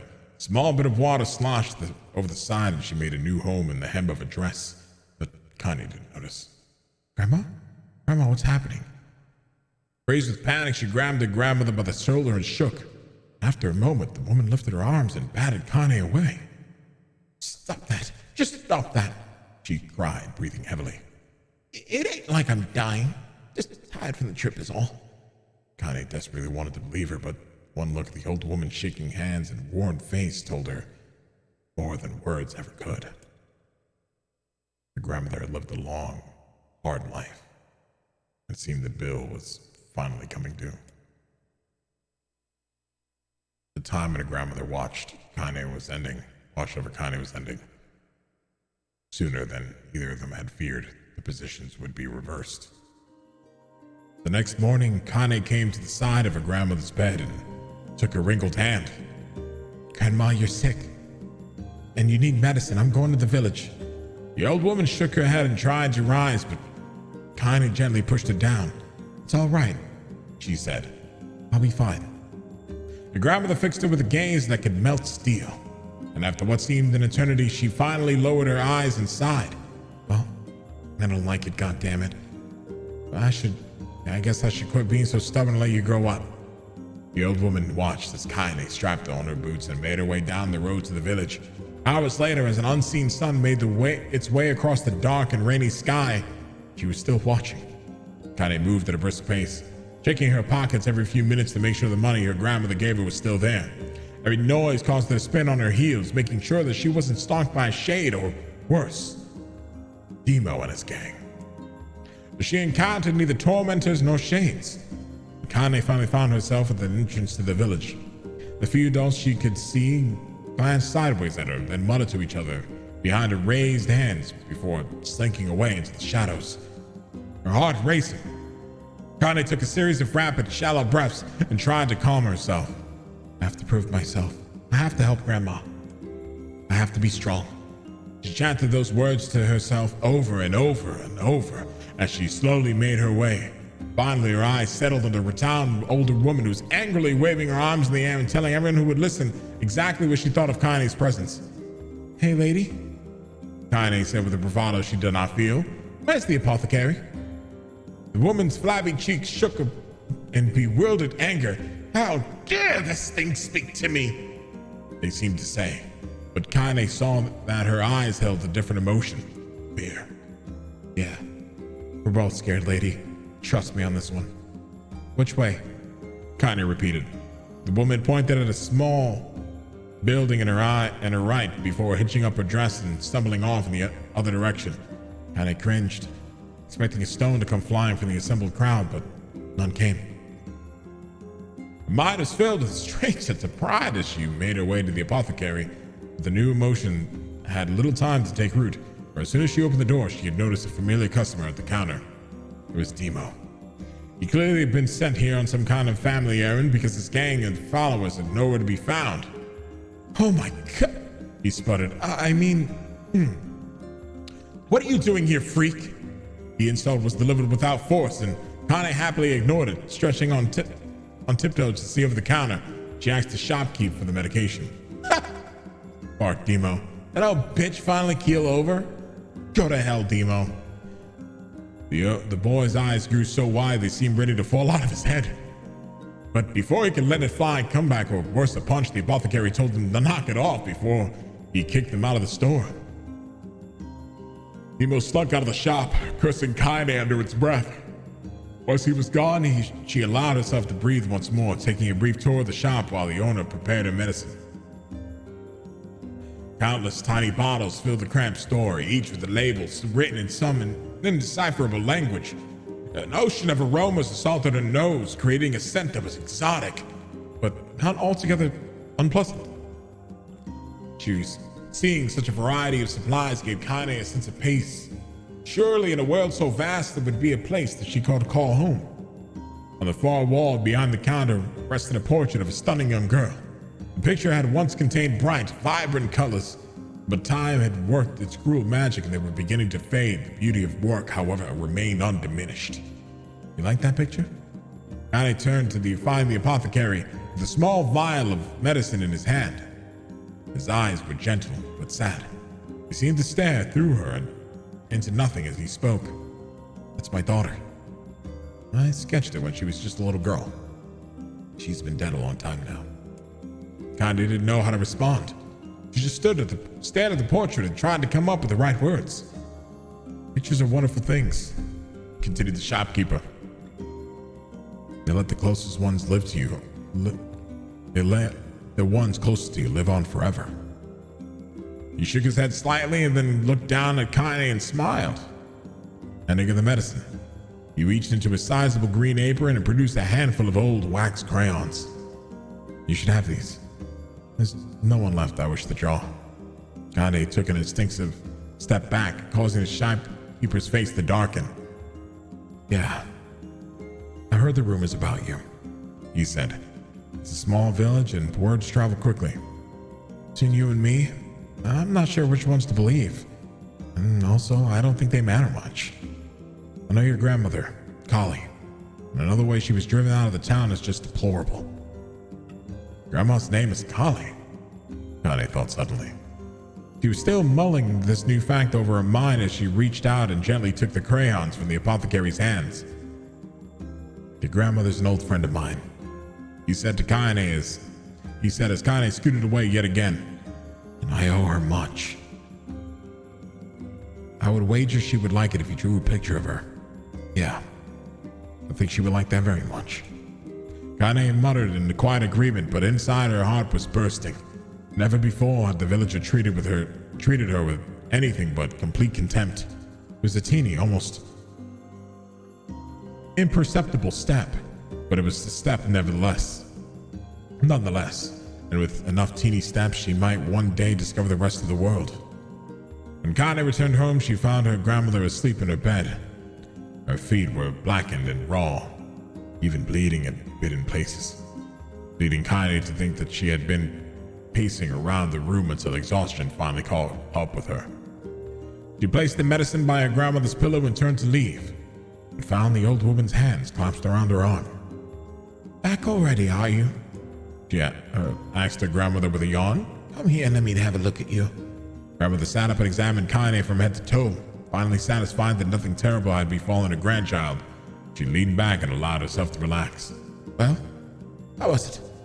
Did bastards give you any trouble? It was kind of fun, said Kaine with a small smile. No, seriously, it was. Fun, huh? Asked her grandmother in a voice which implied that she believed anything but. Uh-huh. So anytime you need me to run an errand, just let me know. As she spoke, Kaine removed the crayons from her pocket, and after a brief explanation of their source, she informed the grandmother that she was going to sketch her a portrait. Portrait of me? Ridiculous. No one wants to stare at such a wrinkly old crone. But Grandma, it'll make you live forever. Horse shit, said her grandma, throwing back the sheet from her bed. Living forever would just piss me off. I'll put those crayons away and help with dinner. But Kaine would not relent. And at the end, Grandma found herself leaning against the wall of the house, as if posing for a master artist. Kaine took up the crayons and eyed her subject carefully and set to work. Just as the grandmother was about to nod off, Kaine finished the piece, and after staring at it for a bit, she released it from her grip and let it slowly drift to the floor. It's terrible. Doesn't look like you at all. Sorry, Grandma, I thought these crayons would, make drawing easy or something. The old woman's eyes narrowed to the granddaughter's disappointment. Let me be the judge of that, she said, ignoring the pain at her back and reaching for the paper. The sketch could have been a person's face, or it could have been a boulder, a lump of clay, or incredibly misshapen loaf of bread, and all rendered in chaotic array of colors. The old woman stared at the picture for a long time and then slowly wheezed out a laugh. Oh, Kaine, she said between laughter. You truly are my blood. As clumsy as me, and I love it. What? Hush. I won't hear any more bull of how ugly you think it is. It came from the heart, and I'll treasure it always. True to her word, the old woman gave a picture of a place of honor above the kitchen table. In the days that followed, Kaina would often catch her staring at the portrait with a strange smile on her face, an action she believed she interpreted as silent, mocking laughter. A week later, Kaina could stand it no more, and she asked her grandmother to take the artwork down. "Hush," said the old woman. "I'll take it down when they roll me in my shroud." She pondered this for a bit, and turned to Kaine and dropped to one knee. "Listen to me, girl. Seeing this picture makes me happy in a way I've never felt before.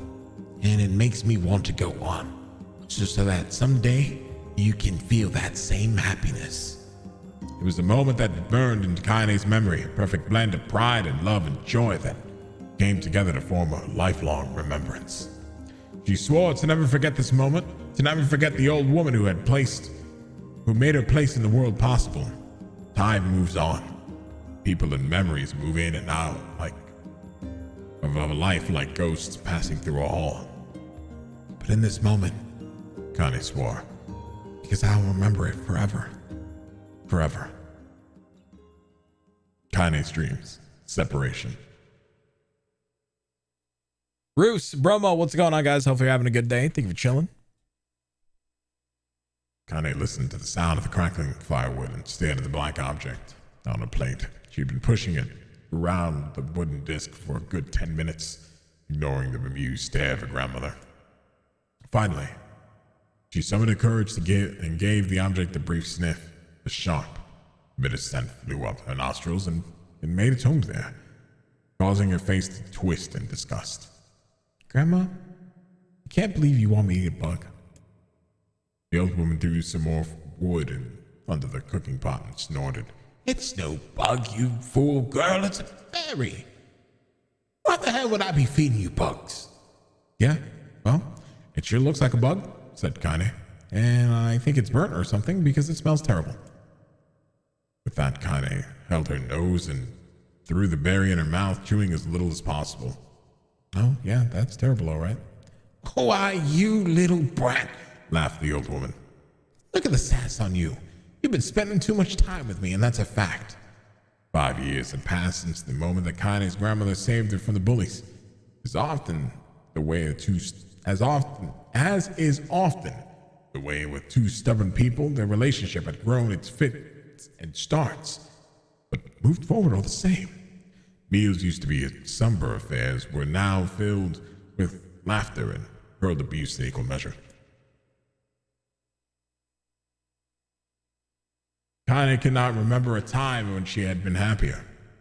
As the years went by, Kaine started to shoulder more and more of the daily responsibilities. Her grandmother's legs grew weaker by the day, and she could no longer do as many chores as she used to take for granted. And so this morning, Kaine, lacing up her work boots with a breakfast of burned berries rolling through her belly. "Where are you going today?" asked Grandma suddenly. Kaine looked up, surprised. The old woman rarely asked for specifics anymore. "Well, I was going to check out the kelma trees and see if they were ripe, and thought I could make some jam or something. Oh, and I was going to pick up some flagstones so I can take the wheelbarrow." "Flagstones? What the hell for?" Kaine stared at her grandmother, then held out an arm and swept it around their home. Constructed mostly of cloth, rope, and rubble, the old place sagged like a boxer in the final round. "Grandma, a dying cat can chew through this house. I'm gonna build a stone wall so we have some protection." The old woman laughed, exposing a toothless grin to the world. "God damn it, girl. If a bunch of thieves want to ransack this old place, let them come. We got nothing worth stealing anyway. I'm not worried about the thieves. I'm worried about shades. People saw one west of the village yesterday." The old woman tilted her head and stared at her granddaughter. "Oh, shoot. I don't know why you have to do it today. We can worry about some other..." "Grandma, no. If I don't go to the kelma trees, we won't eat tonight. You know that." A confused expression passed the old woman's face, and for a moment she was a small child lost in a carnival. Yes, she said after a bit. "Yes, of course, you're right. I'm sorry, Kaine.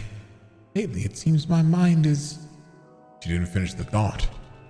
Instead, walking over to a nightstand and gently taking in the wreath of lunar tears from the drawer, flower petals had aged to a brilliant whiteness.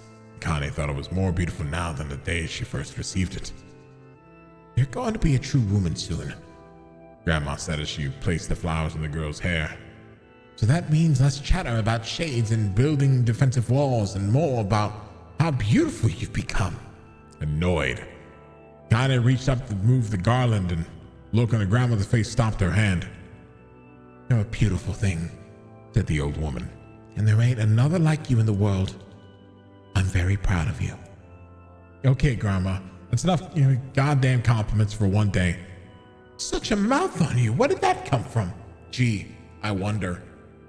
I'll teach you to sass me, girl, yelled Grandma. Suddenly she lurched forward and grabbed Kane by the ears, pulling her around the room with a crazed grin on her face.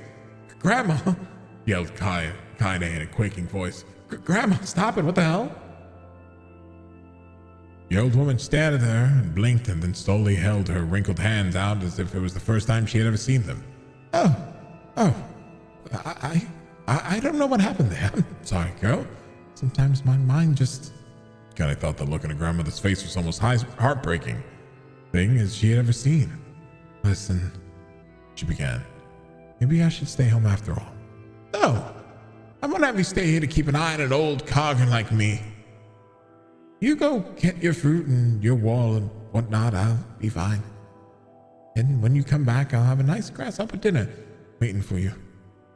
Kane rolled her eyes and then kissed her grandmother on the forehead and made ready to depart, trying desperately to ignore the worry that was gnawing at the walls of her heart. Kane could feel the old woman's eyes watching her as she moved down the path. Don't turn around. Don't turn around. Don't turn around, she told herself, but the end of temptation was too great. She spun on her heels and for one final look and saw a small bent woman standing in front of the ramshackle hut with a sad expression on her face. Gods, she looks so old now. It's like the winds could reach down and carry her away. Kane worried about her grandmother all day, causing her to work to suffer.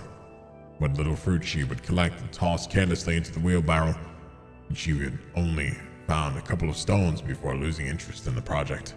Finally, as dusk approached, she decided to call it a day. Pressing himself for the lack of focus, Kane pushed a nearly empty wheelbarrow back and down the path. As she crested the final hill, then suddenly froze in place.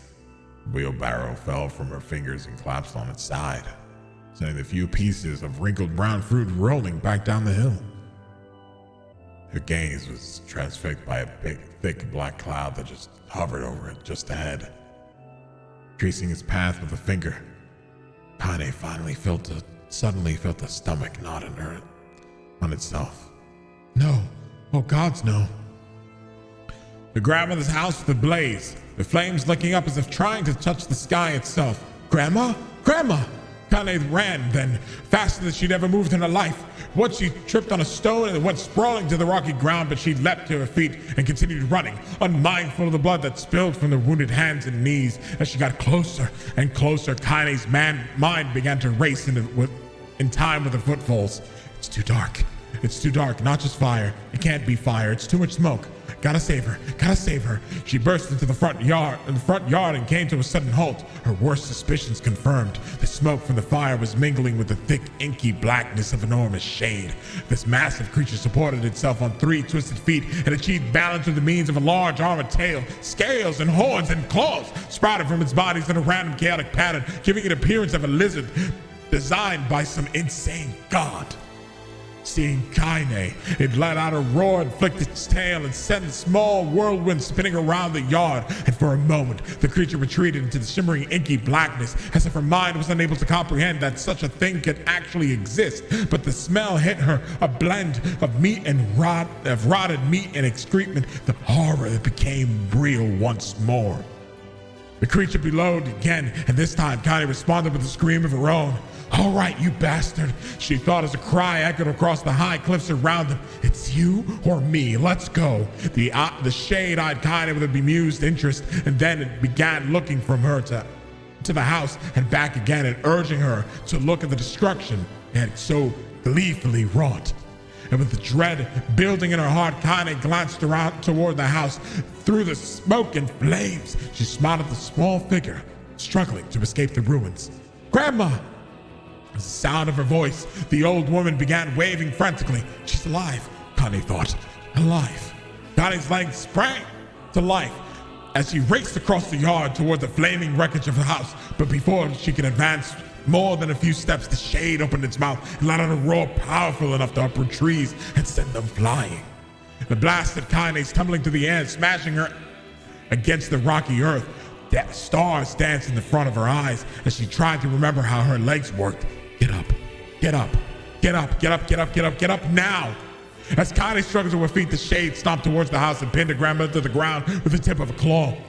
The old woman struggled to move the claw from her stomach, but she might as well have been pushing a mountain. She coughed briefly, sending a small spray of blood into the air and then collapsed to the ground, and her energy spent. Kane lurched to her feet only to fall back to the earth with a gasp. Her ankles were on fire. One or both of them was surely broken. Ignoring the pain that screamed through her body, she began dragging herself across the ground, leaving a drunken trail of dust and blood in her wake. Grandma, hold on. Just a little longer. Grandmother's face was turning blue. Her eyes rolling back into the whites were exposed. Kane pulled herself across the ground with a maddening slowness, the distance seeming to increase with every second that passed. The shade glanced between the two women and flicked out its tongue, the giant mouth turning up at its corners. Short, panting breaths belched from somewhere deep inside its core. Bastards laughing at us. She had no idea how much mindless creature could experience emotion, but there was no doubt the shade was taking joy in their suffering. Yeah, I see your plan. The shade moved its claws slightly, allowing grandmother to breathe again, clearly keeping her alive, only to snuff out her life when Kane was just close enough to touch her. I'm gonna kill this bastard. Summoning all her strength, Kane rose to her feet. There was a sickening snap from her right ankle as the foot twisted backward, but she forced it from her mind and began to hobble toward the monster. Pulling a small knife from the pouch on her waist, she leapt on the foot that pinned her grandmother and plunged the weapon deep. Give her back, she screamed. Give her back to me. It was like stabbing a rock. After a few swipes, the knife broke at the hilt with a dull snap. The shade pants laughter again and raised its tail and sent it rushing through the air towards the young girl that latched onto its foot. Kane never had a chance. The tail struck her square in the chest and sent her crashing into the burning wreckage of the home. As she lay on the ground with blood pouring from multiple wounds, a small, weak voice spoke up. Kane? Kane's vision blurred, but she forced herself to focus on the sound. Finally, her eyes cleared enough to for her to make out their grandmother's hands reaching out to her through the smoke. Grandma, Kane, you gotta run. No cans. Best this one. Kane grabbed the hands and held on with all her strength. Grandma, come on, we have to go. The old woman coughed loudly. One of her hands, slick with blood, slipped into Kane's grasp and thudded to the ground below. Grandma, no, no! He said, run, goddamn. You have to live. You have to get through. And the thought would stay forever unfinished. Before she could say another word, the shade's clawed foot descended, smashing through the remains of the roof and down upon the shattered figure of the old woman. Blood oozed from the gaps of the creature's toes as a terrible, putrid smell assaulted Kane's nose once again. She stared at the foot, dumbfounded, convinced that what she was seeing could not possibly be real.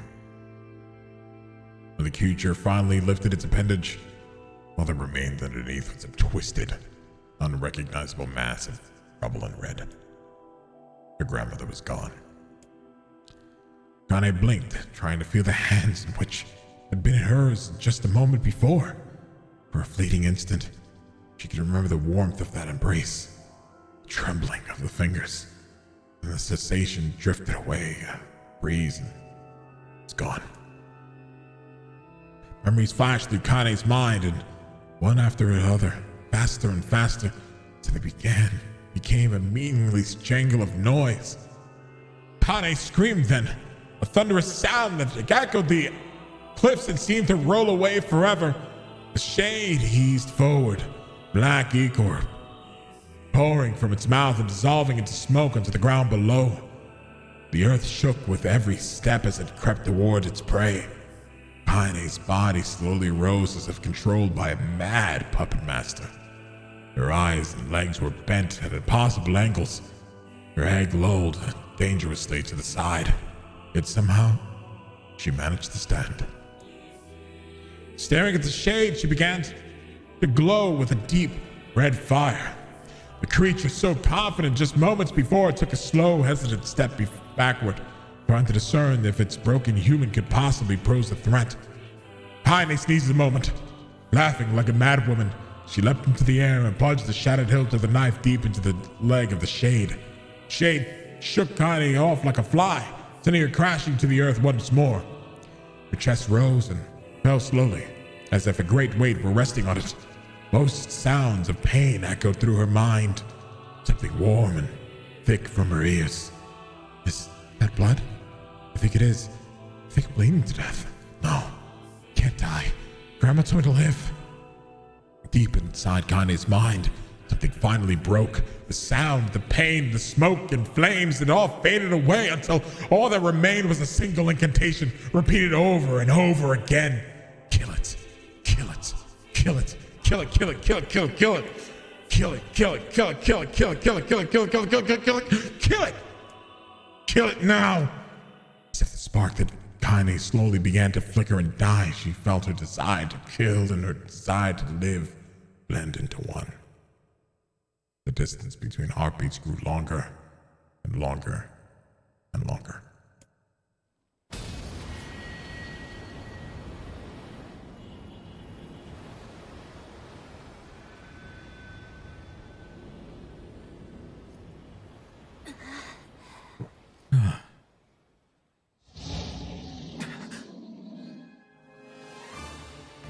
The beast approaches.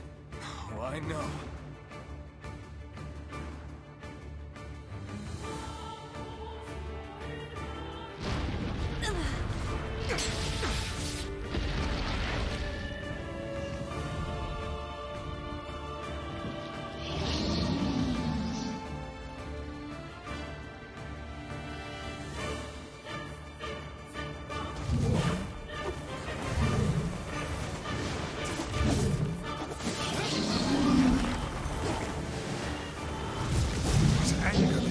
Must have. How did it even survive these past 5 years? I'm not gonna let this happen again. It dies today. My sword is lighter. It's not the blade, but the skill of the user. Strike it down.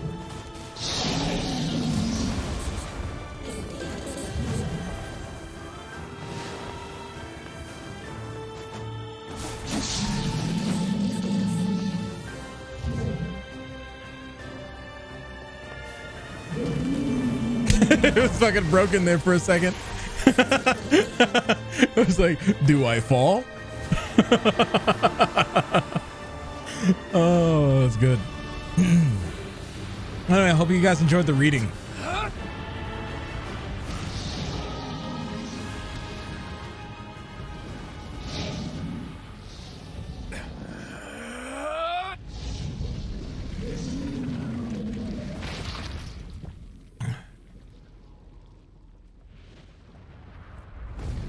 I can't believe it dead again.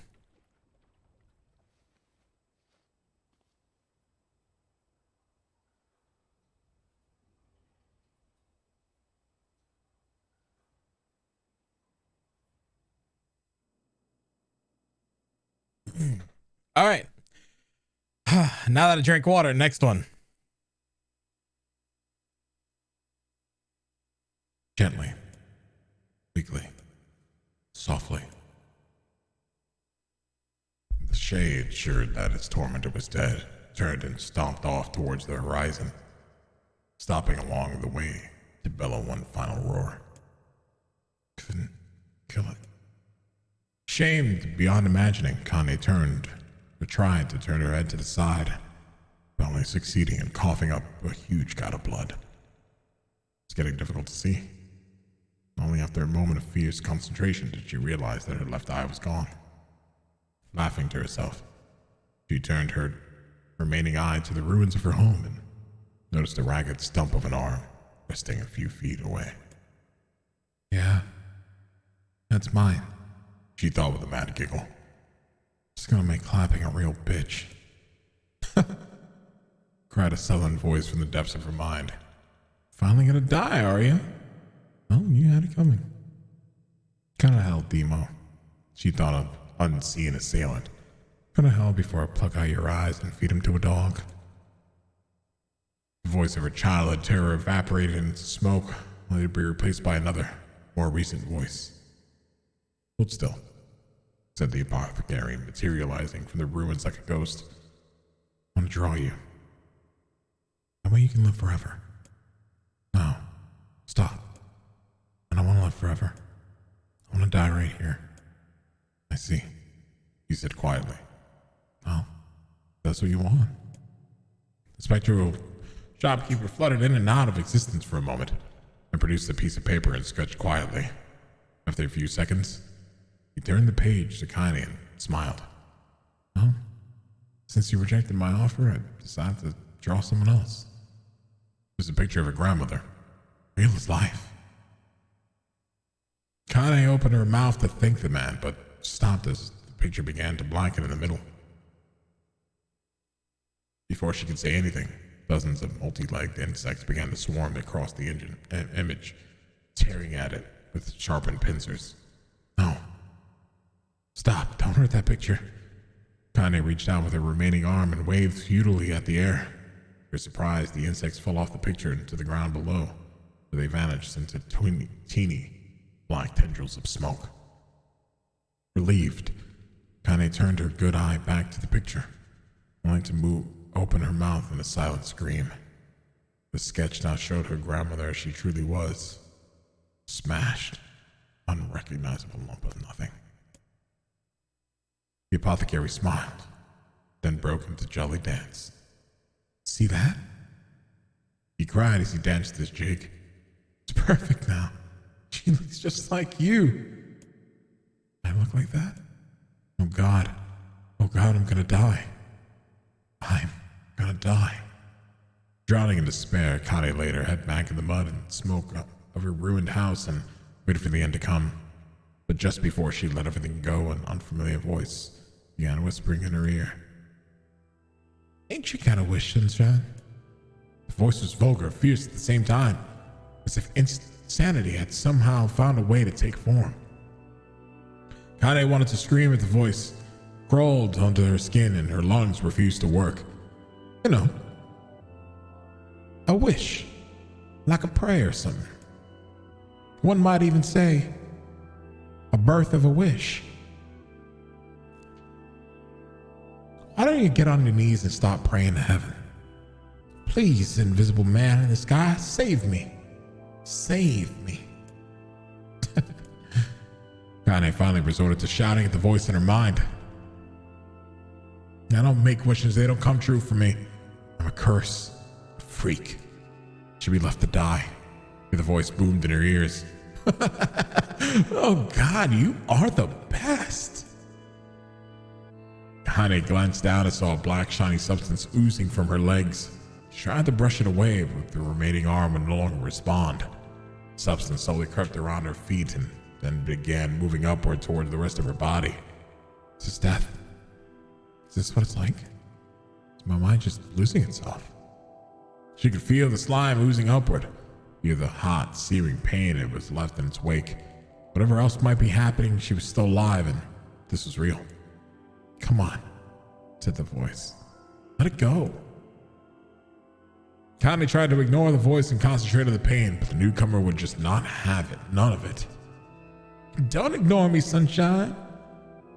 You're ready to give up, ready to die. So why not just let me have it? Have what? Your body. Come on, give it to me. Give it to me.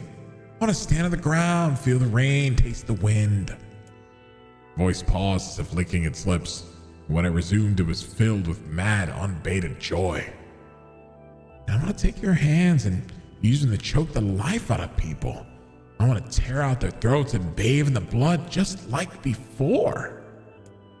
In response, Honey shifted her head and vomited. The warmth of it crept down her front and mingled with the pain of the encroaching black ooze. Are you a shade? Yeah, maybe. What of it? Slime reached her face and crept up past her nose and slowly oozed into the socket of her missing eye. The moment it touched her brain, Connie was struck with the most powerful sensation she'd ever felt in her life. It was ecstasy. She wanted to scream with delight, but all she could manage was a small whispered moan. Feels good, don't it? Asked the voice with a chuckle. Yeah, what can I say? I know how to please the ladies. Now give me that body. Come on, give me the body and I'll give you more of this feeling. It's a fair trade. The black lump began to protrude from Connie's side as she watched. It grew longer and thicker, eventually taking form of her missing arm. I can see better, she thought. I must be growing back too. The slime reached up to envelope the rest of her face, but managed to brush it away.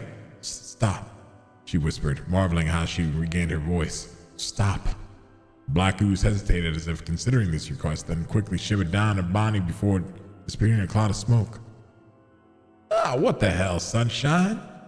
Screamed the voice. We had a deal. I thought you wanted to die. Grandma said I can't die yet. A brief image of her grandmother, bloodied and broken, flashed before her eyes. She saw the shade that had killed her and heard its mocking laughter, and closed her eyes and forced the image from her mind. Her whole body quaking with rage. When she opened her eyes again, it burned bright red. That thing took my grandmother and I have to kill it before I die. Connie glanced down and saw a mysterious pattern of shades burned itself into her left arm. Well, I'll be damned, said the voice cheerfully. Look at that, sunshine. I think you and me are gonna be real good friends now. Connie stared intently at her arm. The more emotional she felt, the more the letters seemed ready to puncture her skin and began infecting the rest of her body. The arm clearly had a will of its own now. Stop. You gotta stop. Holding her left arm and her right. Connie took a deep breath and tried to calm herself. Come on, don't fight it, pleaded the voice. It's my favorite dish and I'm hungry. Let it go. Feel the anger. Burn with the fire of revenge. Thirst for blood and then go out there and shut up. Get the hell out of my body. Your body? Oh, that's real rich, sunshine. Real rich. Look, why don't you just up and die so I can have this body all to myself? What do you say? I bet those buddies over yours in the area would just love to see you dead. Kind of grabbed a nearby shard of glass and tried to saw off the shade-infected portion of her side. Before she could, her darkened left arm grabbed her right wrist, crushing it. Connie screamed and dropped the shard as if the sound of bone crunching on bone filled the air. Stupid idiot girl, you're possessed now, sunshine. And there ain't no going back. The voice laughed again, a loud, long wail that seemed to go on without end. Possessed? Whispered Kaine. Yeah, possessed. You and me? We got what you might call a timeshare arrangement. Remember how folks used to think you were a freak? Well, wait till they get a load of you now. And I looked up and tears in their eyes. The sky seemed smaller somehow, darker. Is this because of that shade? Is how they see the world? So, listen, heard the voice. I know this whole possession thing seems a bit sudden, but it ain't all bad. There's plenty in it for you too. I'm a very powerful creature, Sunshine. Now that power belongs to you. You got enemies? People you want to kill? Well, I can make it happen. That little fat kid who kept picking on you, that big old shade that squashed your granny, we'll wrap them up in their own assholes. No more abuse for you, Sunshine, no more pain. But wait, Kaine said, you're a shade, and why would you help me kill another shade? What? Think I'm some kind of racist? Some killing snob? I don't give a good goddamn who you murder, honey pants. I just want to drink from the well. Kaine considered this was a struggle to her feet, the power of shade coursing through her. The smoke from her house was drifting away from the wind, and she enjoyed the way the cool evening breeze felt on her new left arm. After a long pause, the voice spoke up again. So, how about it? You and me? We'd have some good times together. Look, I'll even take care of the bloody part if you don't want. Fuck off, asshole, muttered Kaine. I'll handle the killing. Screamed the voice. Look at you go. Oh, Sunshine. We're gonna have so much fun. So listen, my name's Tyron, and if you ever need me, I'll be hanging out in this place of meat you call a heart. Now get to it. The more you kill, the more your heart turns rotten and sour. And I like rotten and sour. Kaine found herself nodding at the voice. Yeah, she said. Yeah, I think this is gonna work. I'm gonna find that shade and I'm gonna strangle it with its own guts. When I'm done, I'm gonna do the same to you, Tyron. Count on it. Laughed Tyron. I've shit bigger than you, so good luck with that. Oh, and hey, one more thing. Right now, you and me are sharing this body.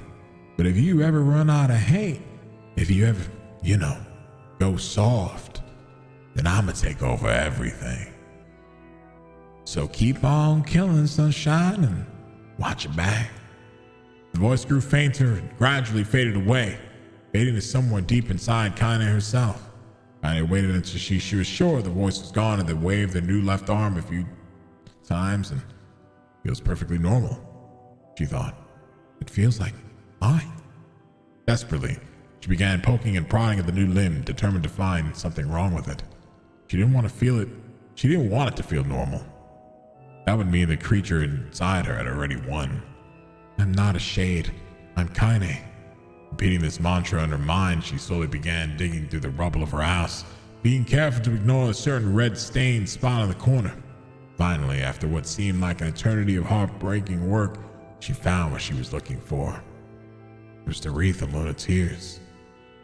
It was through hell and back, the garland's petals were as bright as ever. Kaine started to place it in her hair, then slowly lowered the wreath and stared at it. Sorry, Grandma. Sorry.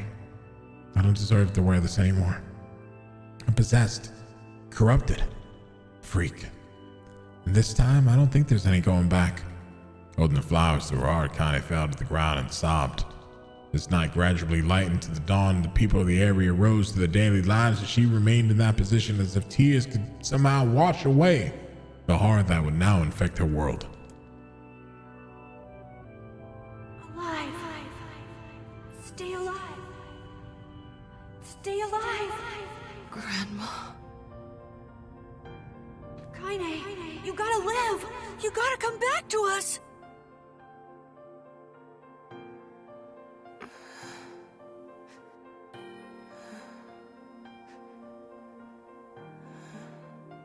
Oh, hey.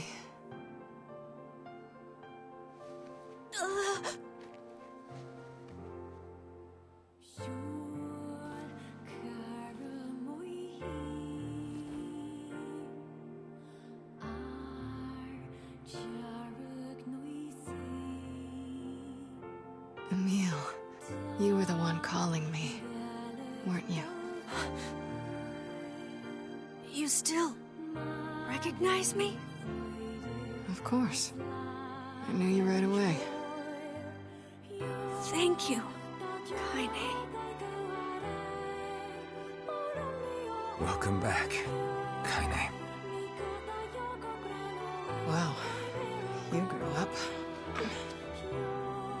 So, how long has it been? 5 years.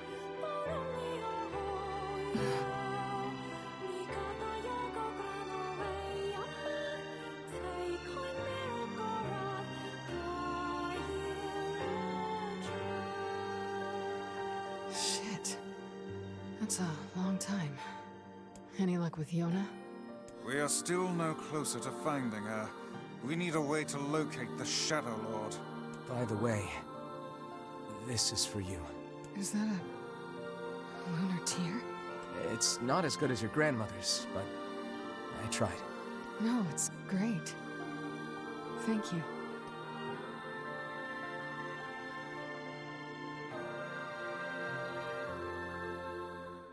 Kaine waking from her long, petrified sleep. Emil's unflagging kindness. Our reunion was a happy one, and we let it wash over us like rain. That is, until Devila and Popola had to go and ruin it all. Oh yeah? Tell me more. Are you kidding me? You can't be serious.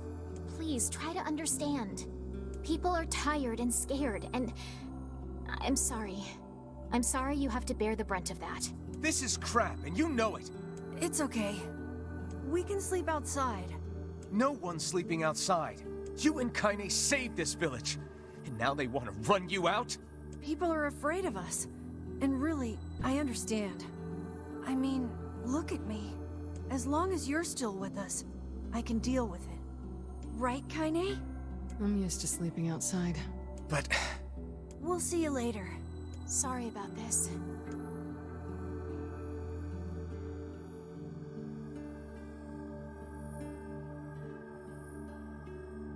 What is the matter? Kaine always sleeps outside. I never thought about that until just now. Never even occurred to me. Damn it. We should turn in.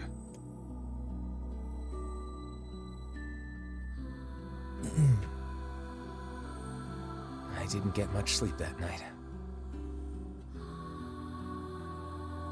For the first time in my life, I hated Devila. For the first time in my life, I doubted Popola. But those feelings are pointless in the end. They said and did what they did for the sake of the village.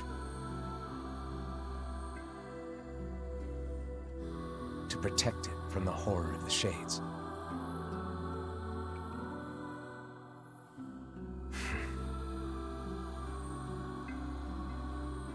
Really, how can I blame Devila and Popola?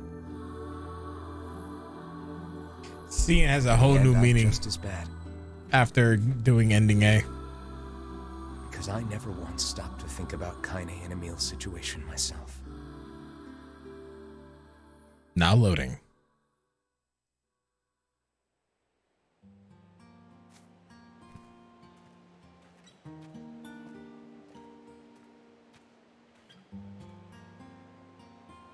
I should apologize to Kaine and Emil, but what good would that even do?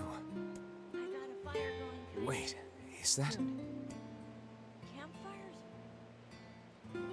I'm so happy to get to talk to you again, Kaine.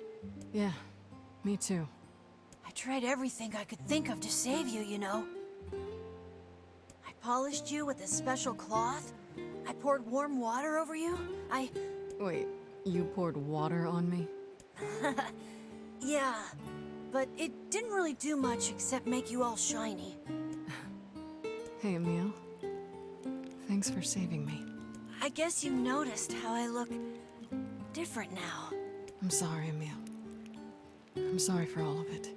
Well, I mean, this new form isn't all bad, you know? At least I can look at you when we talk, right? Hey, so why don't you tell me something about yourself? I'm not very interesting. Sorry. Come on. I just want to know you better. Please? Fine. This all happened when I was a kid, before the whole shade possession thing.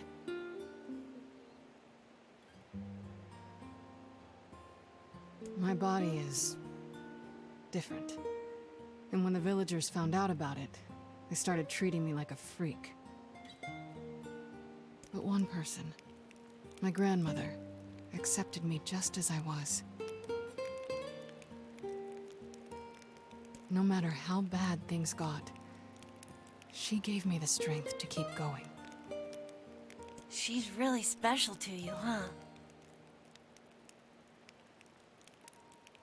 Yeah. Oh, hey! That gives me an idea. Since we cured your petrification, we should start looking for a way to cure your possession in my body. I know we can do it if we all work together. Heck, it'll probably be super easy.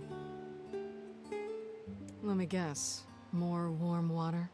Okay, can we just forget I told you about that?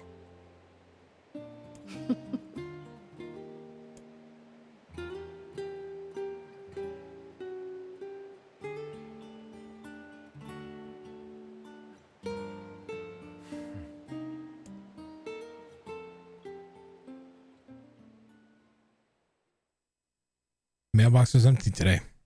Hope we get a letter from KOEG tomorrow. Sleep well? Sure. And yet your red eyes tell a different tale. Don't be so hard on yourself, lad. I need to go see Devila and Popola. Very well.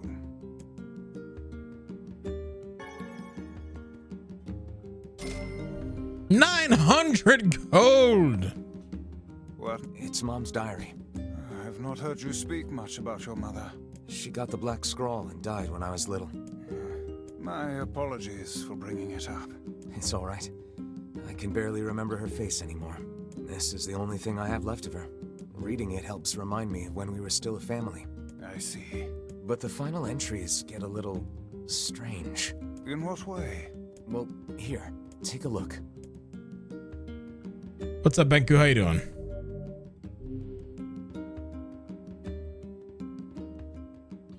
Say there, can you not hear me?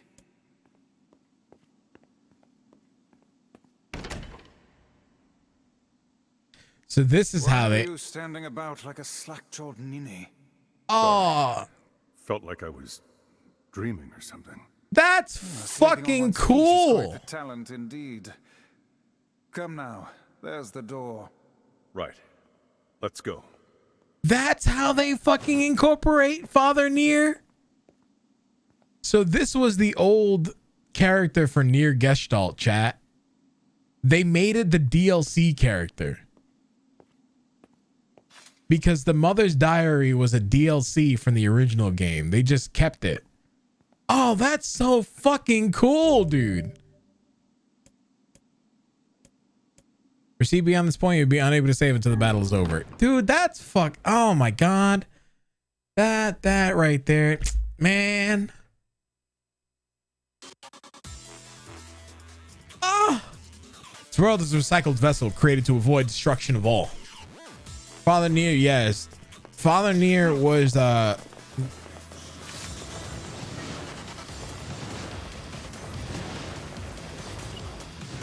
character of Gestalt, which was the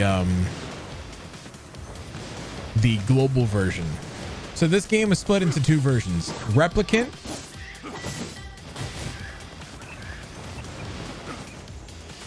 and Gestalt. And the West never saw brother. The West got father. Dude, this fucking song is a jam.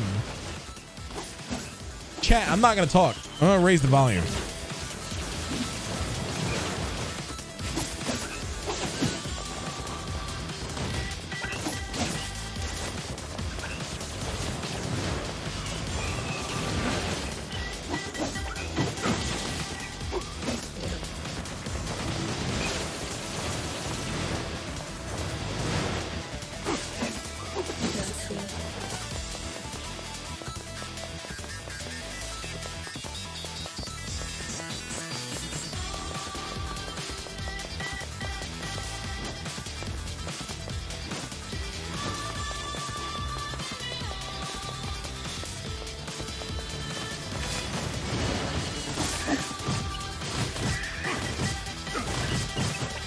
Yo, little guys, can you like not?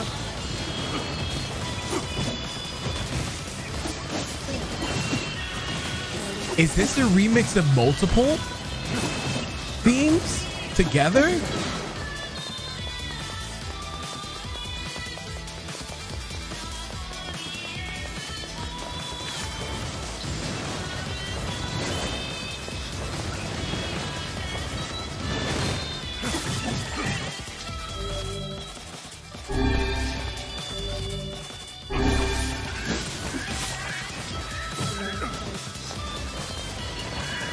This is, I don't know if this is new or not. Because this isn't the Mother's Diary DLC that I remember. I think they added this specifically for Replicant.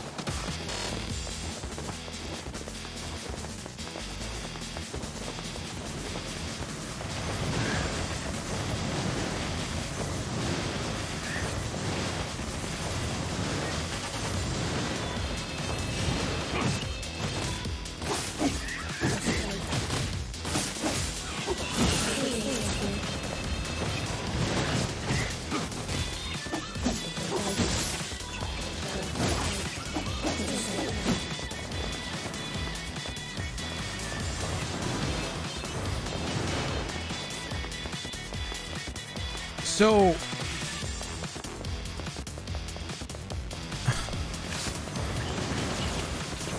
I don't know any of this. This is fucking cool.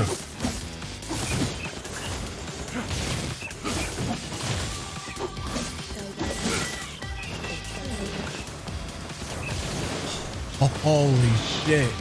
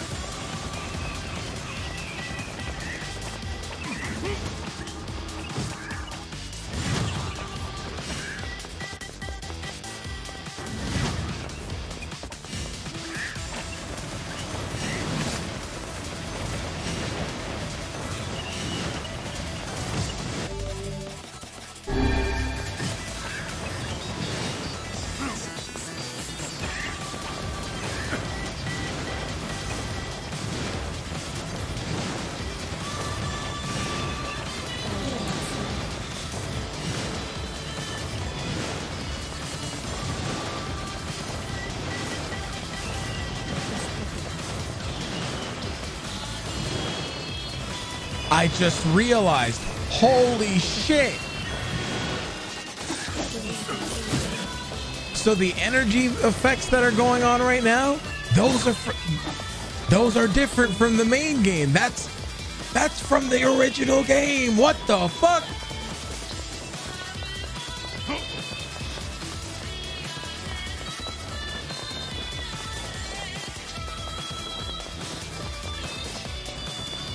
Yo, I have an enemy?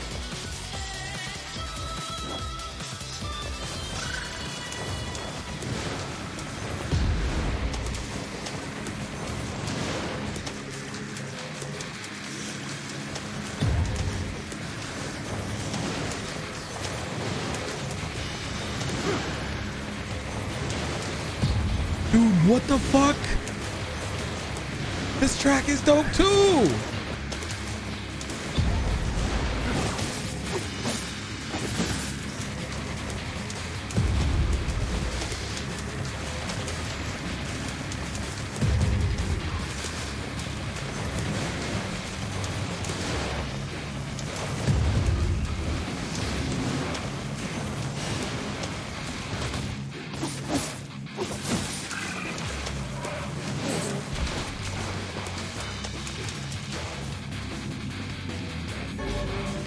Obtain 3 medicinal herbs. Thanks, game.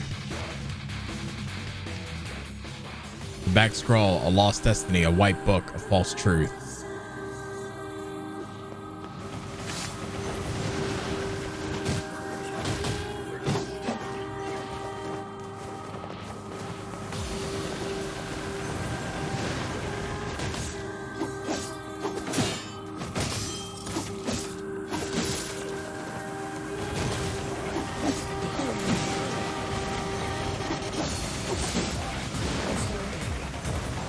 Yo, what the fuck, dude?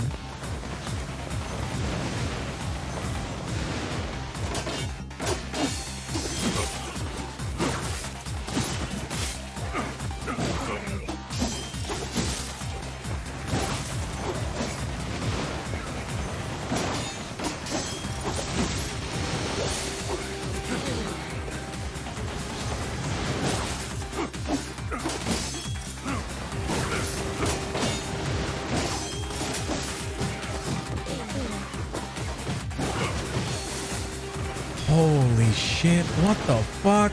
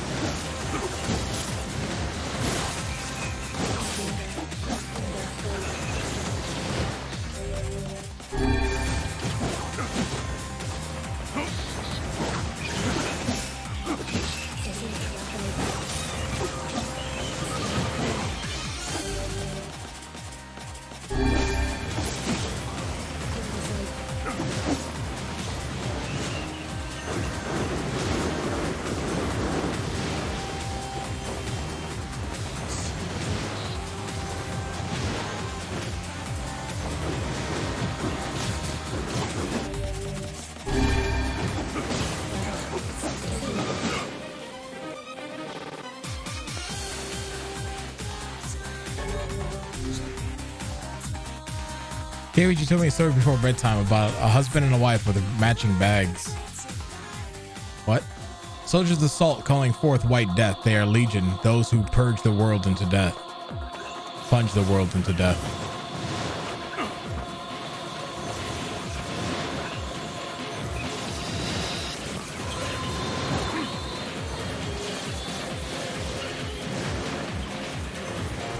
Fuck is all this, dude?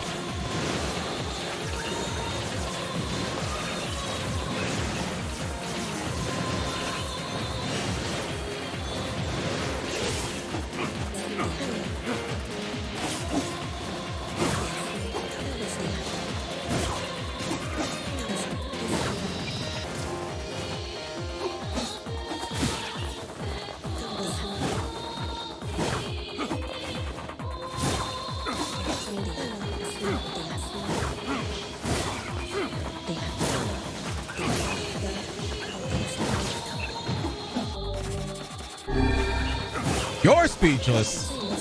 I'm speechless.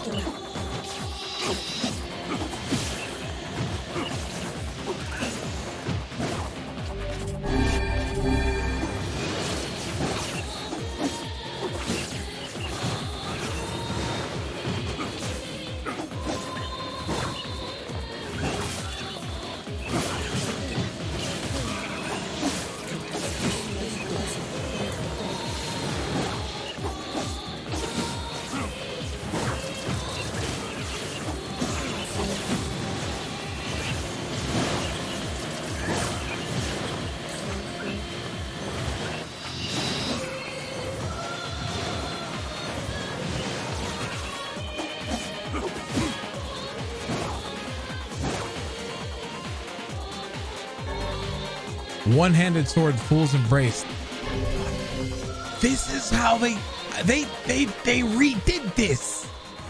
The dragon's course brought death to the world, delivering onto the power of magic. So this was the DLC, but they redid the DLC. What the fuck?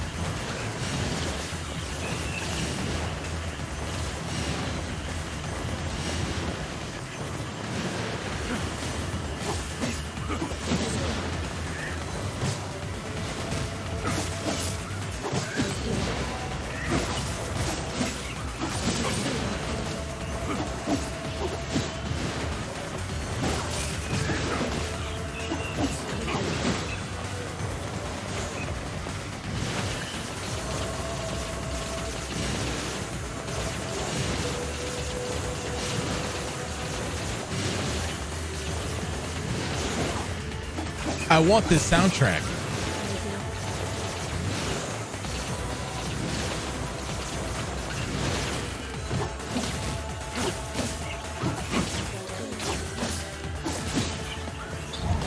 Oh!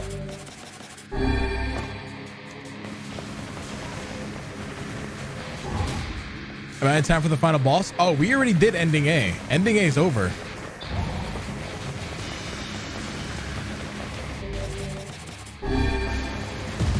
Ending A has been over for about an hour and a half. You also missed the entirety of the beginning of ending B.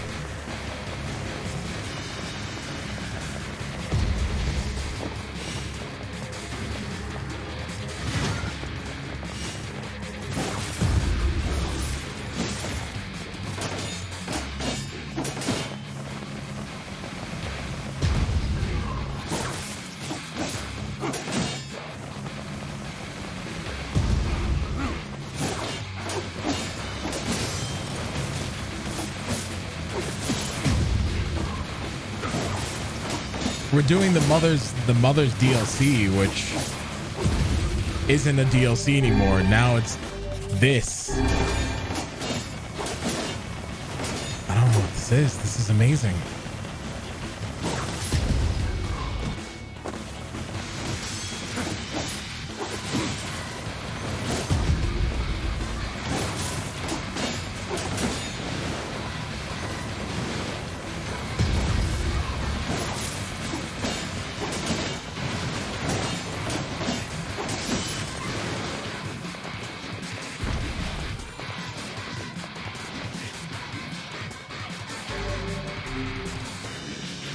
Wasn't any. Okay.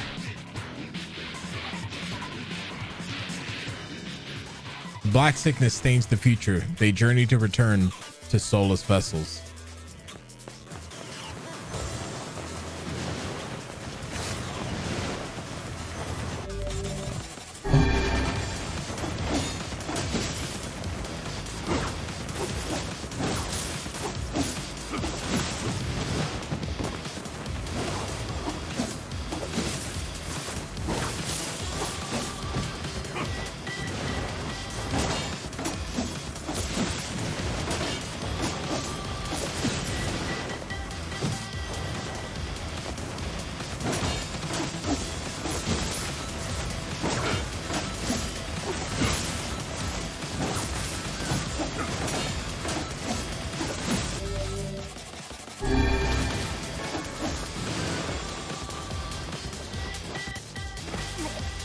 Is that a Dad Nier outfit?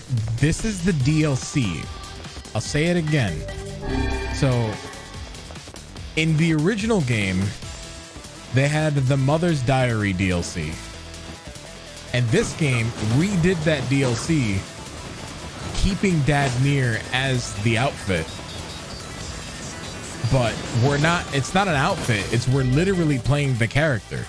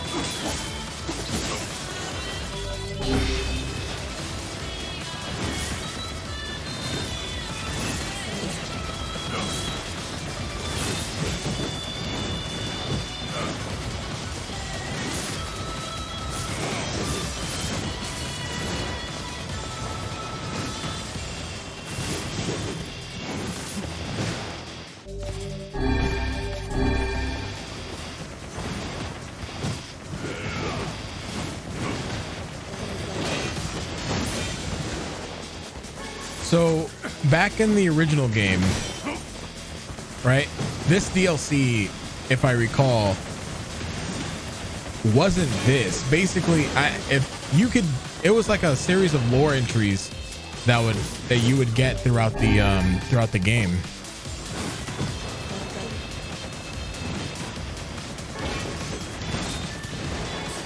and like it had weapons and stuff, and then they turned it into this. I don't remember this, because this is where you get all the Fool's Embrace weapons.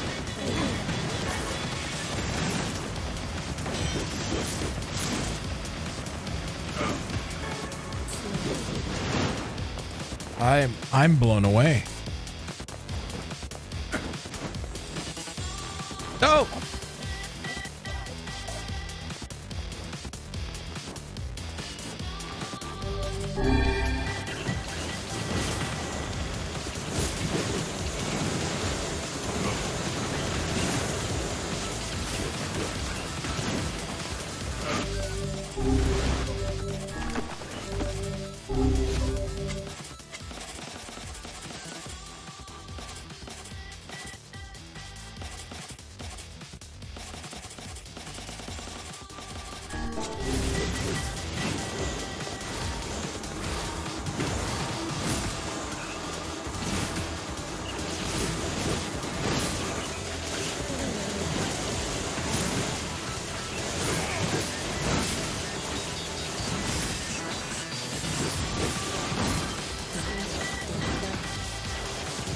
Like, I don't think you actually understand just how blown away I actually am right now. What the fuck?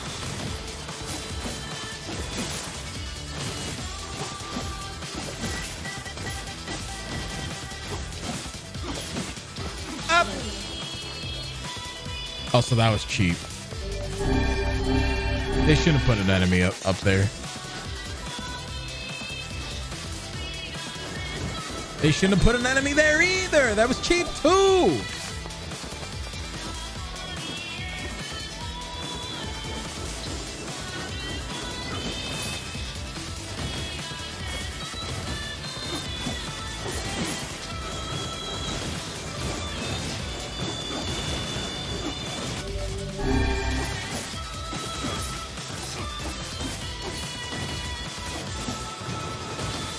Do I unlock the Father Nier outfit after doing this DLC?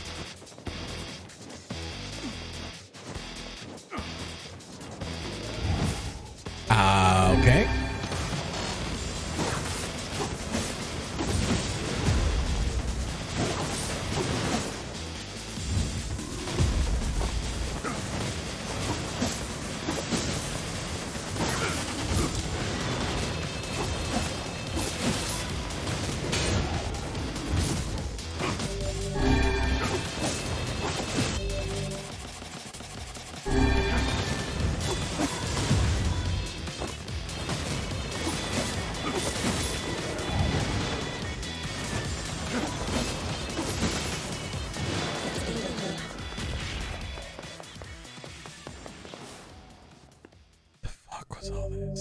Obtain the Kabuki outfit.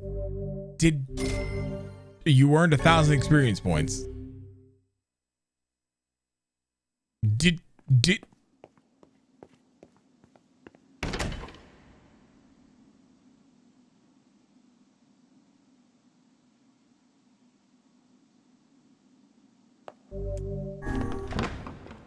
there's more.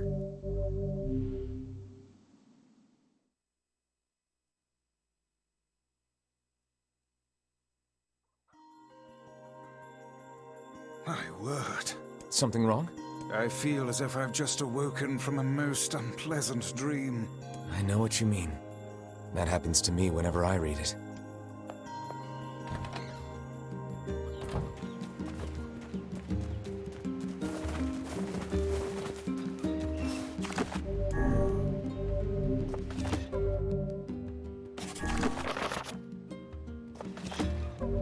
I need to know. I need to know. I need to know. I need to know. I need to know. Chat, we need to know. At this present moment in time, it needs to be known.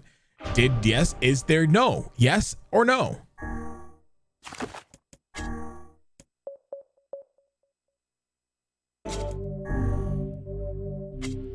Are we Daddy Nier now?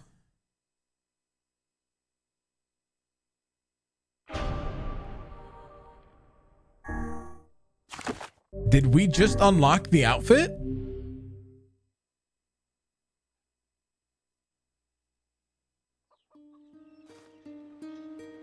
No, but holy shit.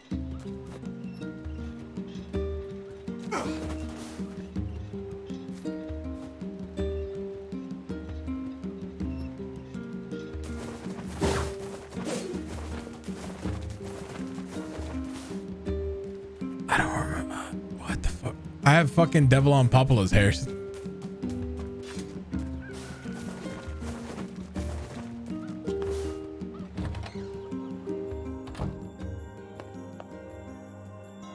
Yeah. The world of the recycled vessel. The recycled vessel is what they called it. Ah. Oh, that's both insulting and amazing at the same time.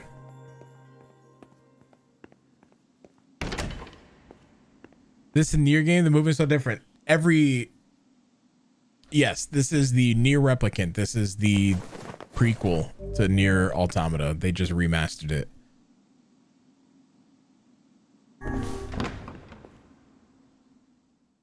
I might. I don't know. The apocalypse divided the world in two. One that knows not day and one that has never seen night.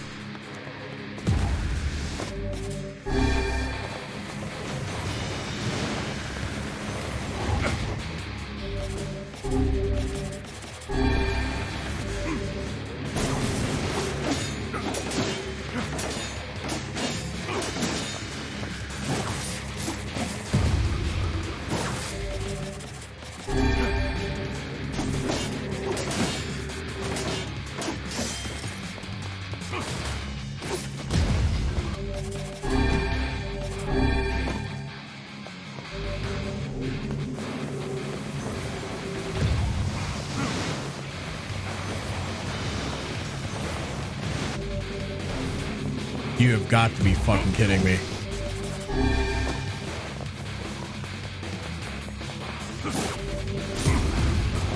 You're not gonna fucking let me do this, are you?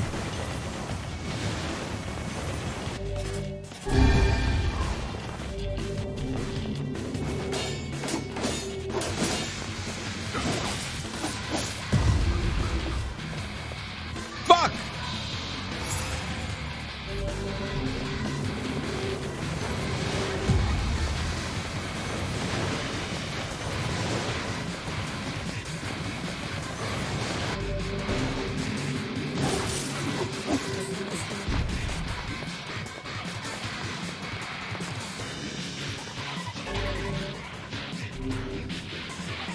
Dude, this fucking soundtrack is dope as hell, man. Black and white, 13 packs. The vessels form waver as they cross space, time and space.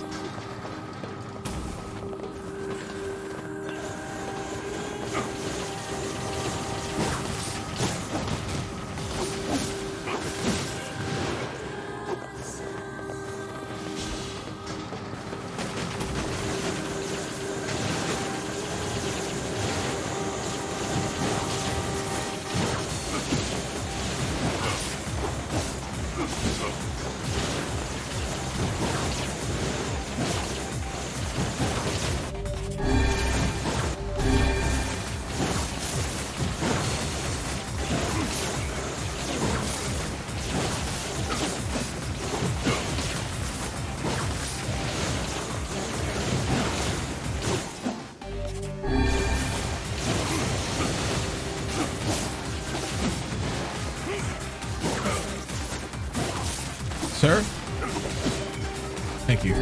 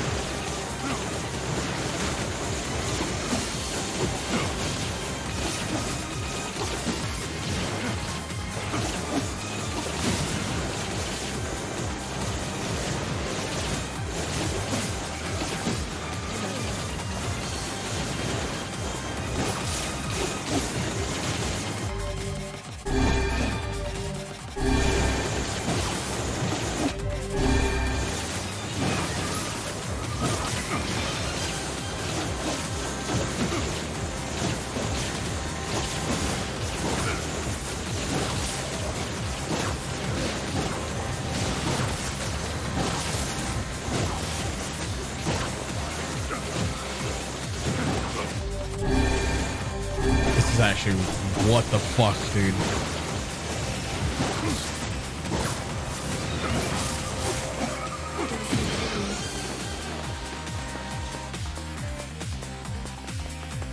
All right, is this room done?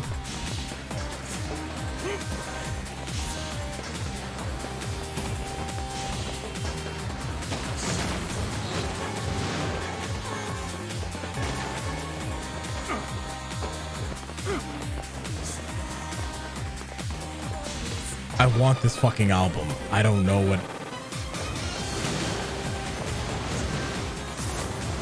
Oh, one hit KO mode like there was in Automata.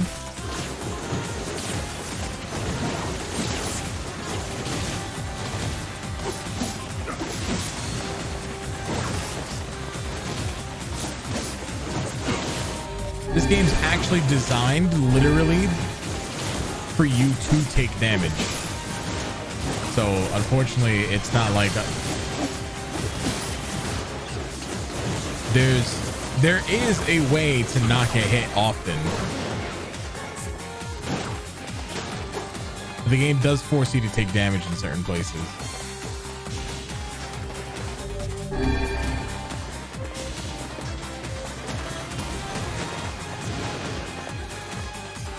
It seems we have been shut in.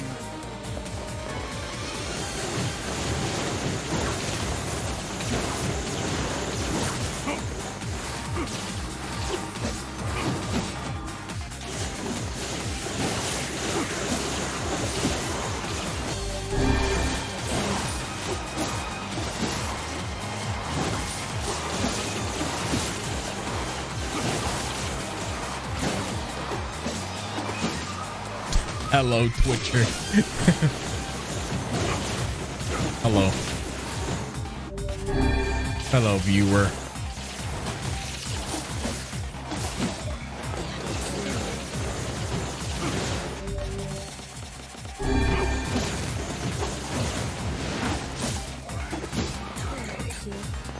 All right, door open.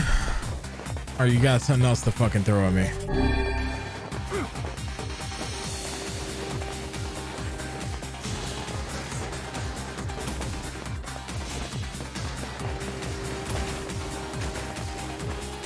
It appears we've been shut.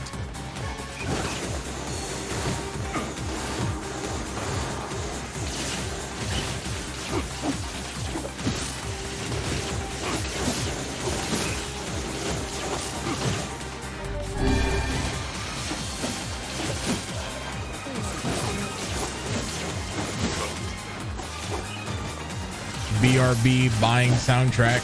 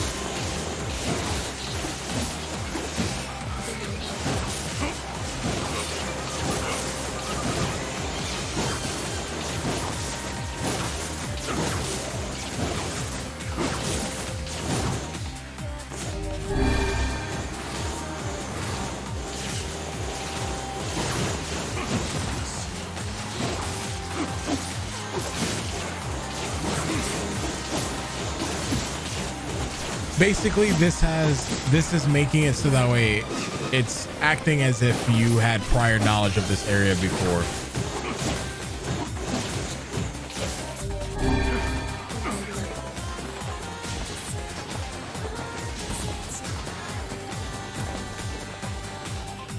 It seems.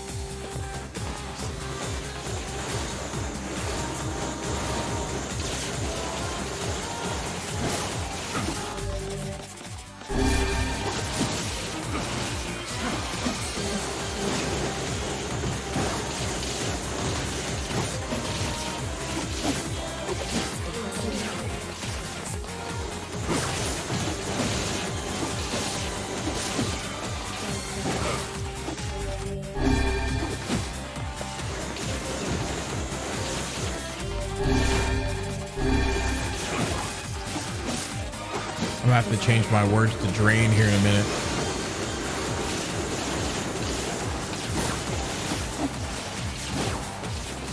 All right, I'm gonna take you out first.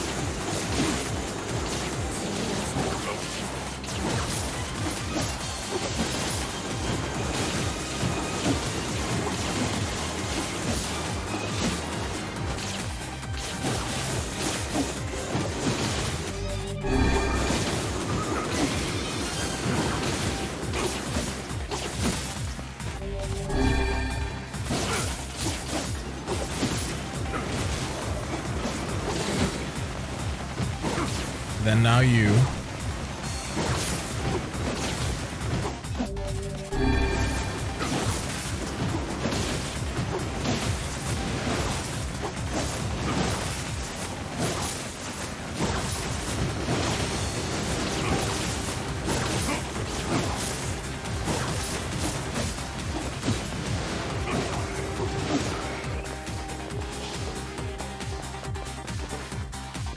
Okay.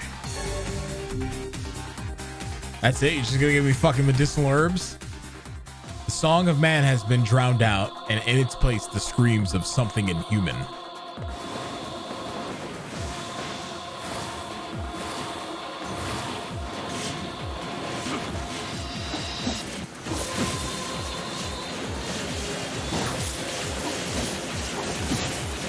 Fuckers!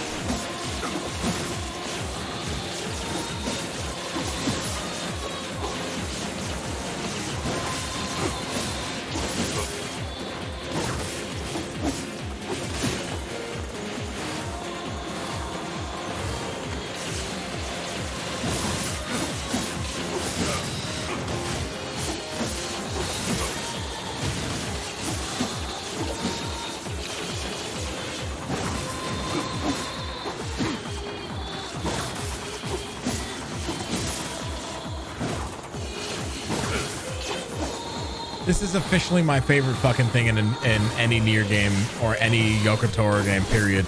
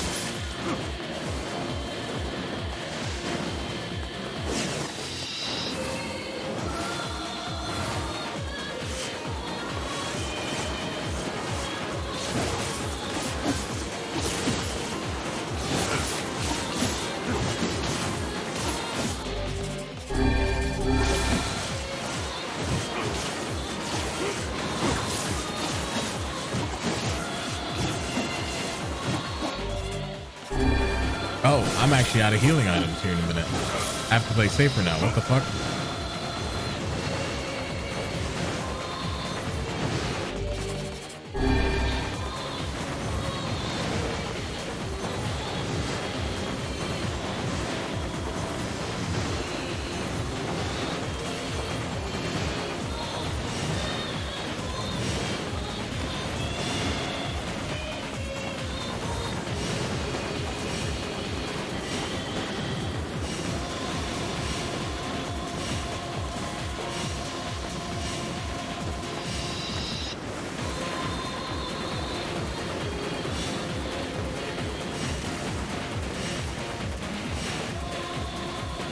Yo, Roos, have a good one, homie. Thank you for chilling. As always, buddy. Thank you, thank you.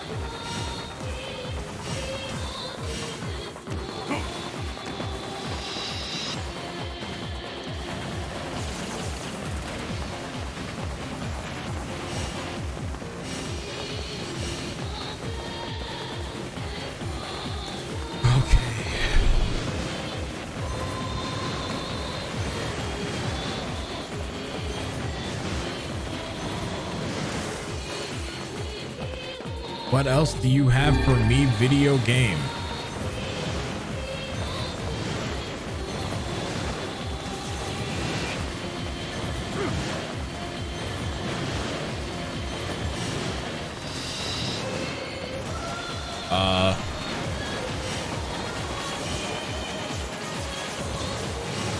What the fuck?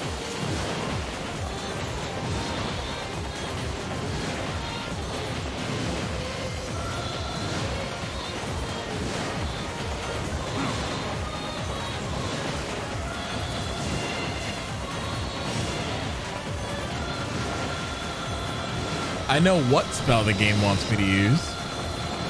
I just need to play it safe. I have no more healing items.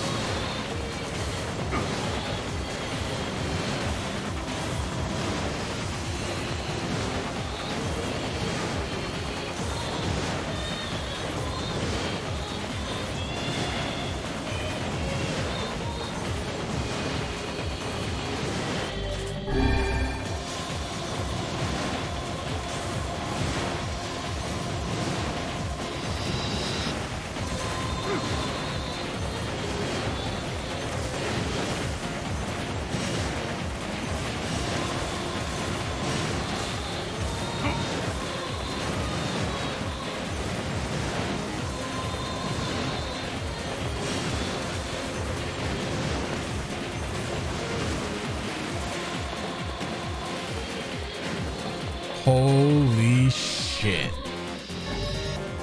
Two-handed sword, the Fool's Lament. I wish I could travel with Luigi sometimes. Me too. The skies falls with the dragon. The world ends this day.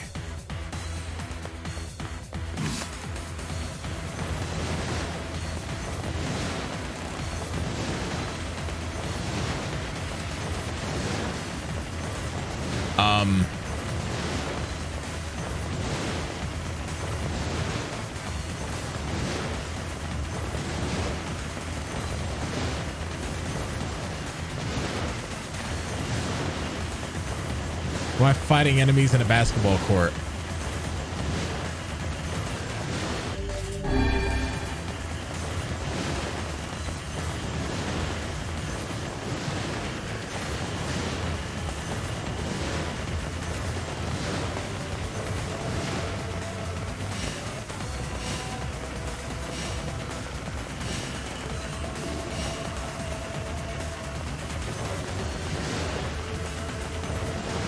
B-Bear, what's up, homie? How you doing? Oh god, I have to switch spells.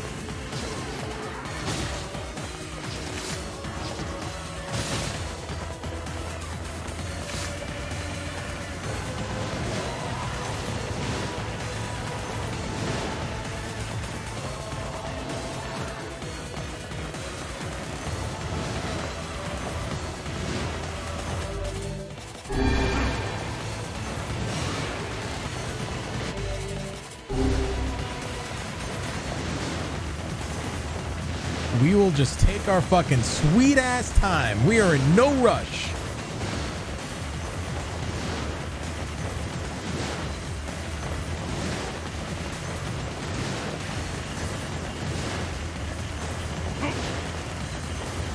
Oh god, there's more of them.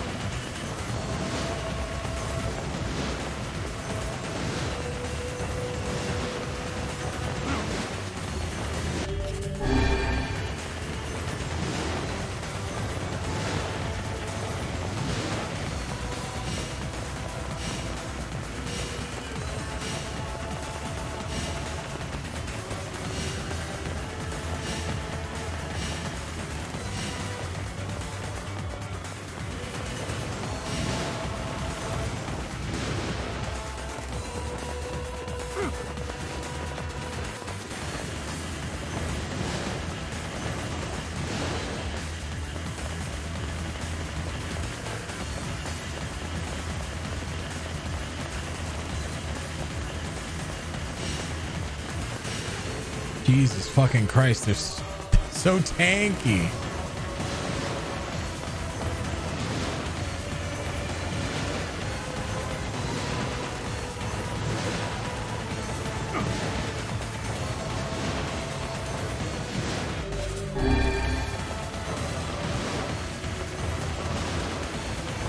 And I've even used fucking magic items at this point.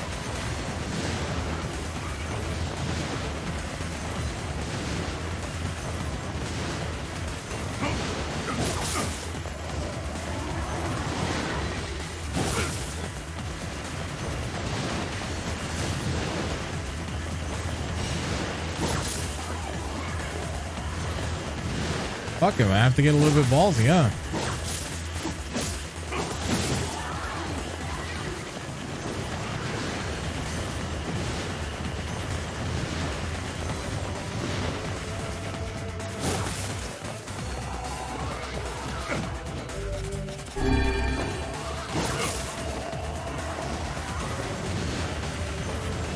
Jesus Christ.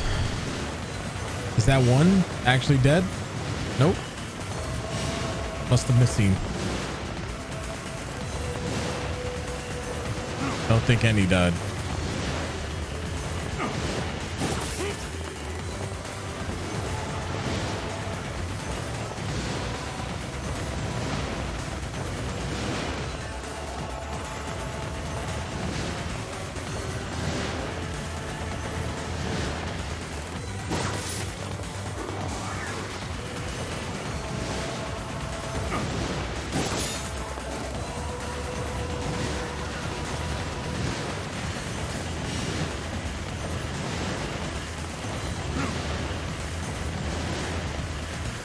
Listen. Am I even putting a fucking dent into you guys? I don't think I am. Melcy, think of the raid and host, homie.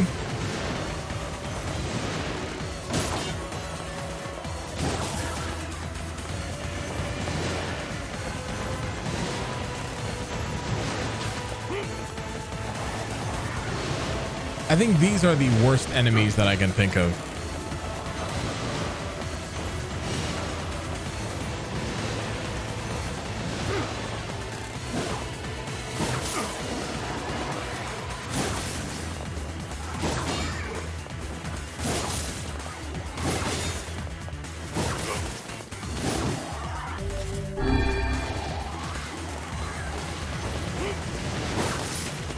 No, they're not immune to magic.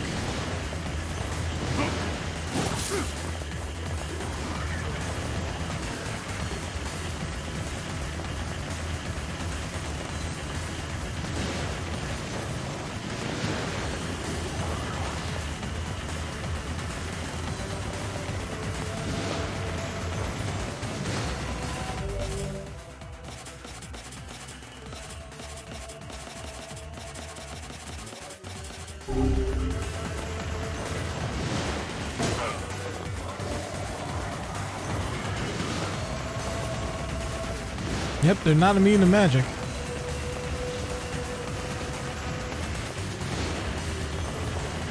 I think they're just respawning.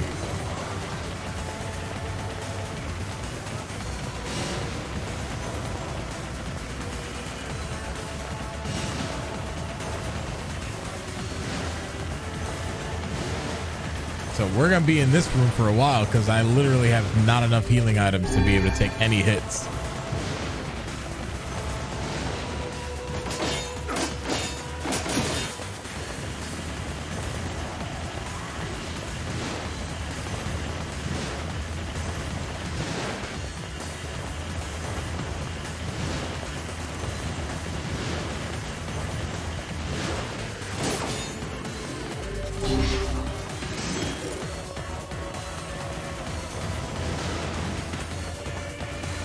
It's like the credits for Automata, true. Except this is fucking DLC from the base game. That's now changed a little bit.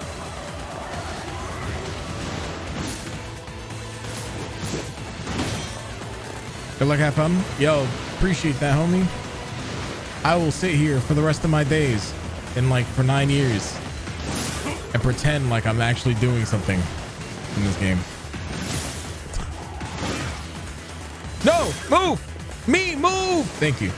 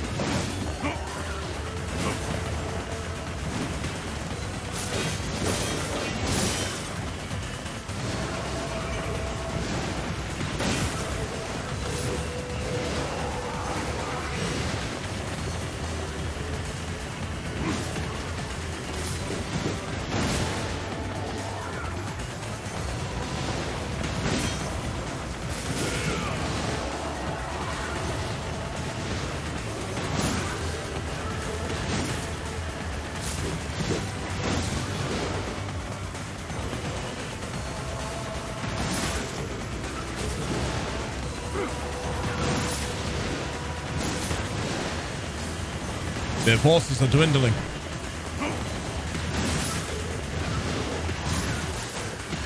The art of Sun Tzu is winning.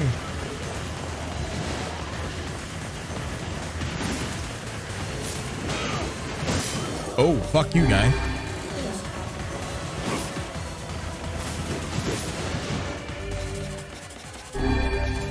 Fine. That's how you guys want to be? All right. I get it.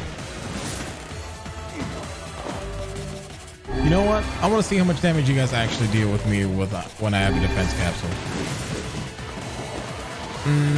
Still not enough to risk it.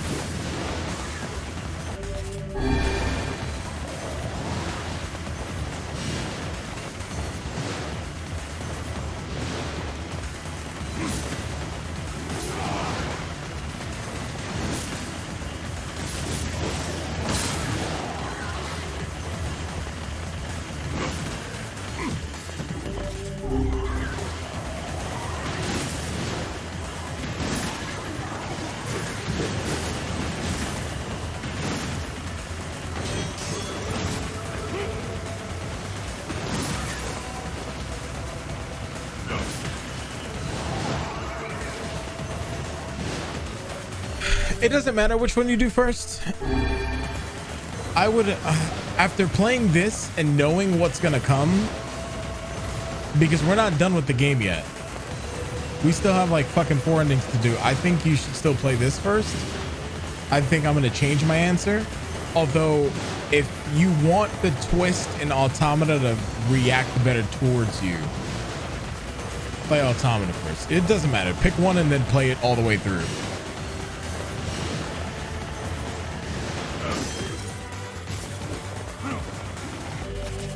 It's kind of weird. It's a weird one.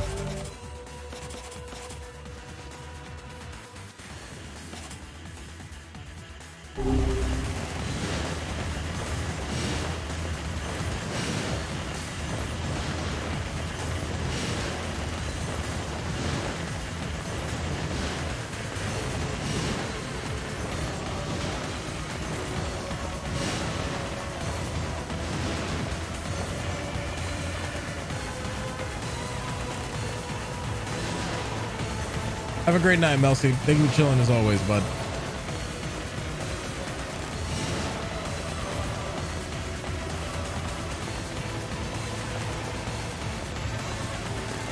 Are you gonna die any day now?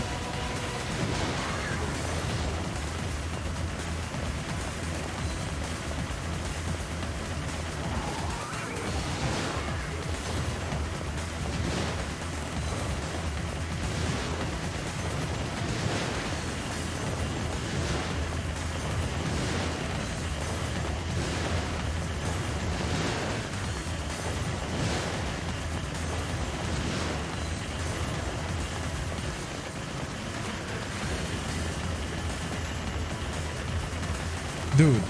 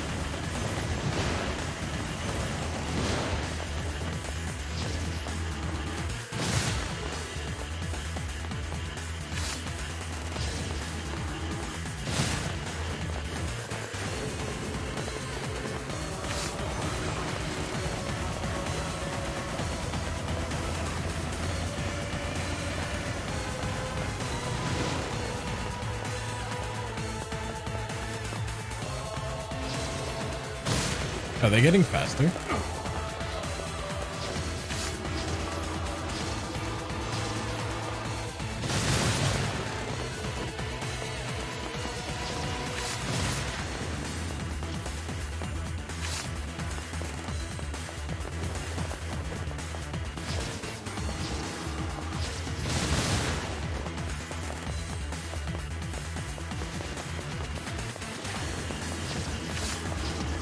Does magic regen naturally? Yeah.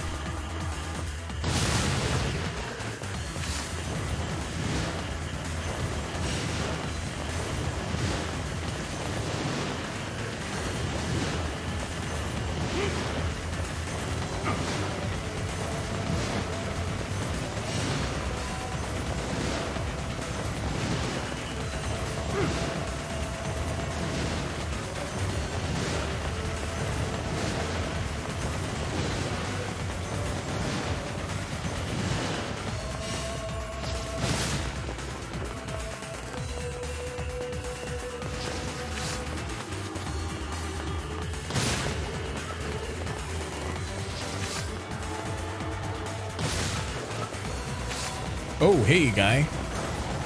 I see you to drop by.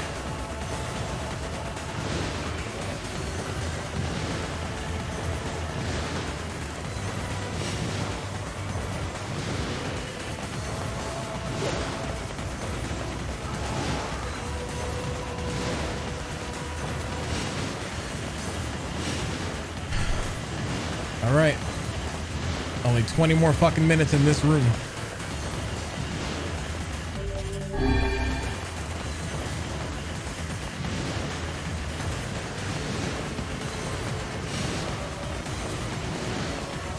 Remind me after we're done with this fucking dungeon, because that's what this is. This is a dungeon at this point. To go fucking buy healing items.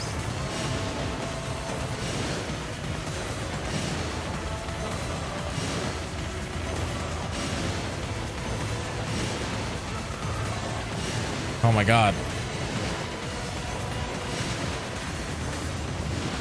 There's one less boy.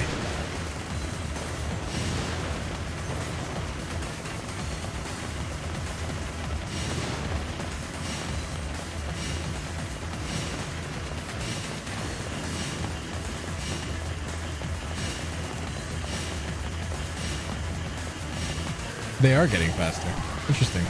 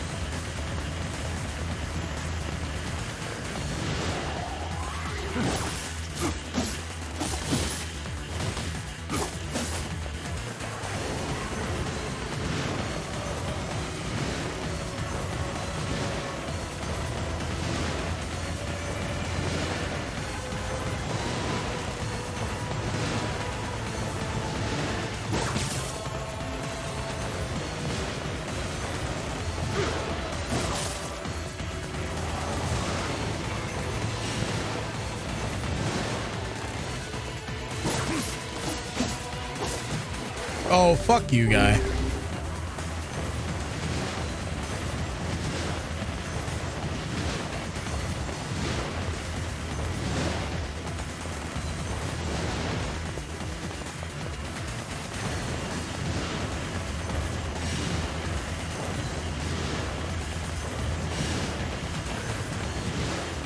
Hello. And welcome to another episode of We're Never Leaving This Place.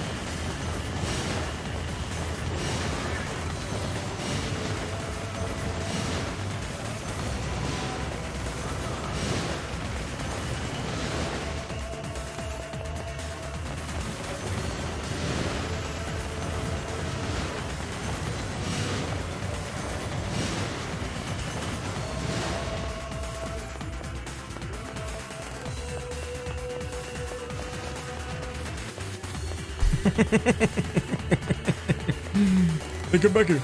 Hey, come back here. What the fuck?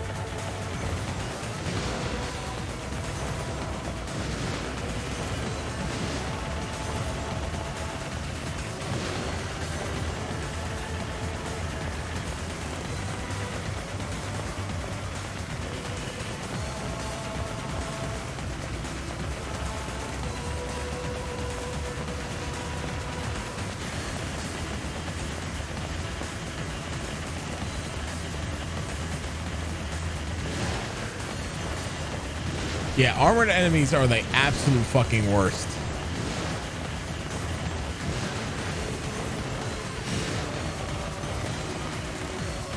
It doesn't matter if your magic has armor breaking. It's still just awful.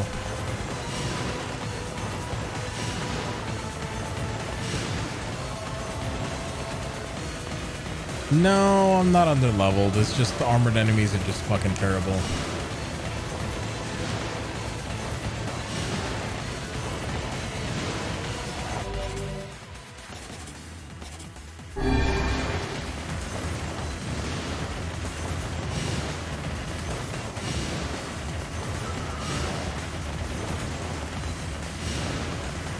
Honestly, yeah, I feel like I'm playing the fucking Division all over again.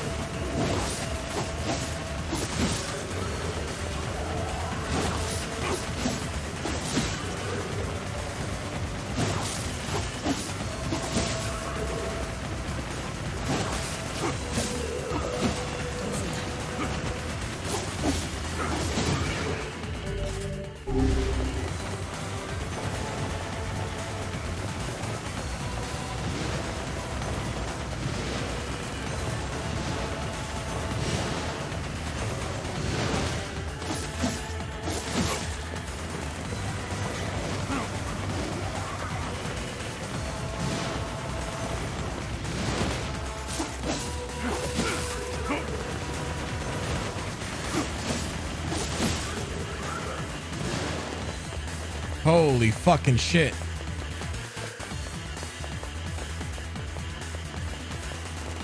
I'm not done.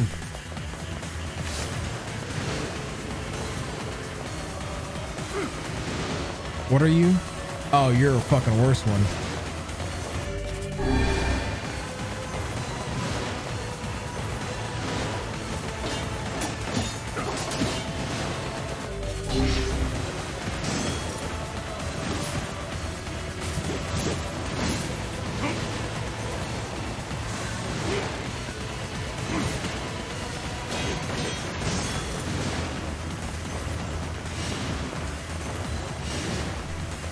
Holy shit.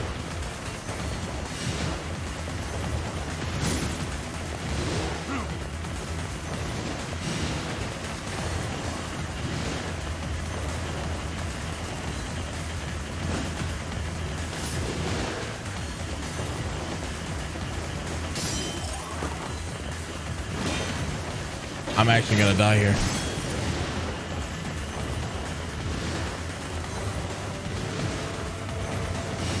Yeah, I'm dead here. Just fucking kill me.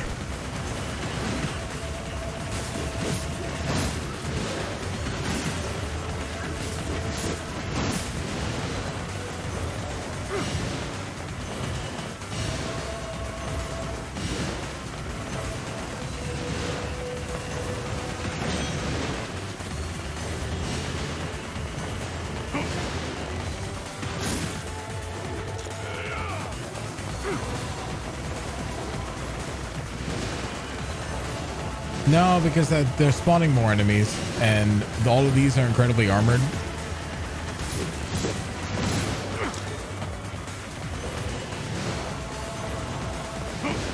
There is something that's giving me lifesteal. It's chip damage lifesteal.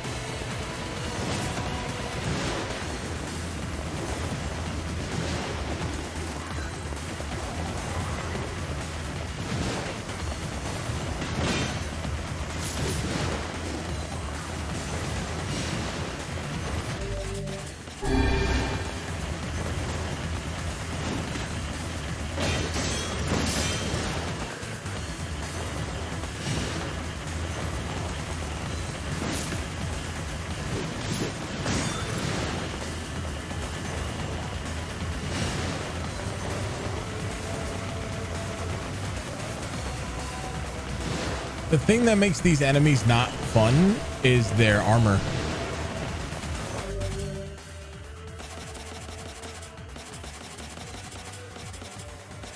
Also, don't remember if spears are any good against armor.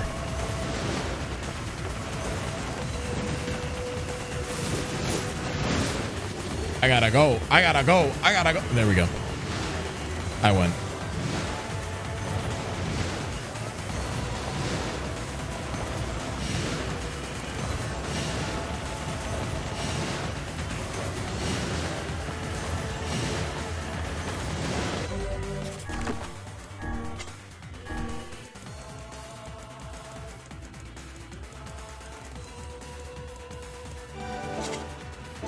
Okay.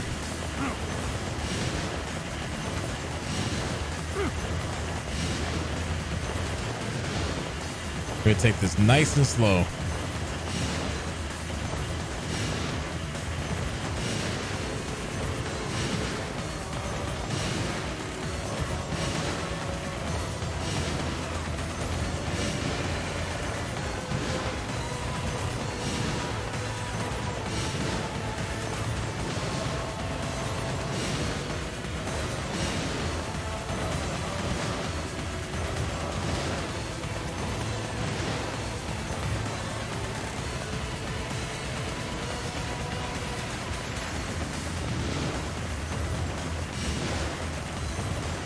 That one's almost dead.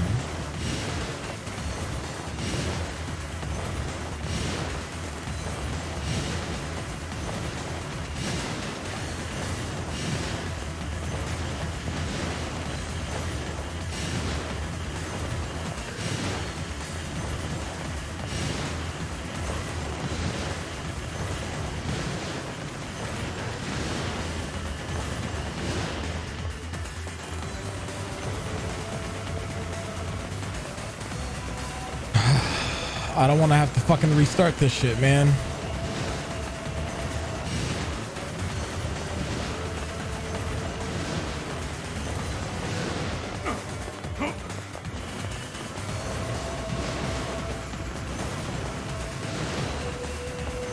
It'd be so much easier to just restart it too. Like, get all the healing items back. I already know all the rooms beforehand.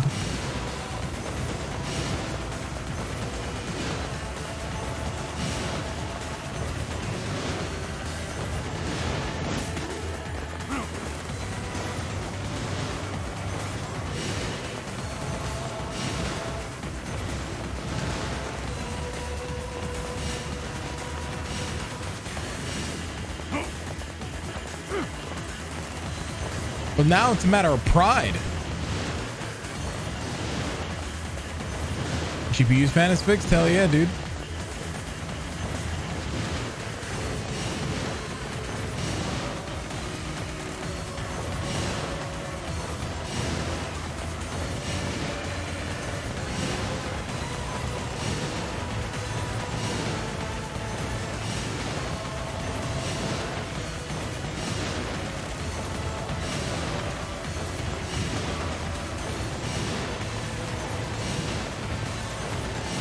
Yeah, that's real fucking good. Hell yeah, dude. Congrats on that.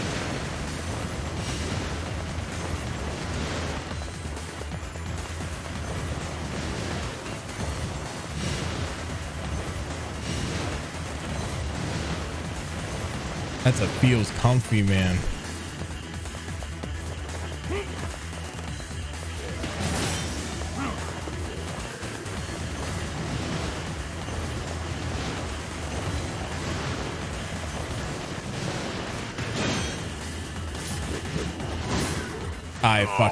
I knew it. I knew that was gonna kill me, but I tried it anyway.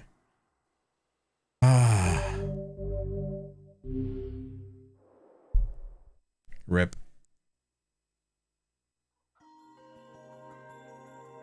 I worked something. I feel it. I know. I'm not gonna lie, the red hair threw me for a fucking loop.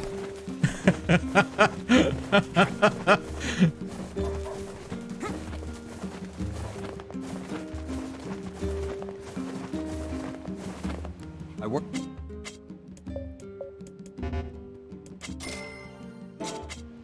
Shop here. Yeah, it was a solid attempt.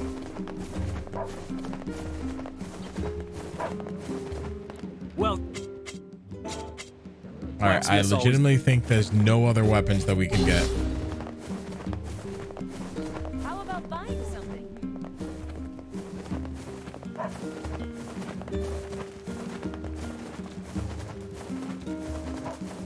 So I think it's safe to say we have every weapon in the game.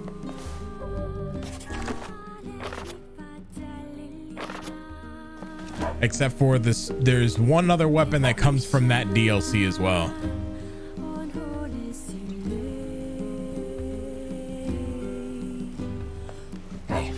Oh, hi. I kinda thought you'd never talk to us again. I understand you're doing this for the village, and that you don't have a choice. Pretty much, yeah. But look, why don't you go talk to Popola? I think she wanted to discuss the Shadow Lord with you. I'm headed there next. Oh, and Devila? Yeah? Sorry about yesterday. I shouldn't have lost my temper like that. You don't need to apologize. Anyone would be upset when their friends are hurting. Let Emil and Kaine know that we're sorry, alright? Alright.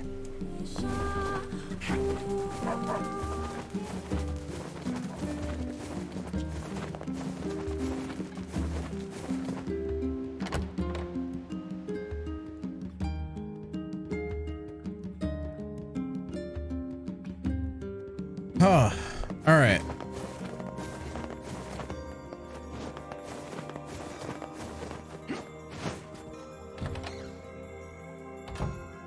What is the Beats me.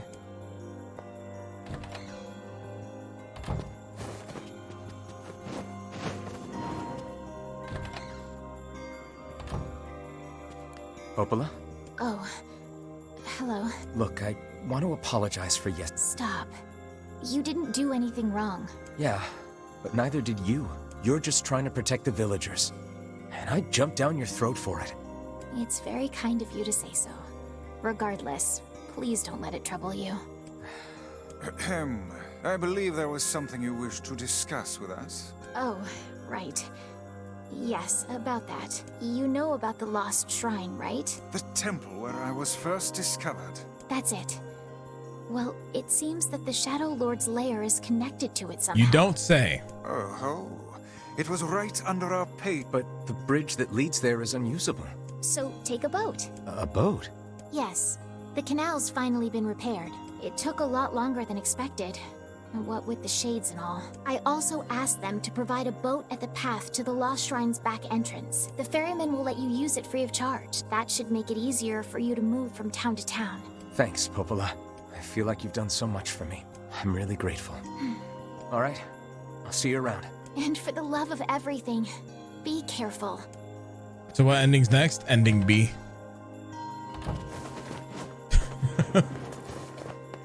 This game, you have to go in order between each ending. A, B, C, D, ending at E. The path above the entrance to the How excellent to know the canal is finished. Hopefully this puts our days of running all over behind us. The faster we can move, the faster we can save Yona. Let's use it as often as we need. In this case, we've already done all the side quests, so we don't have to do any. I really think there's like 2 side quests that are left in the game as a whole, but we don't have access to them right now.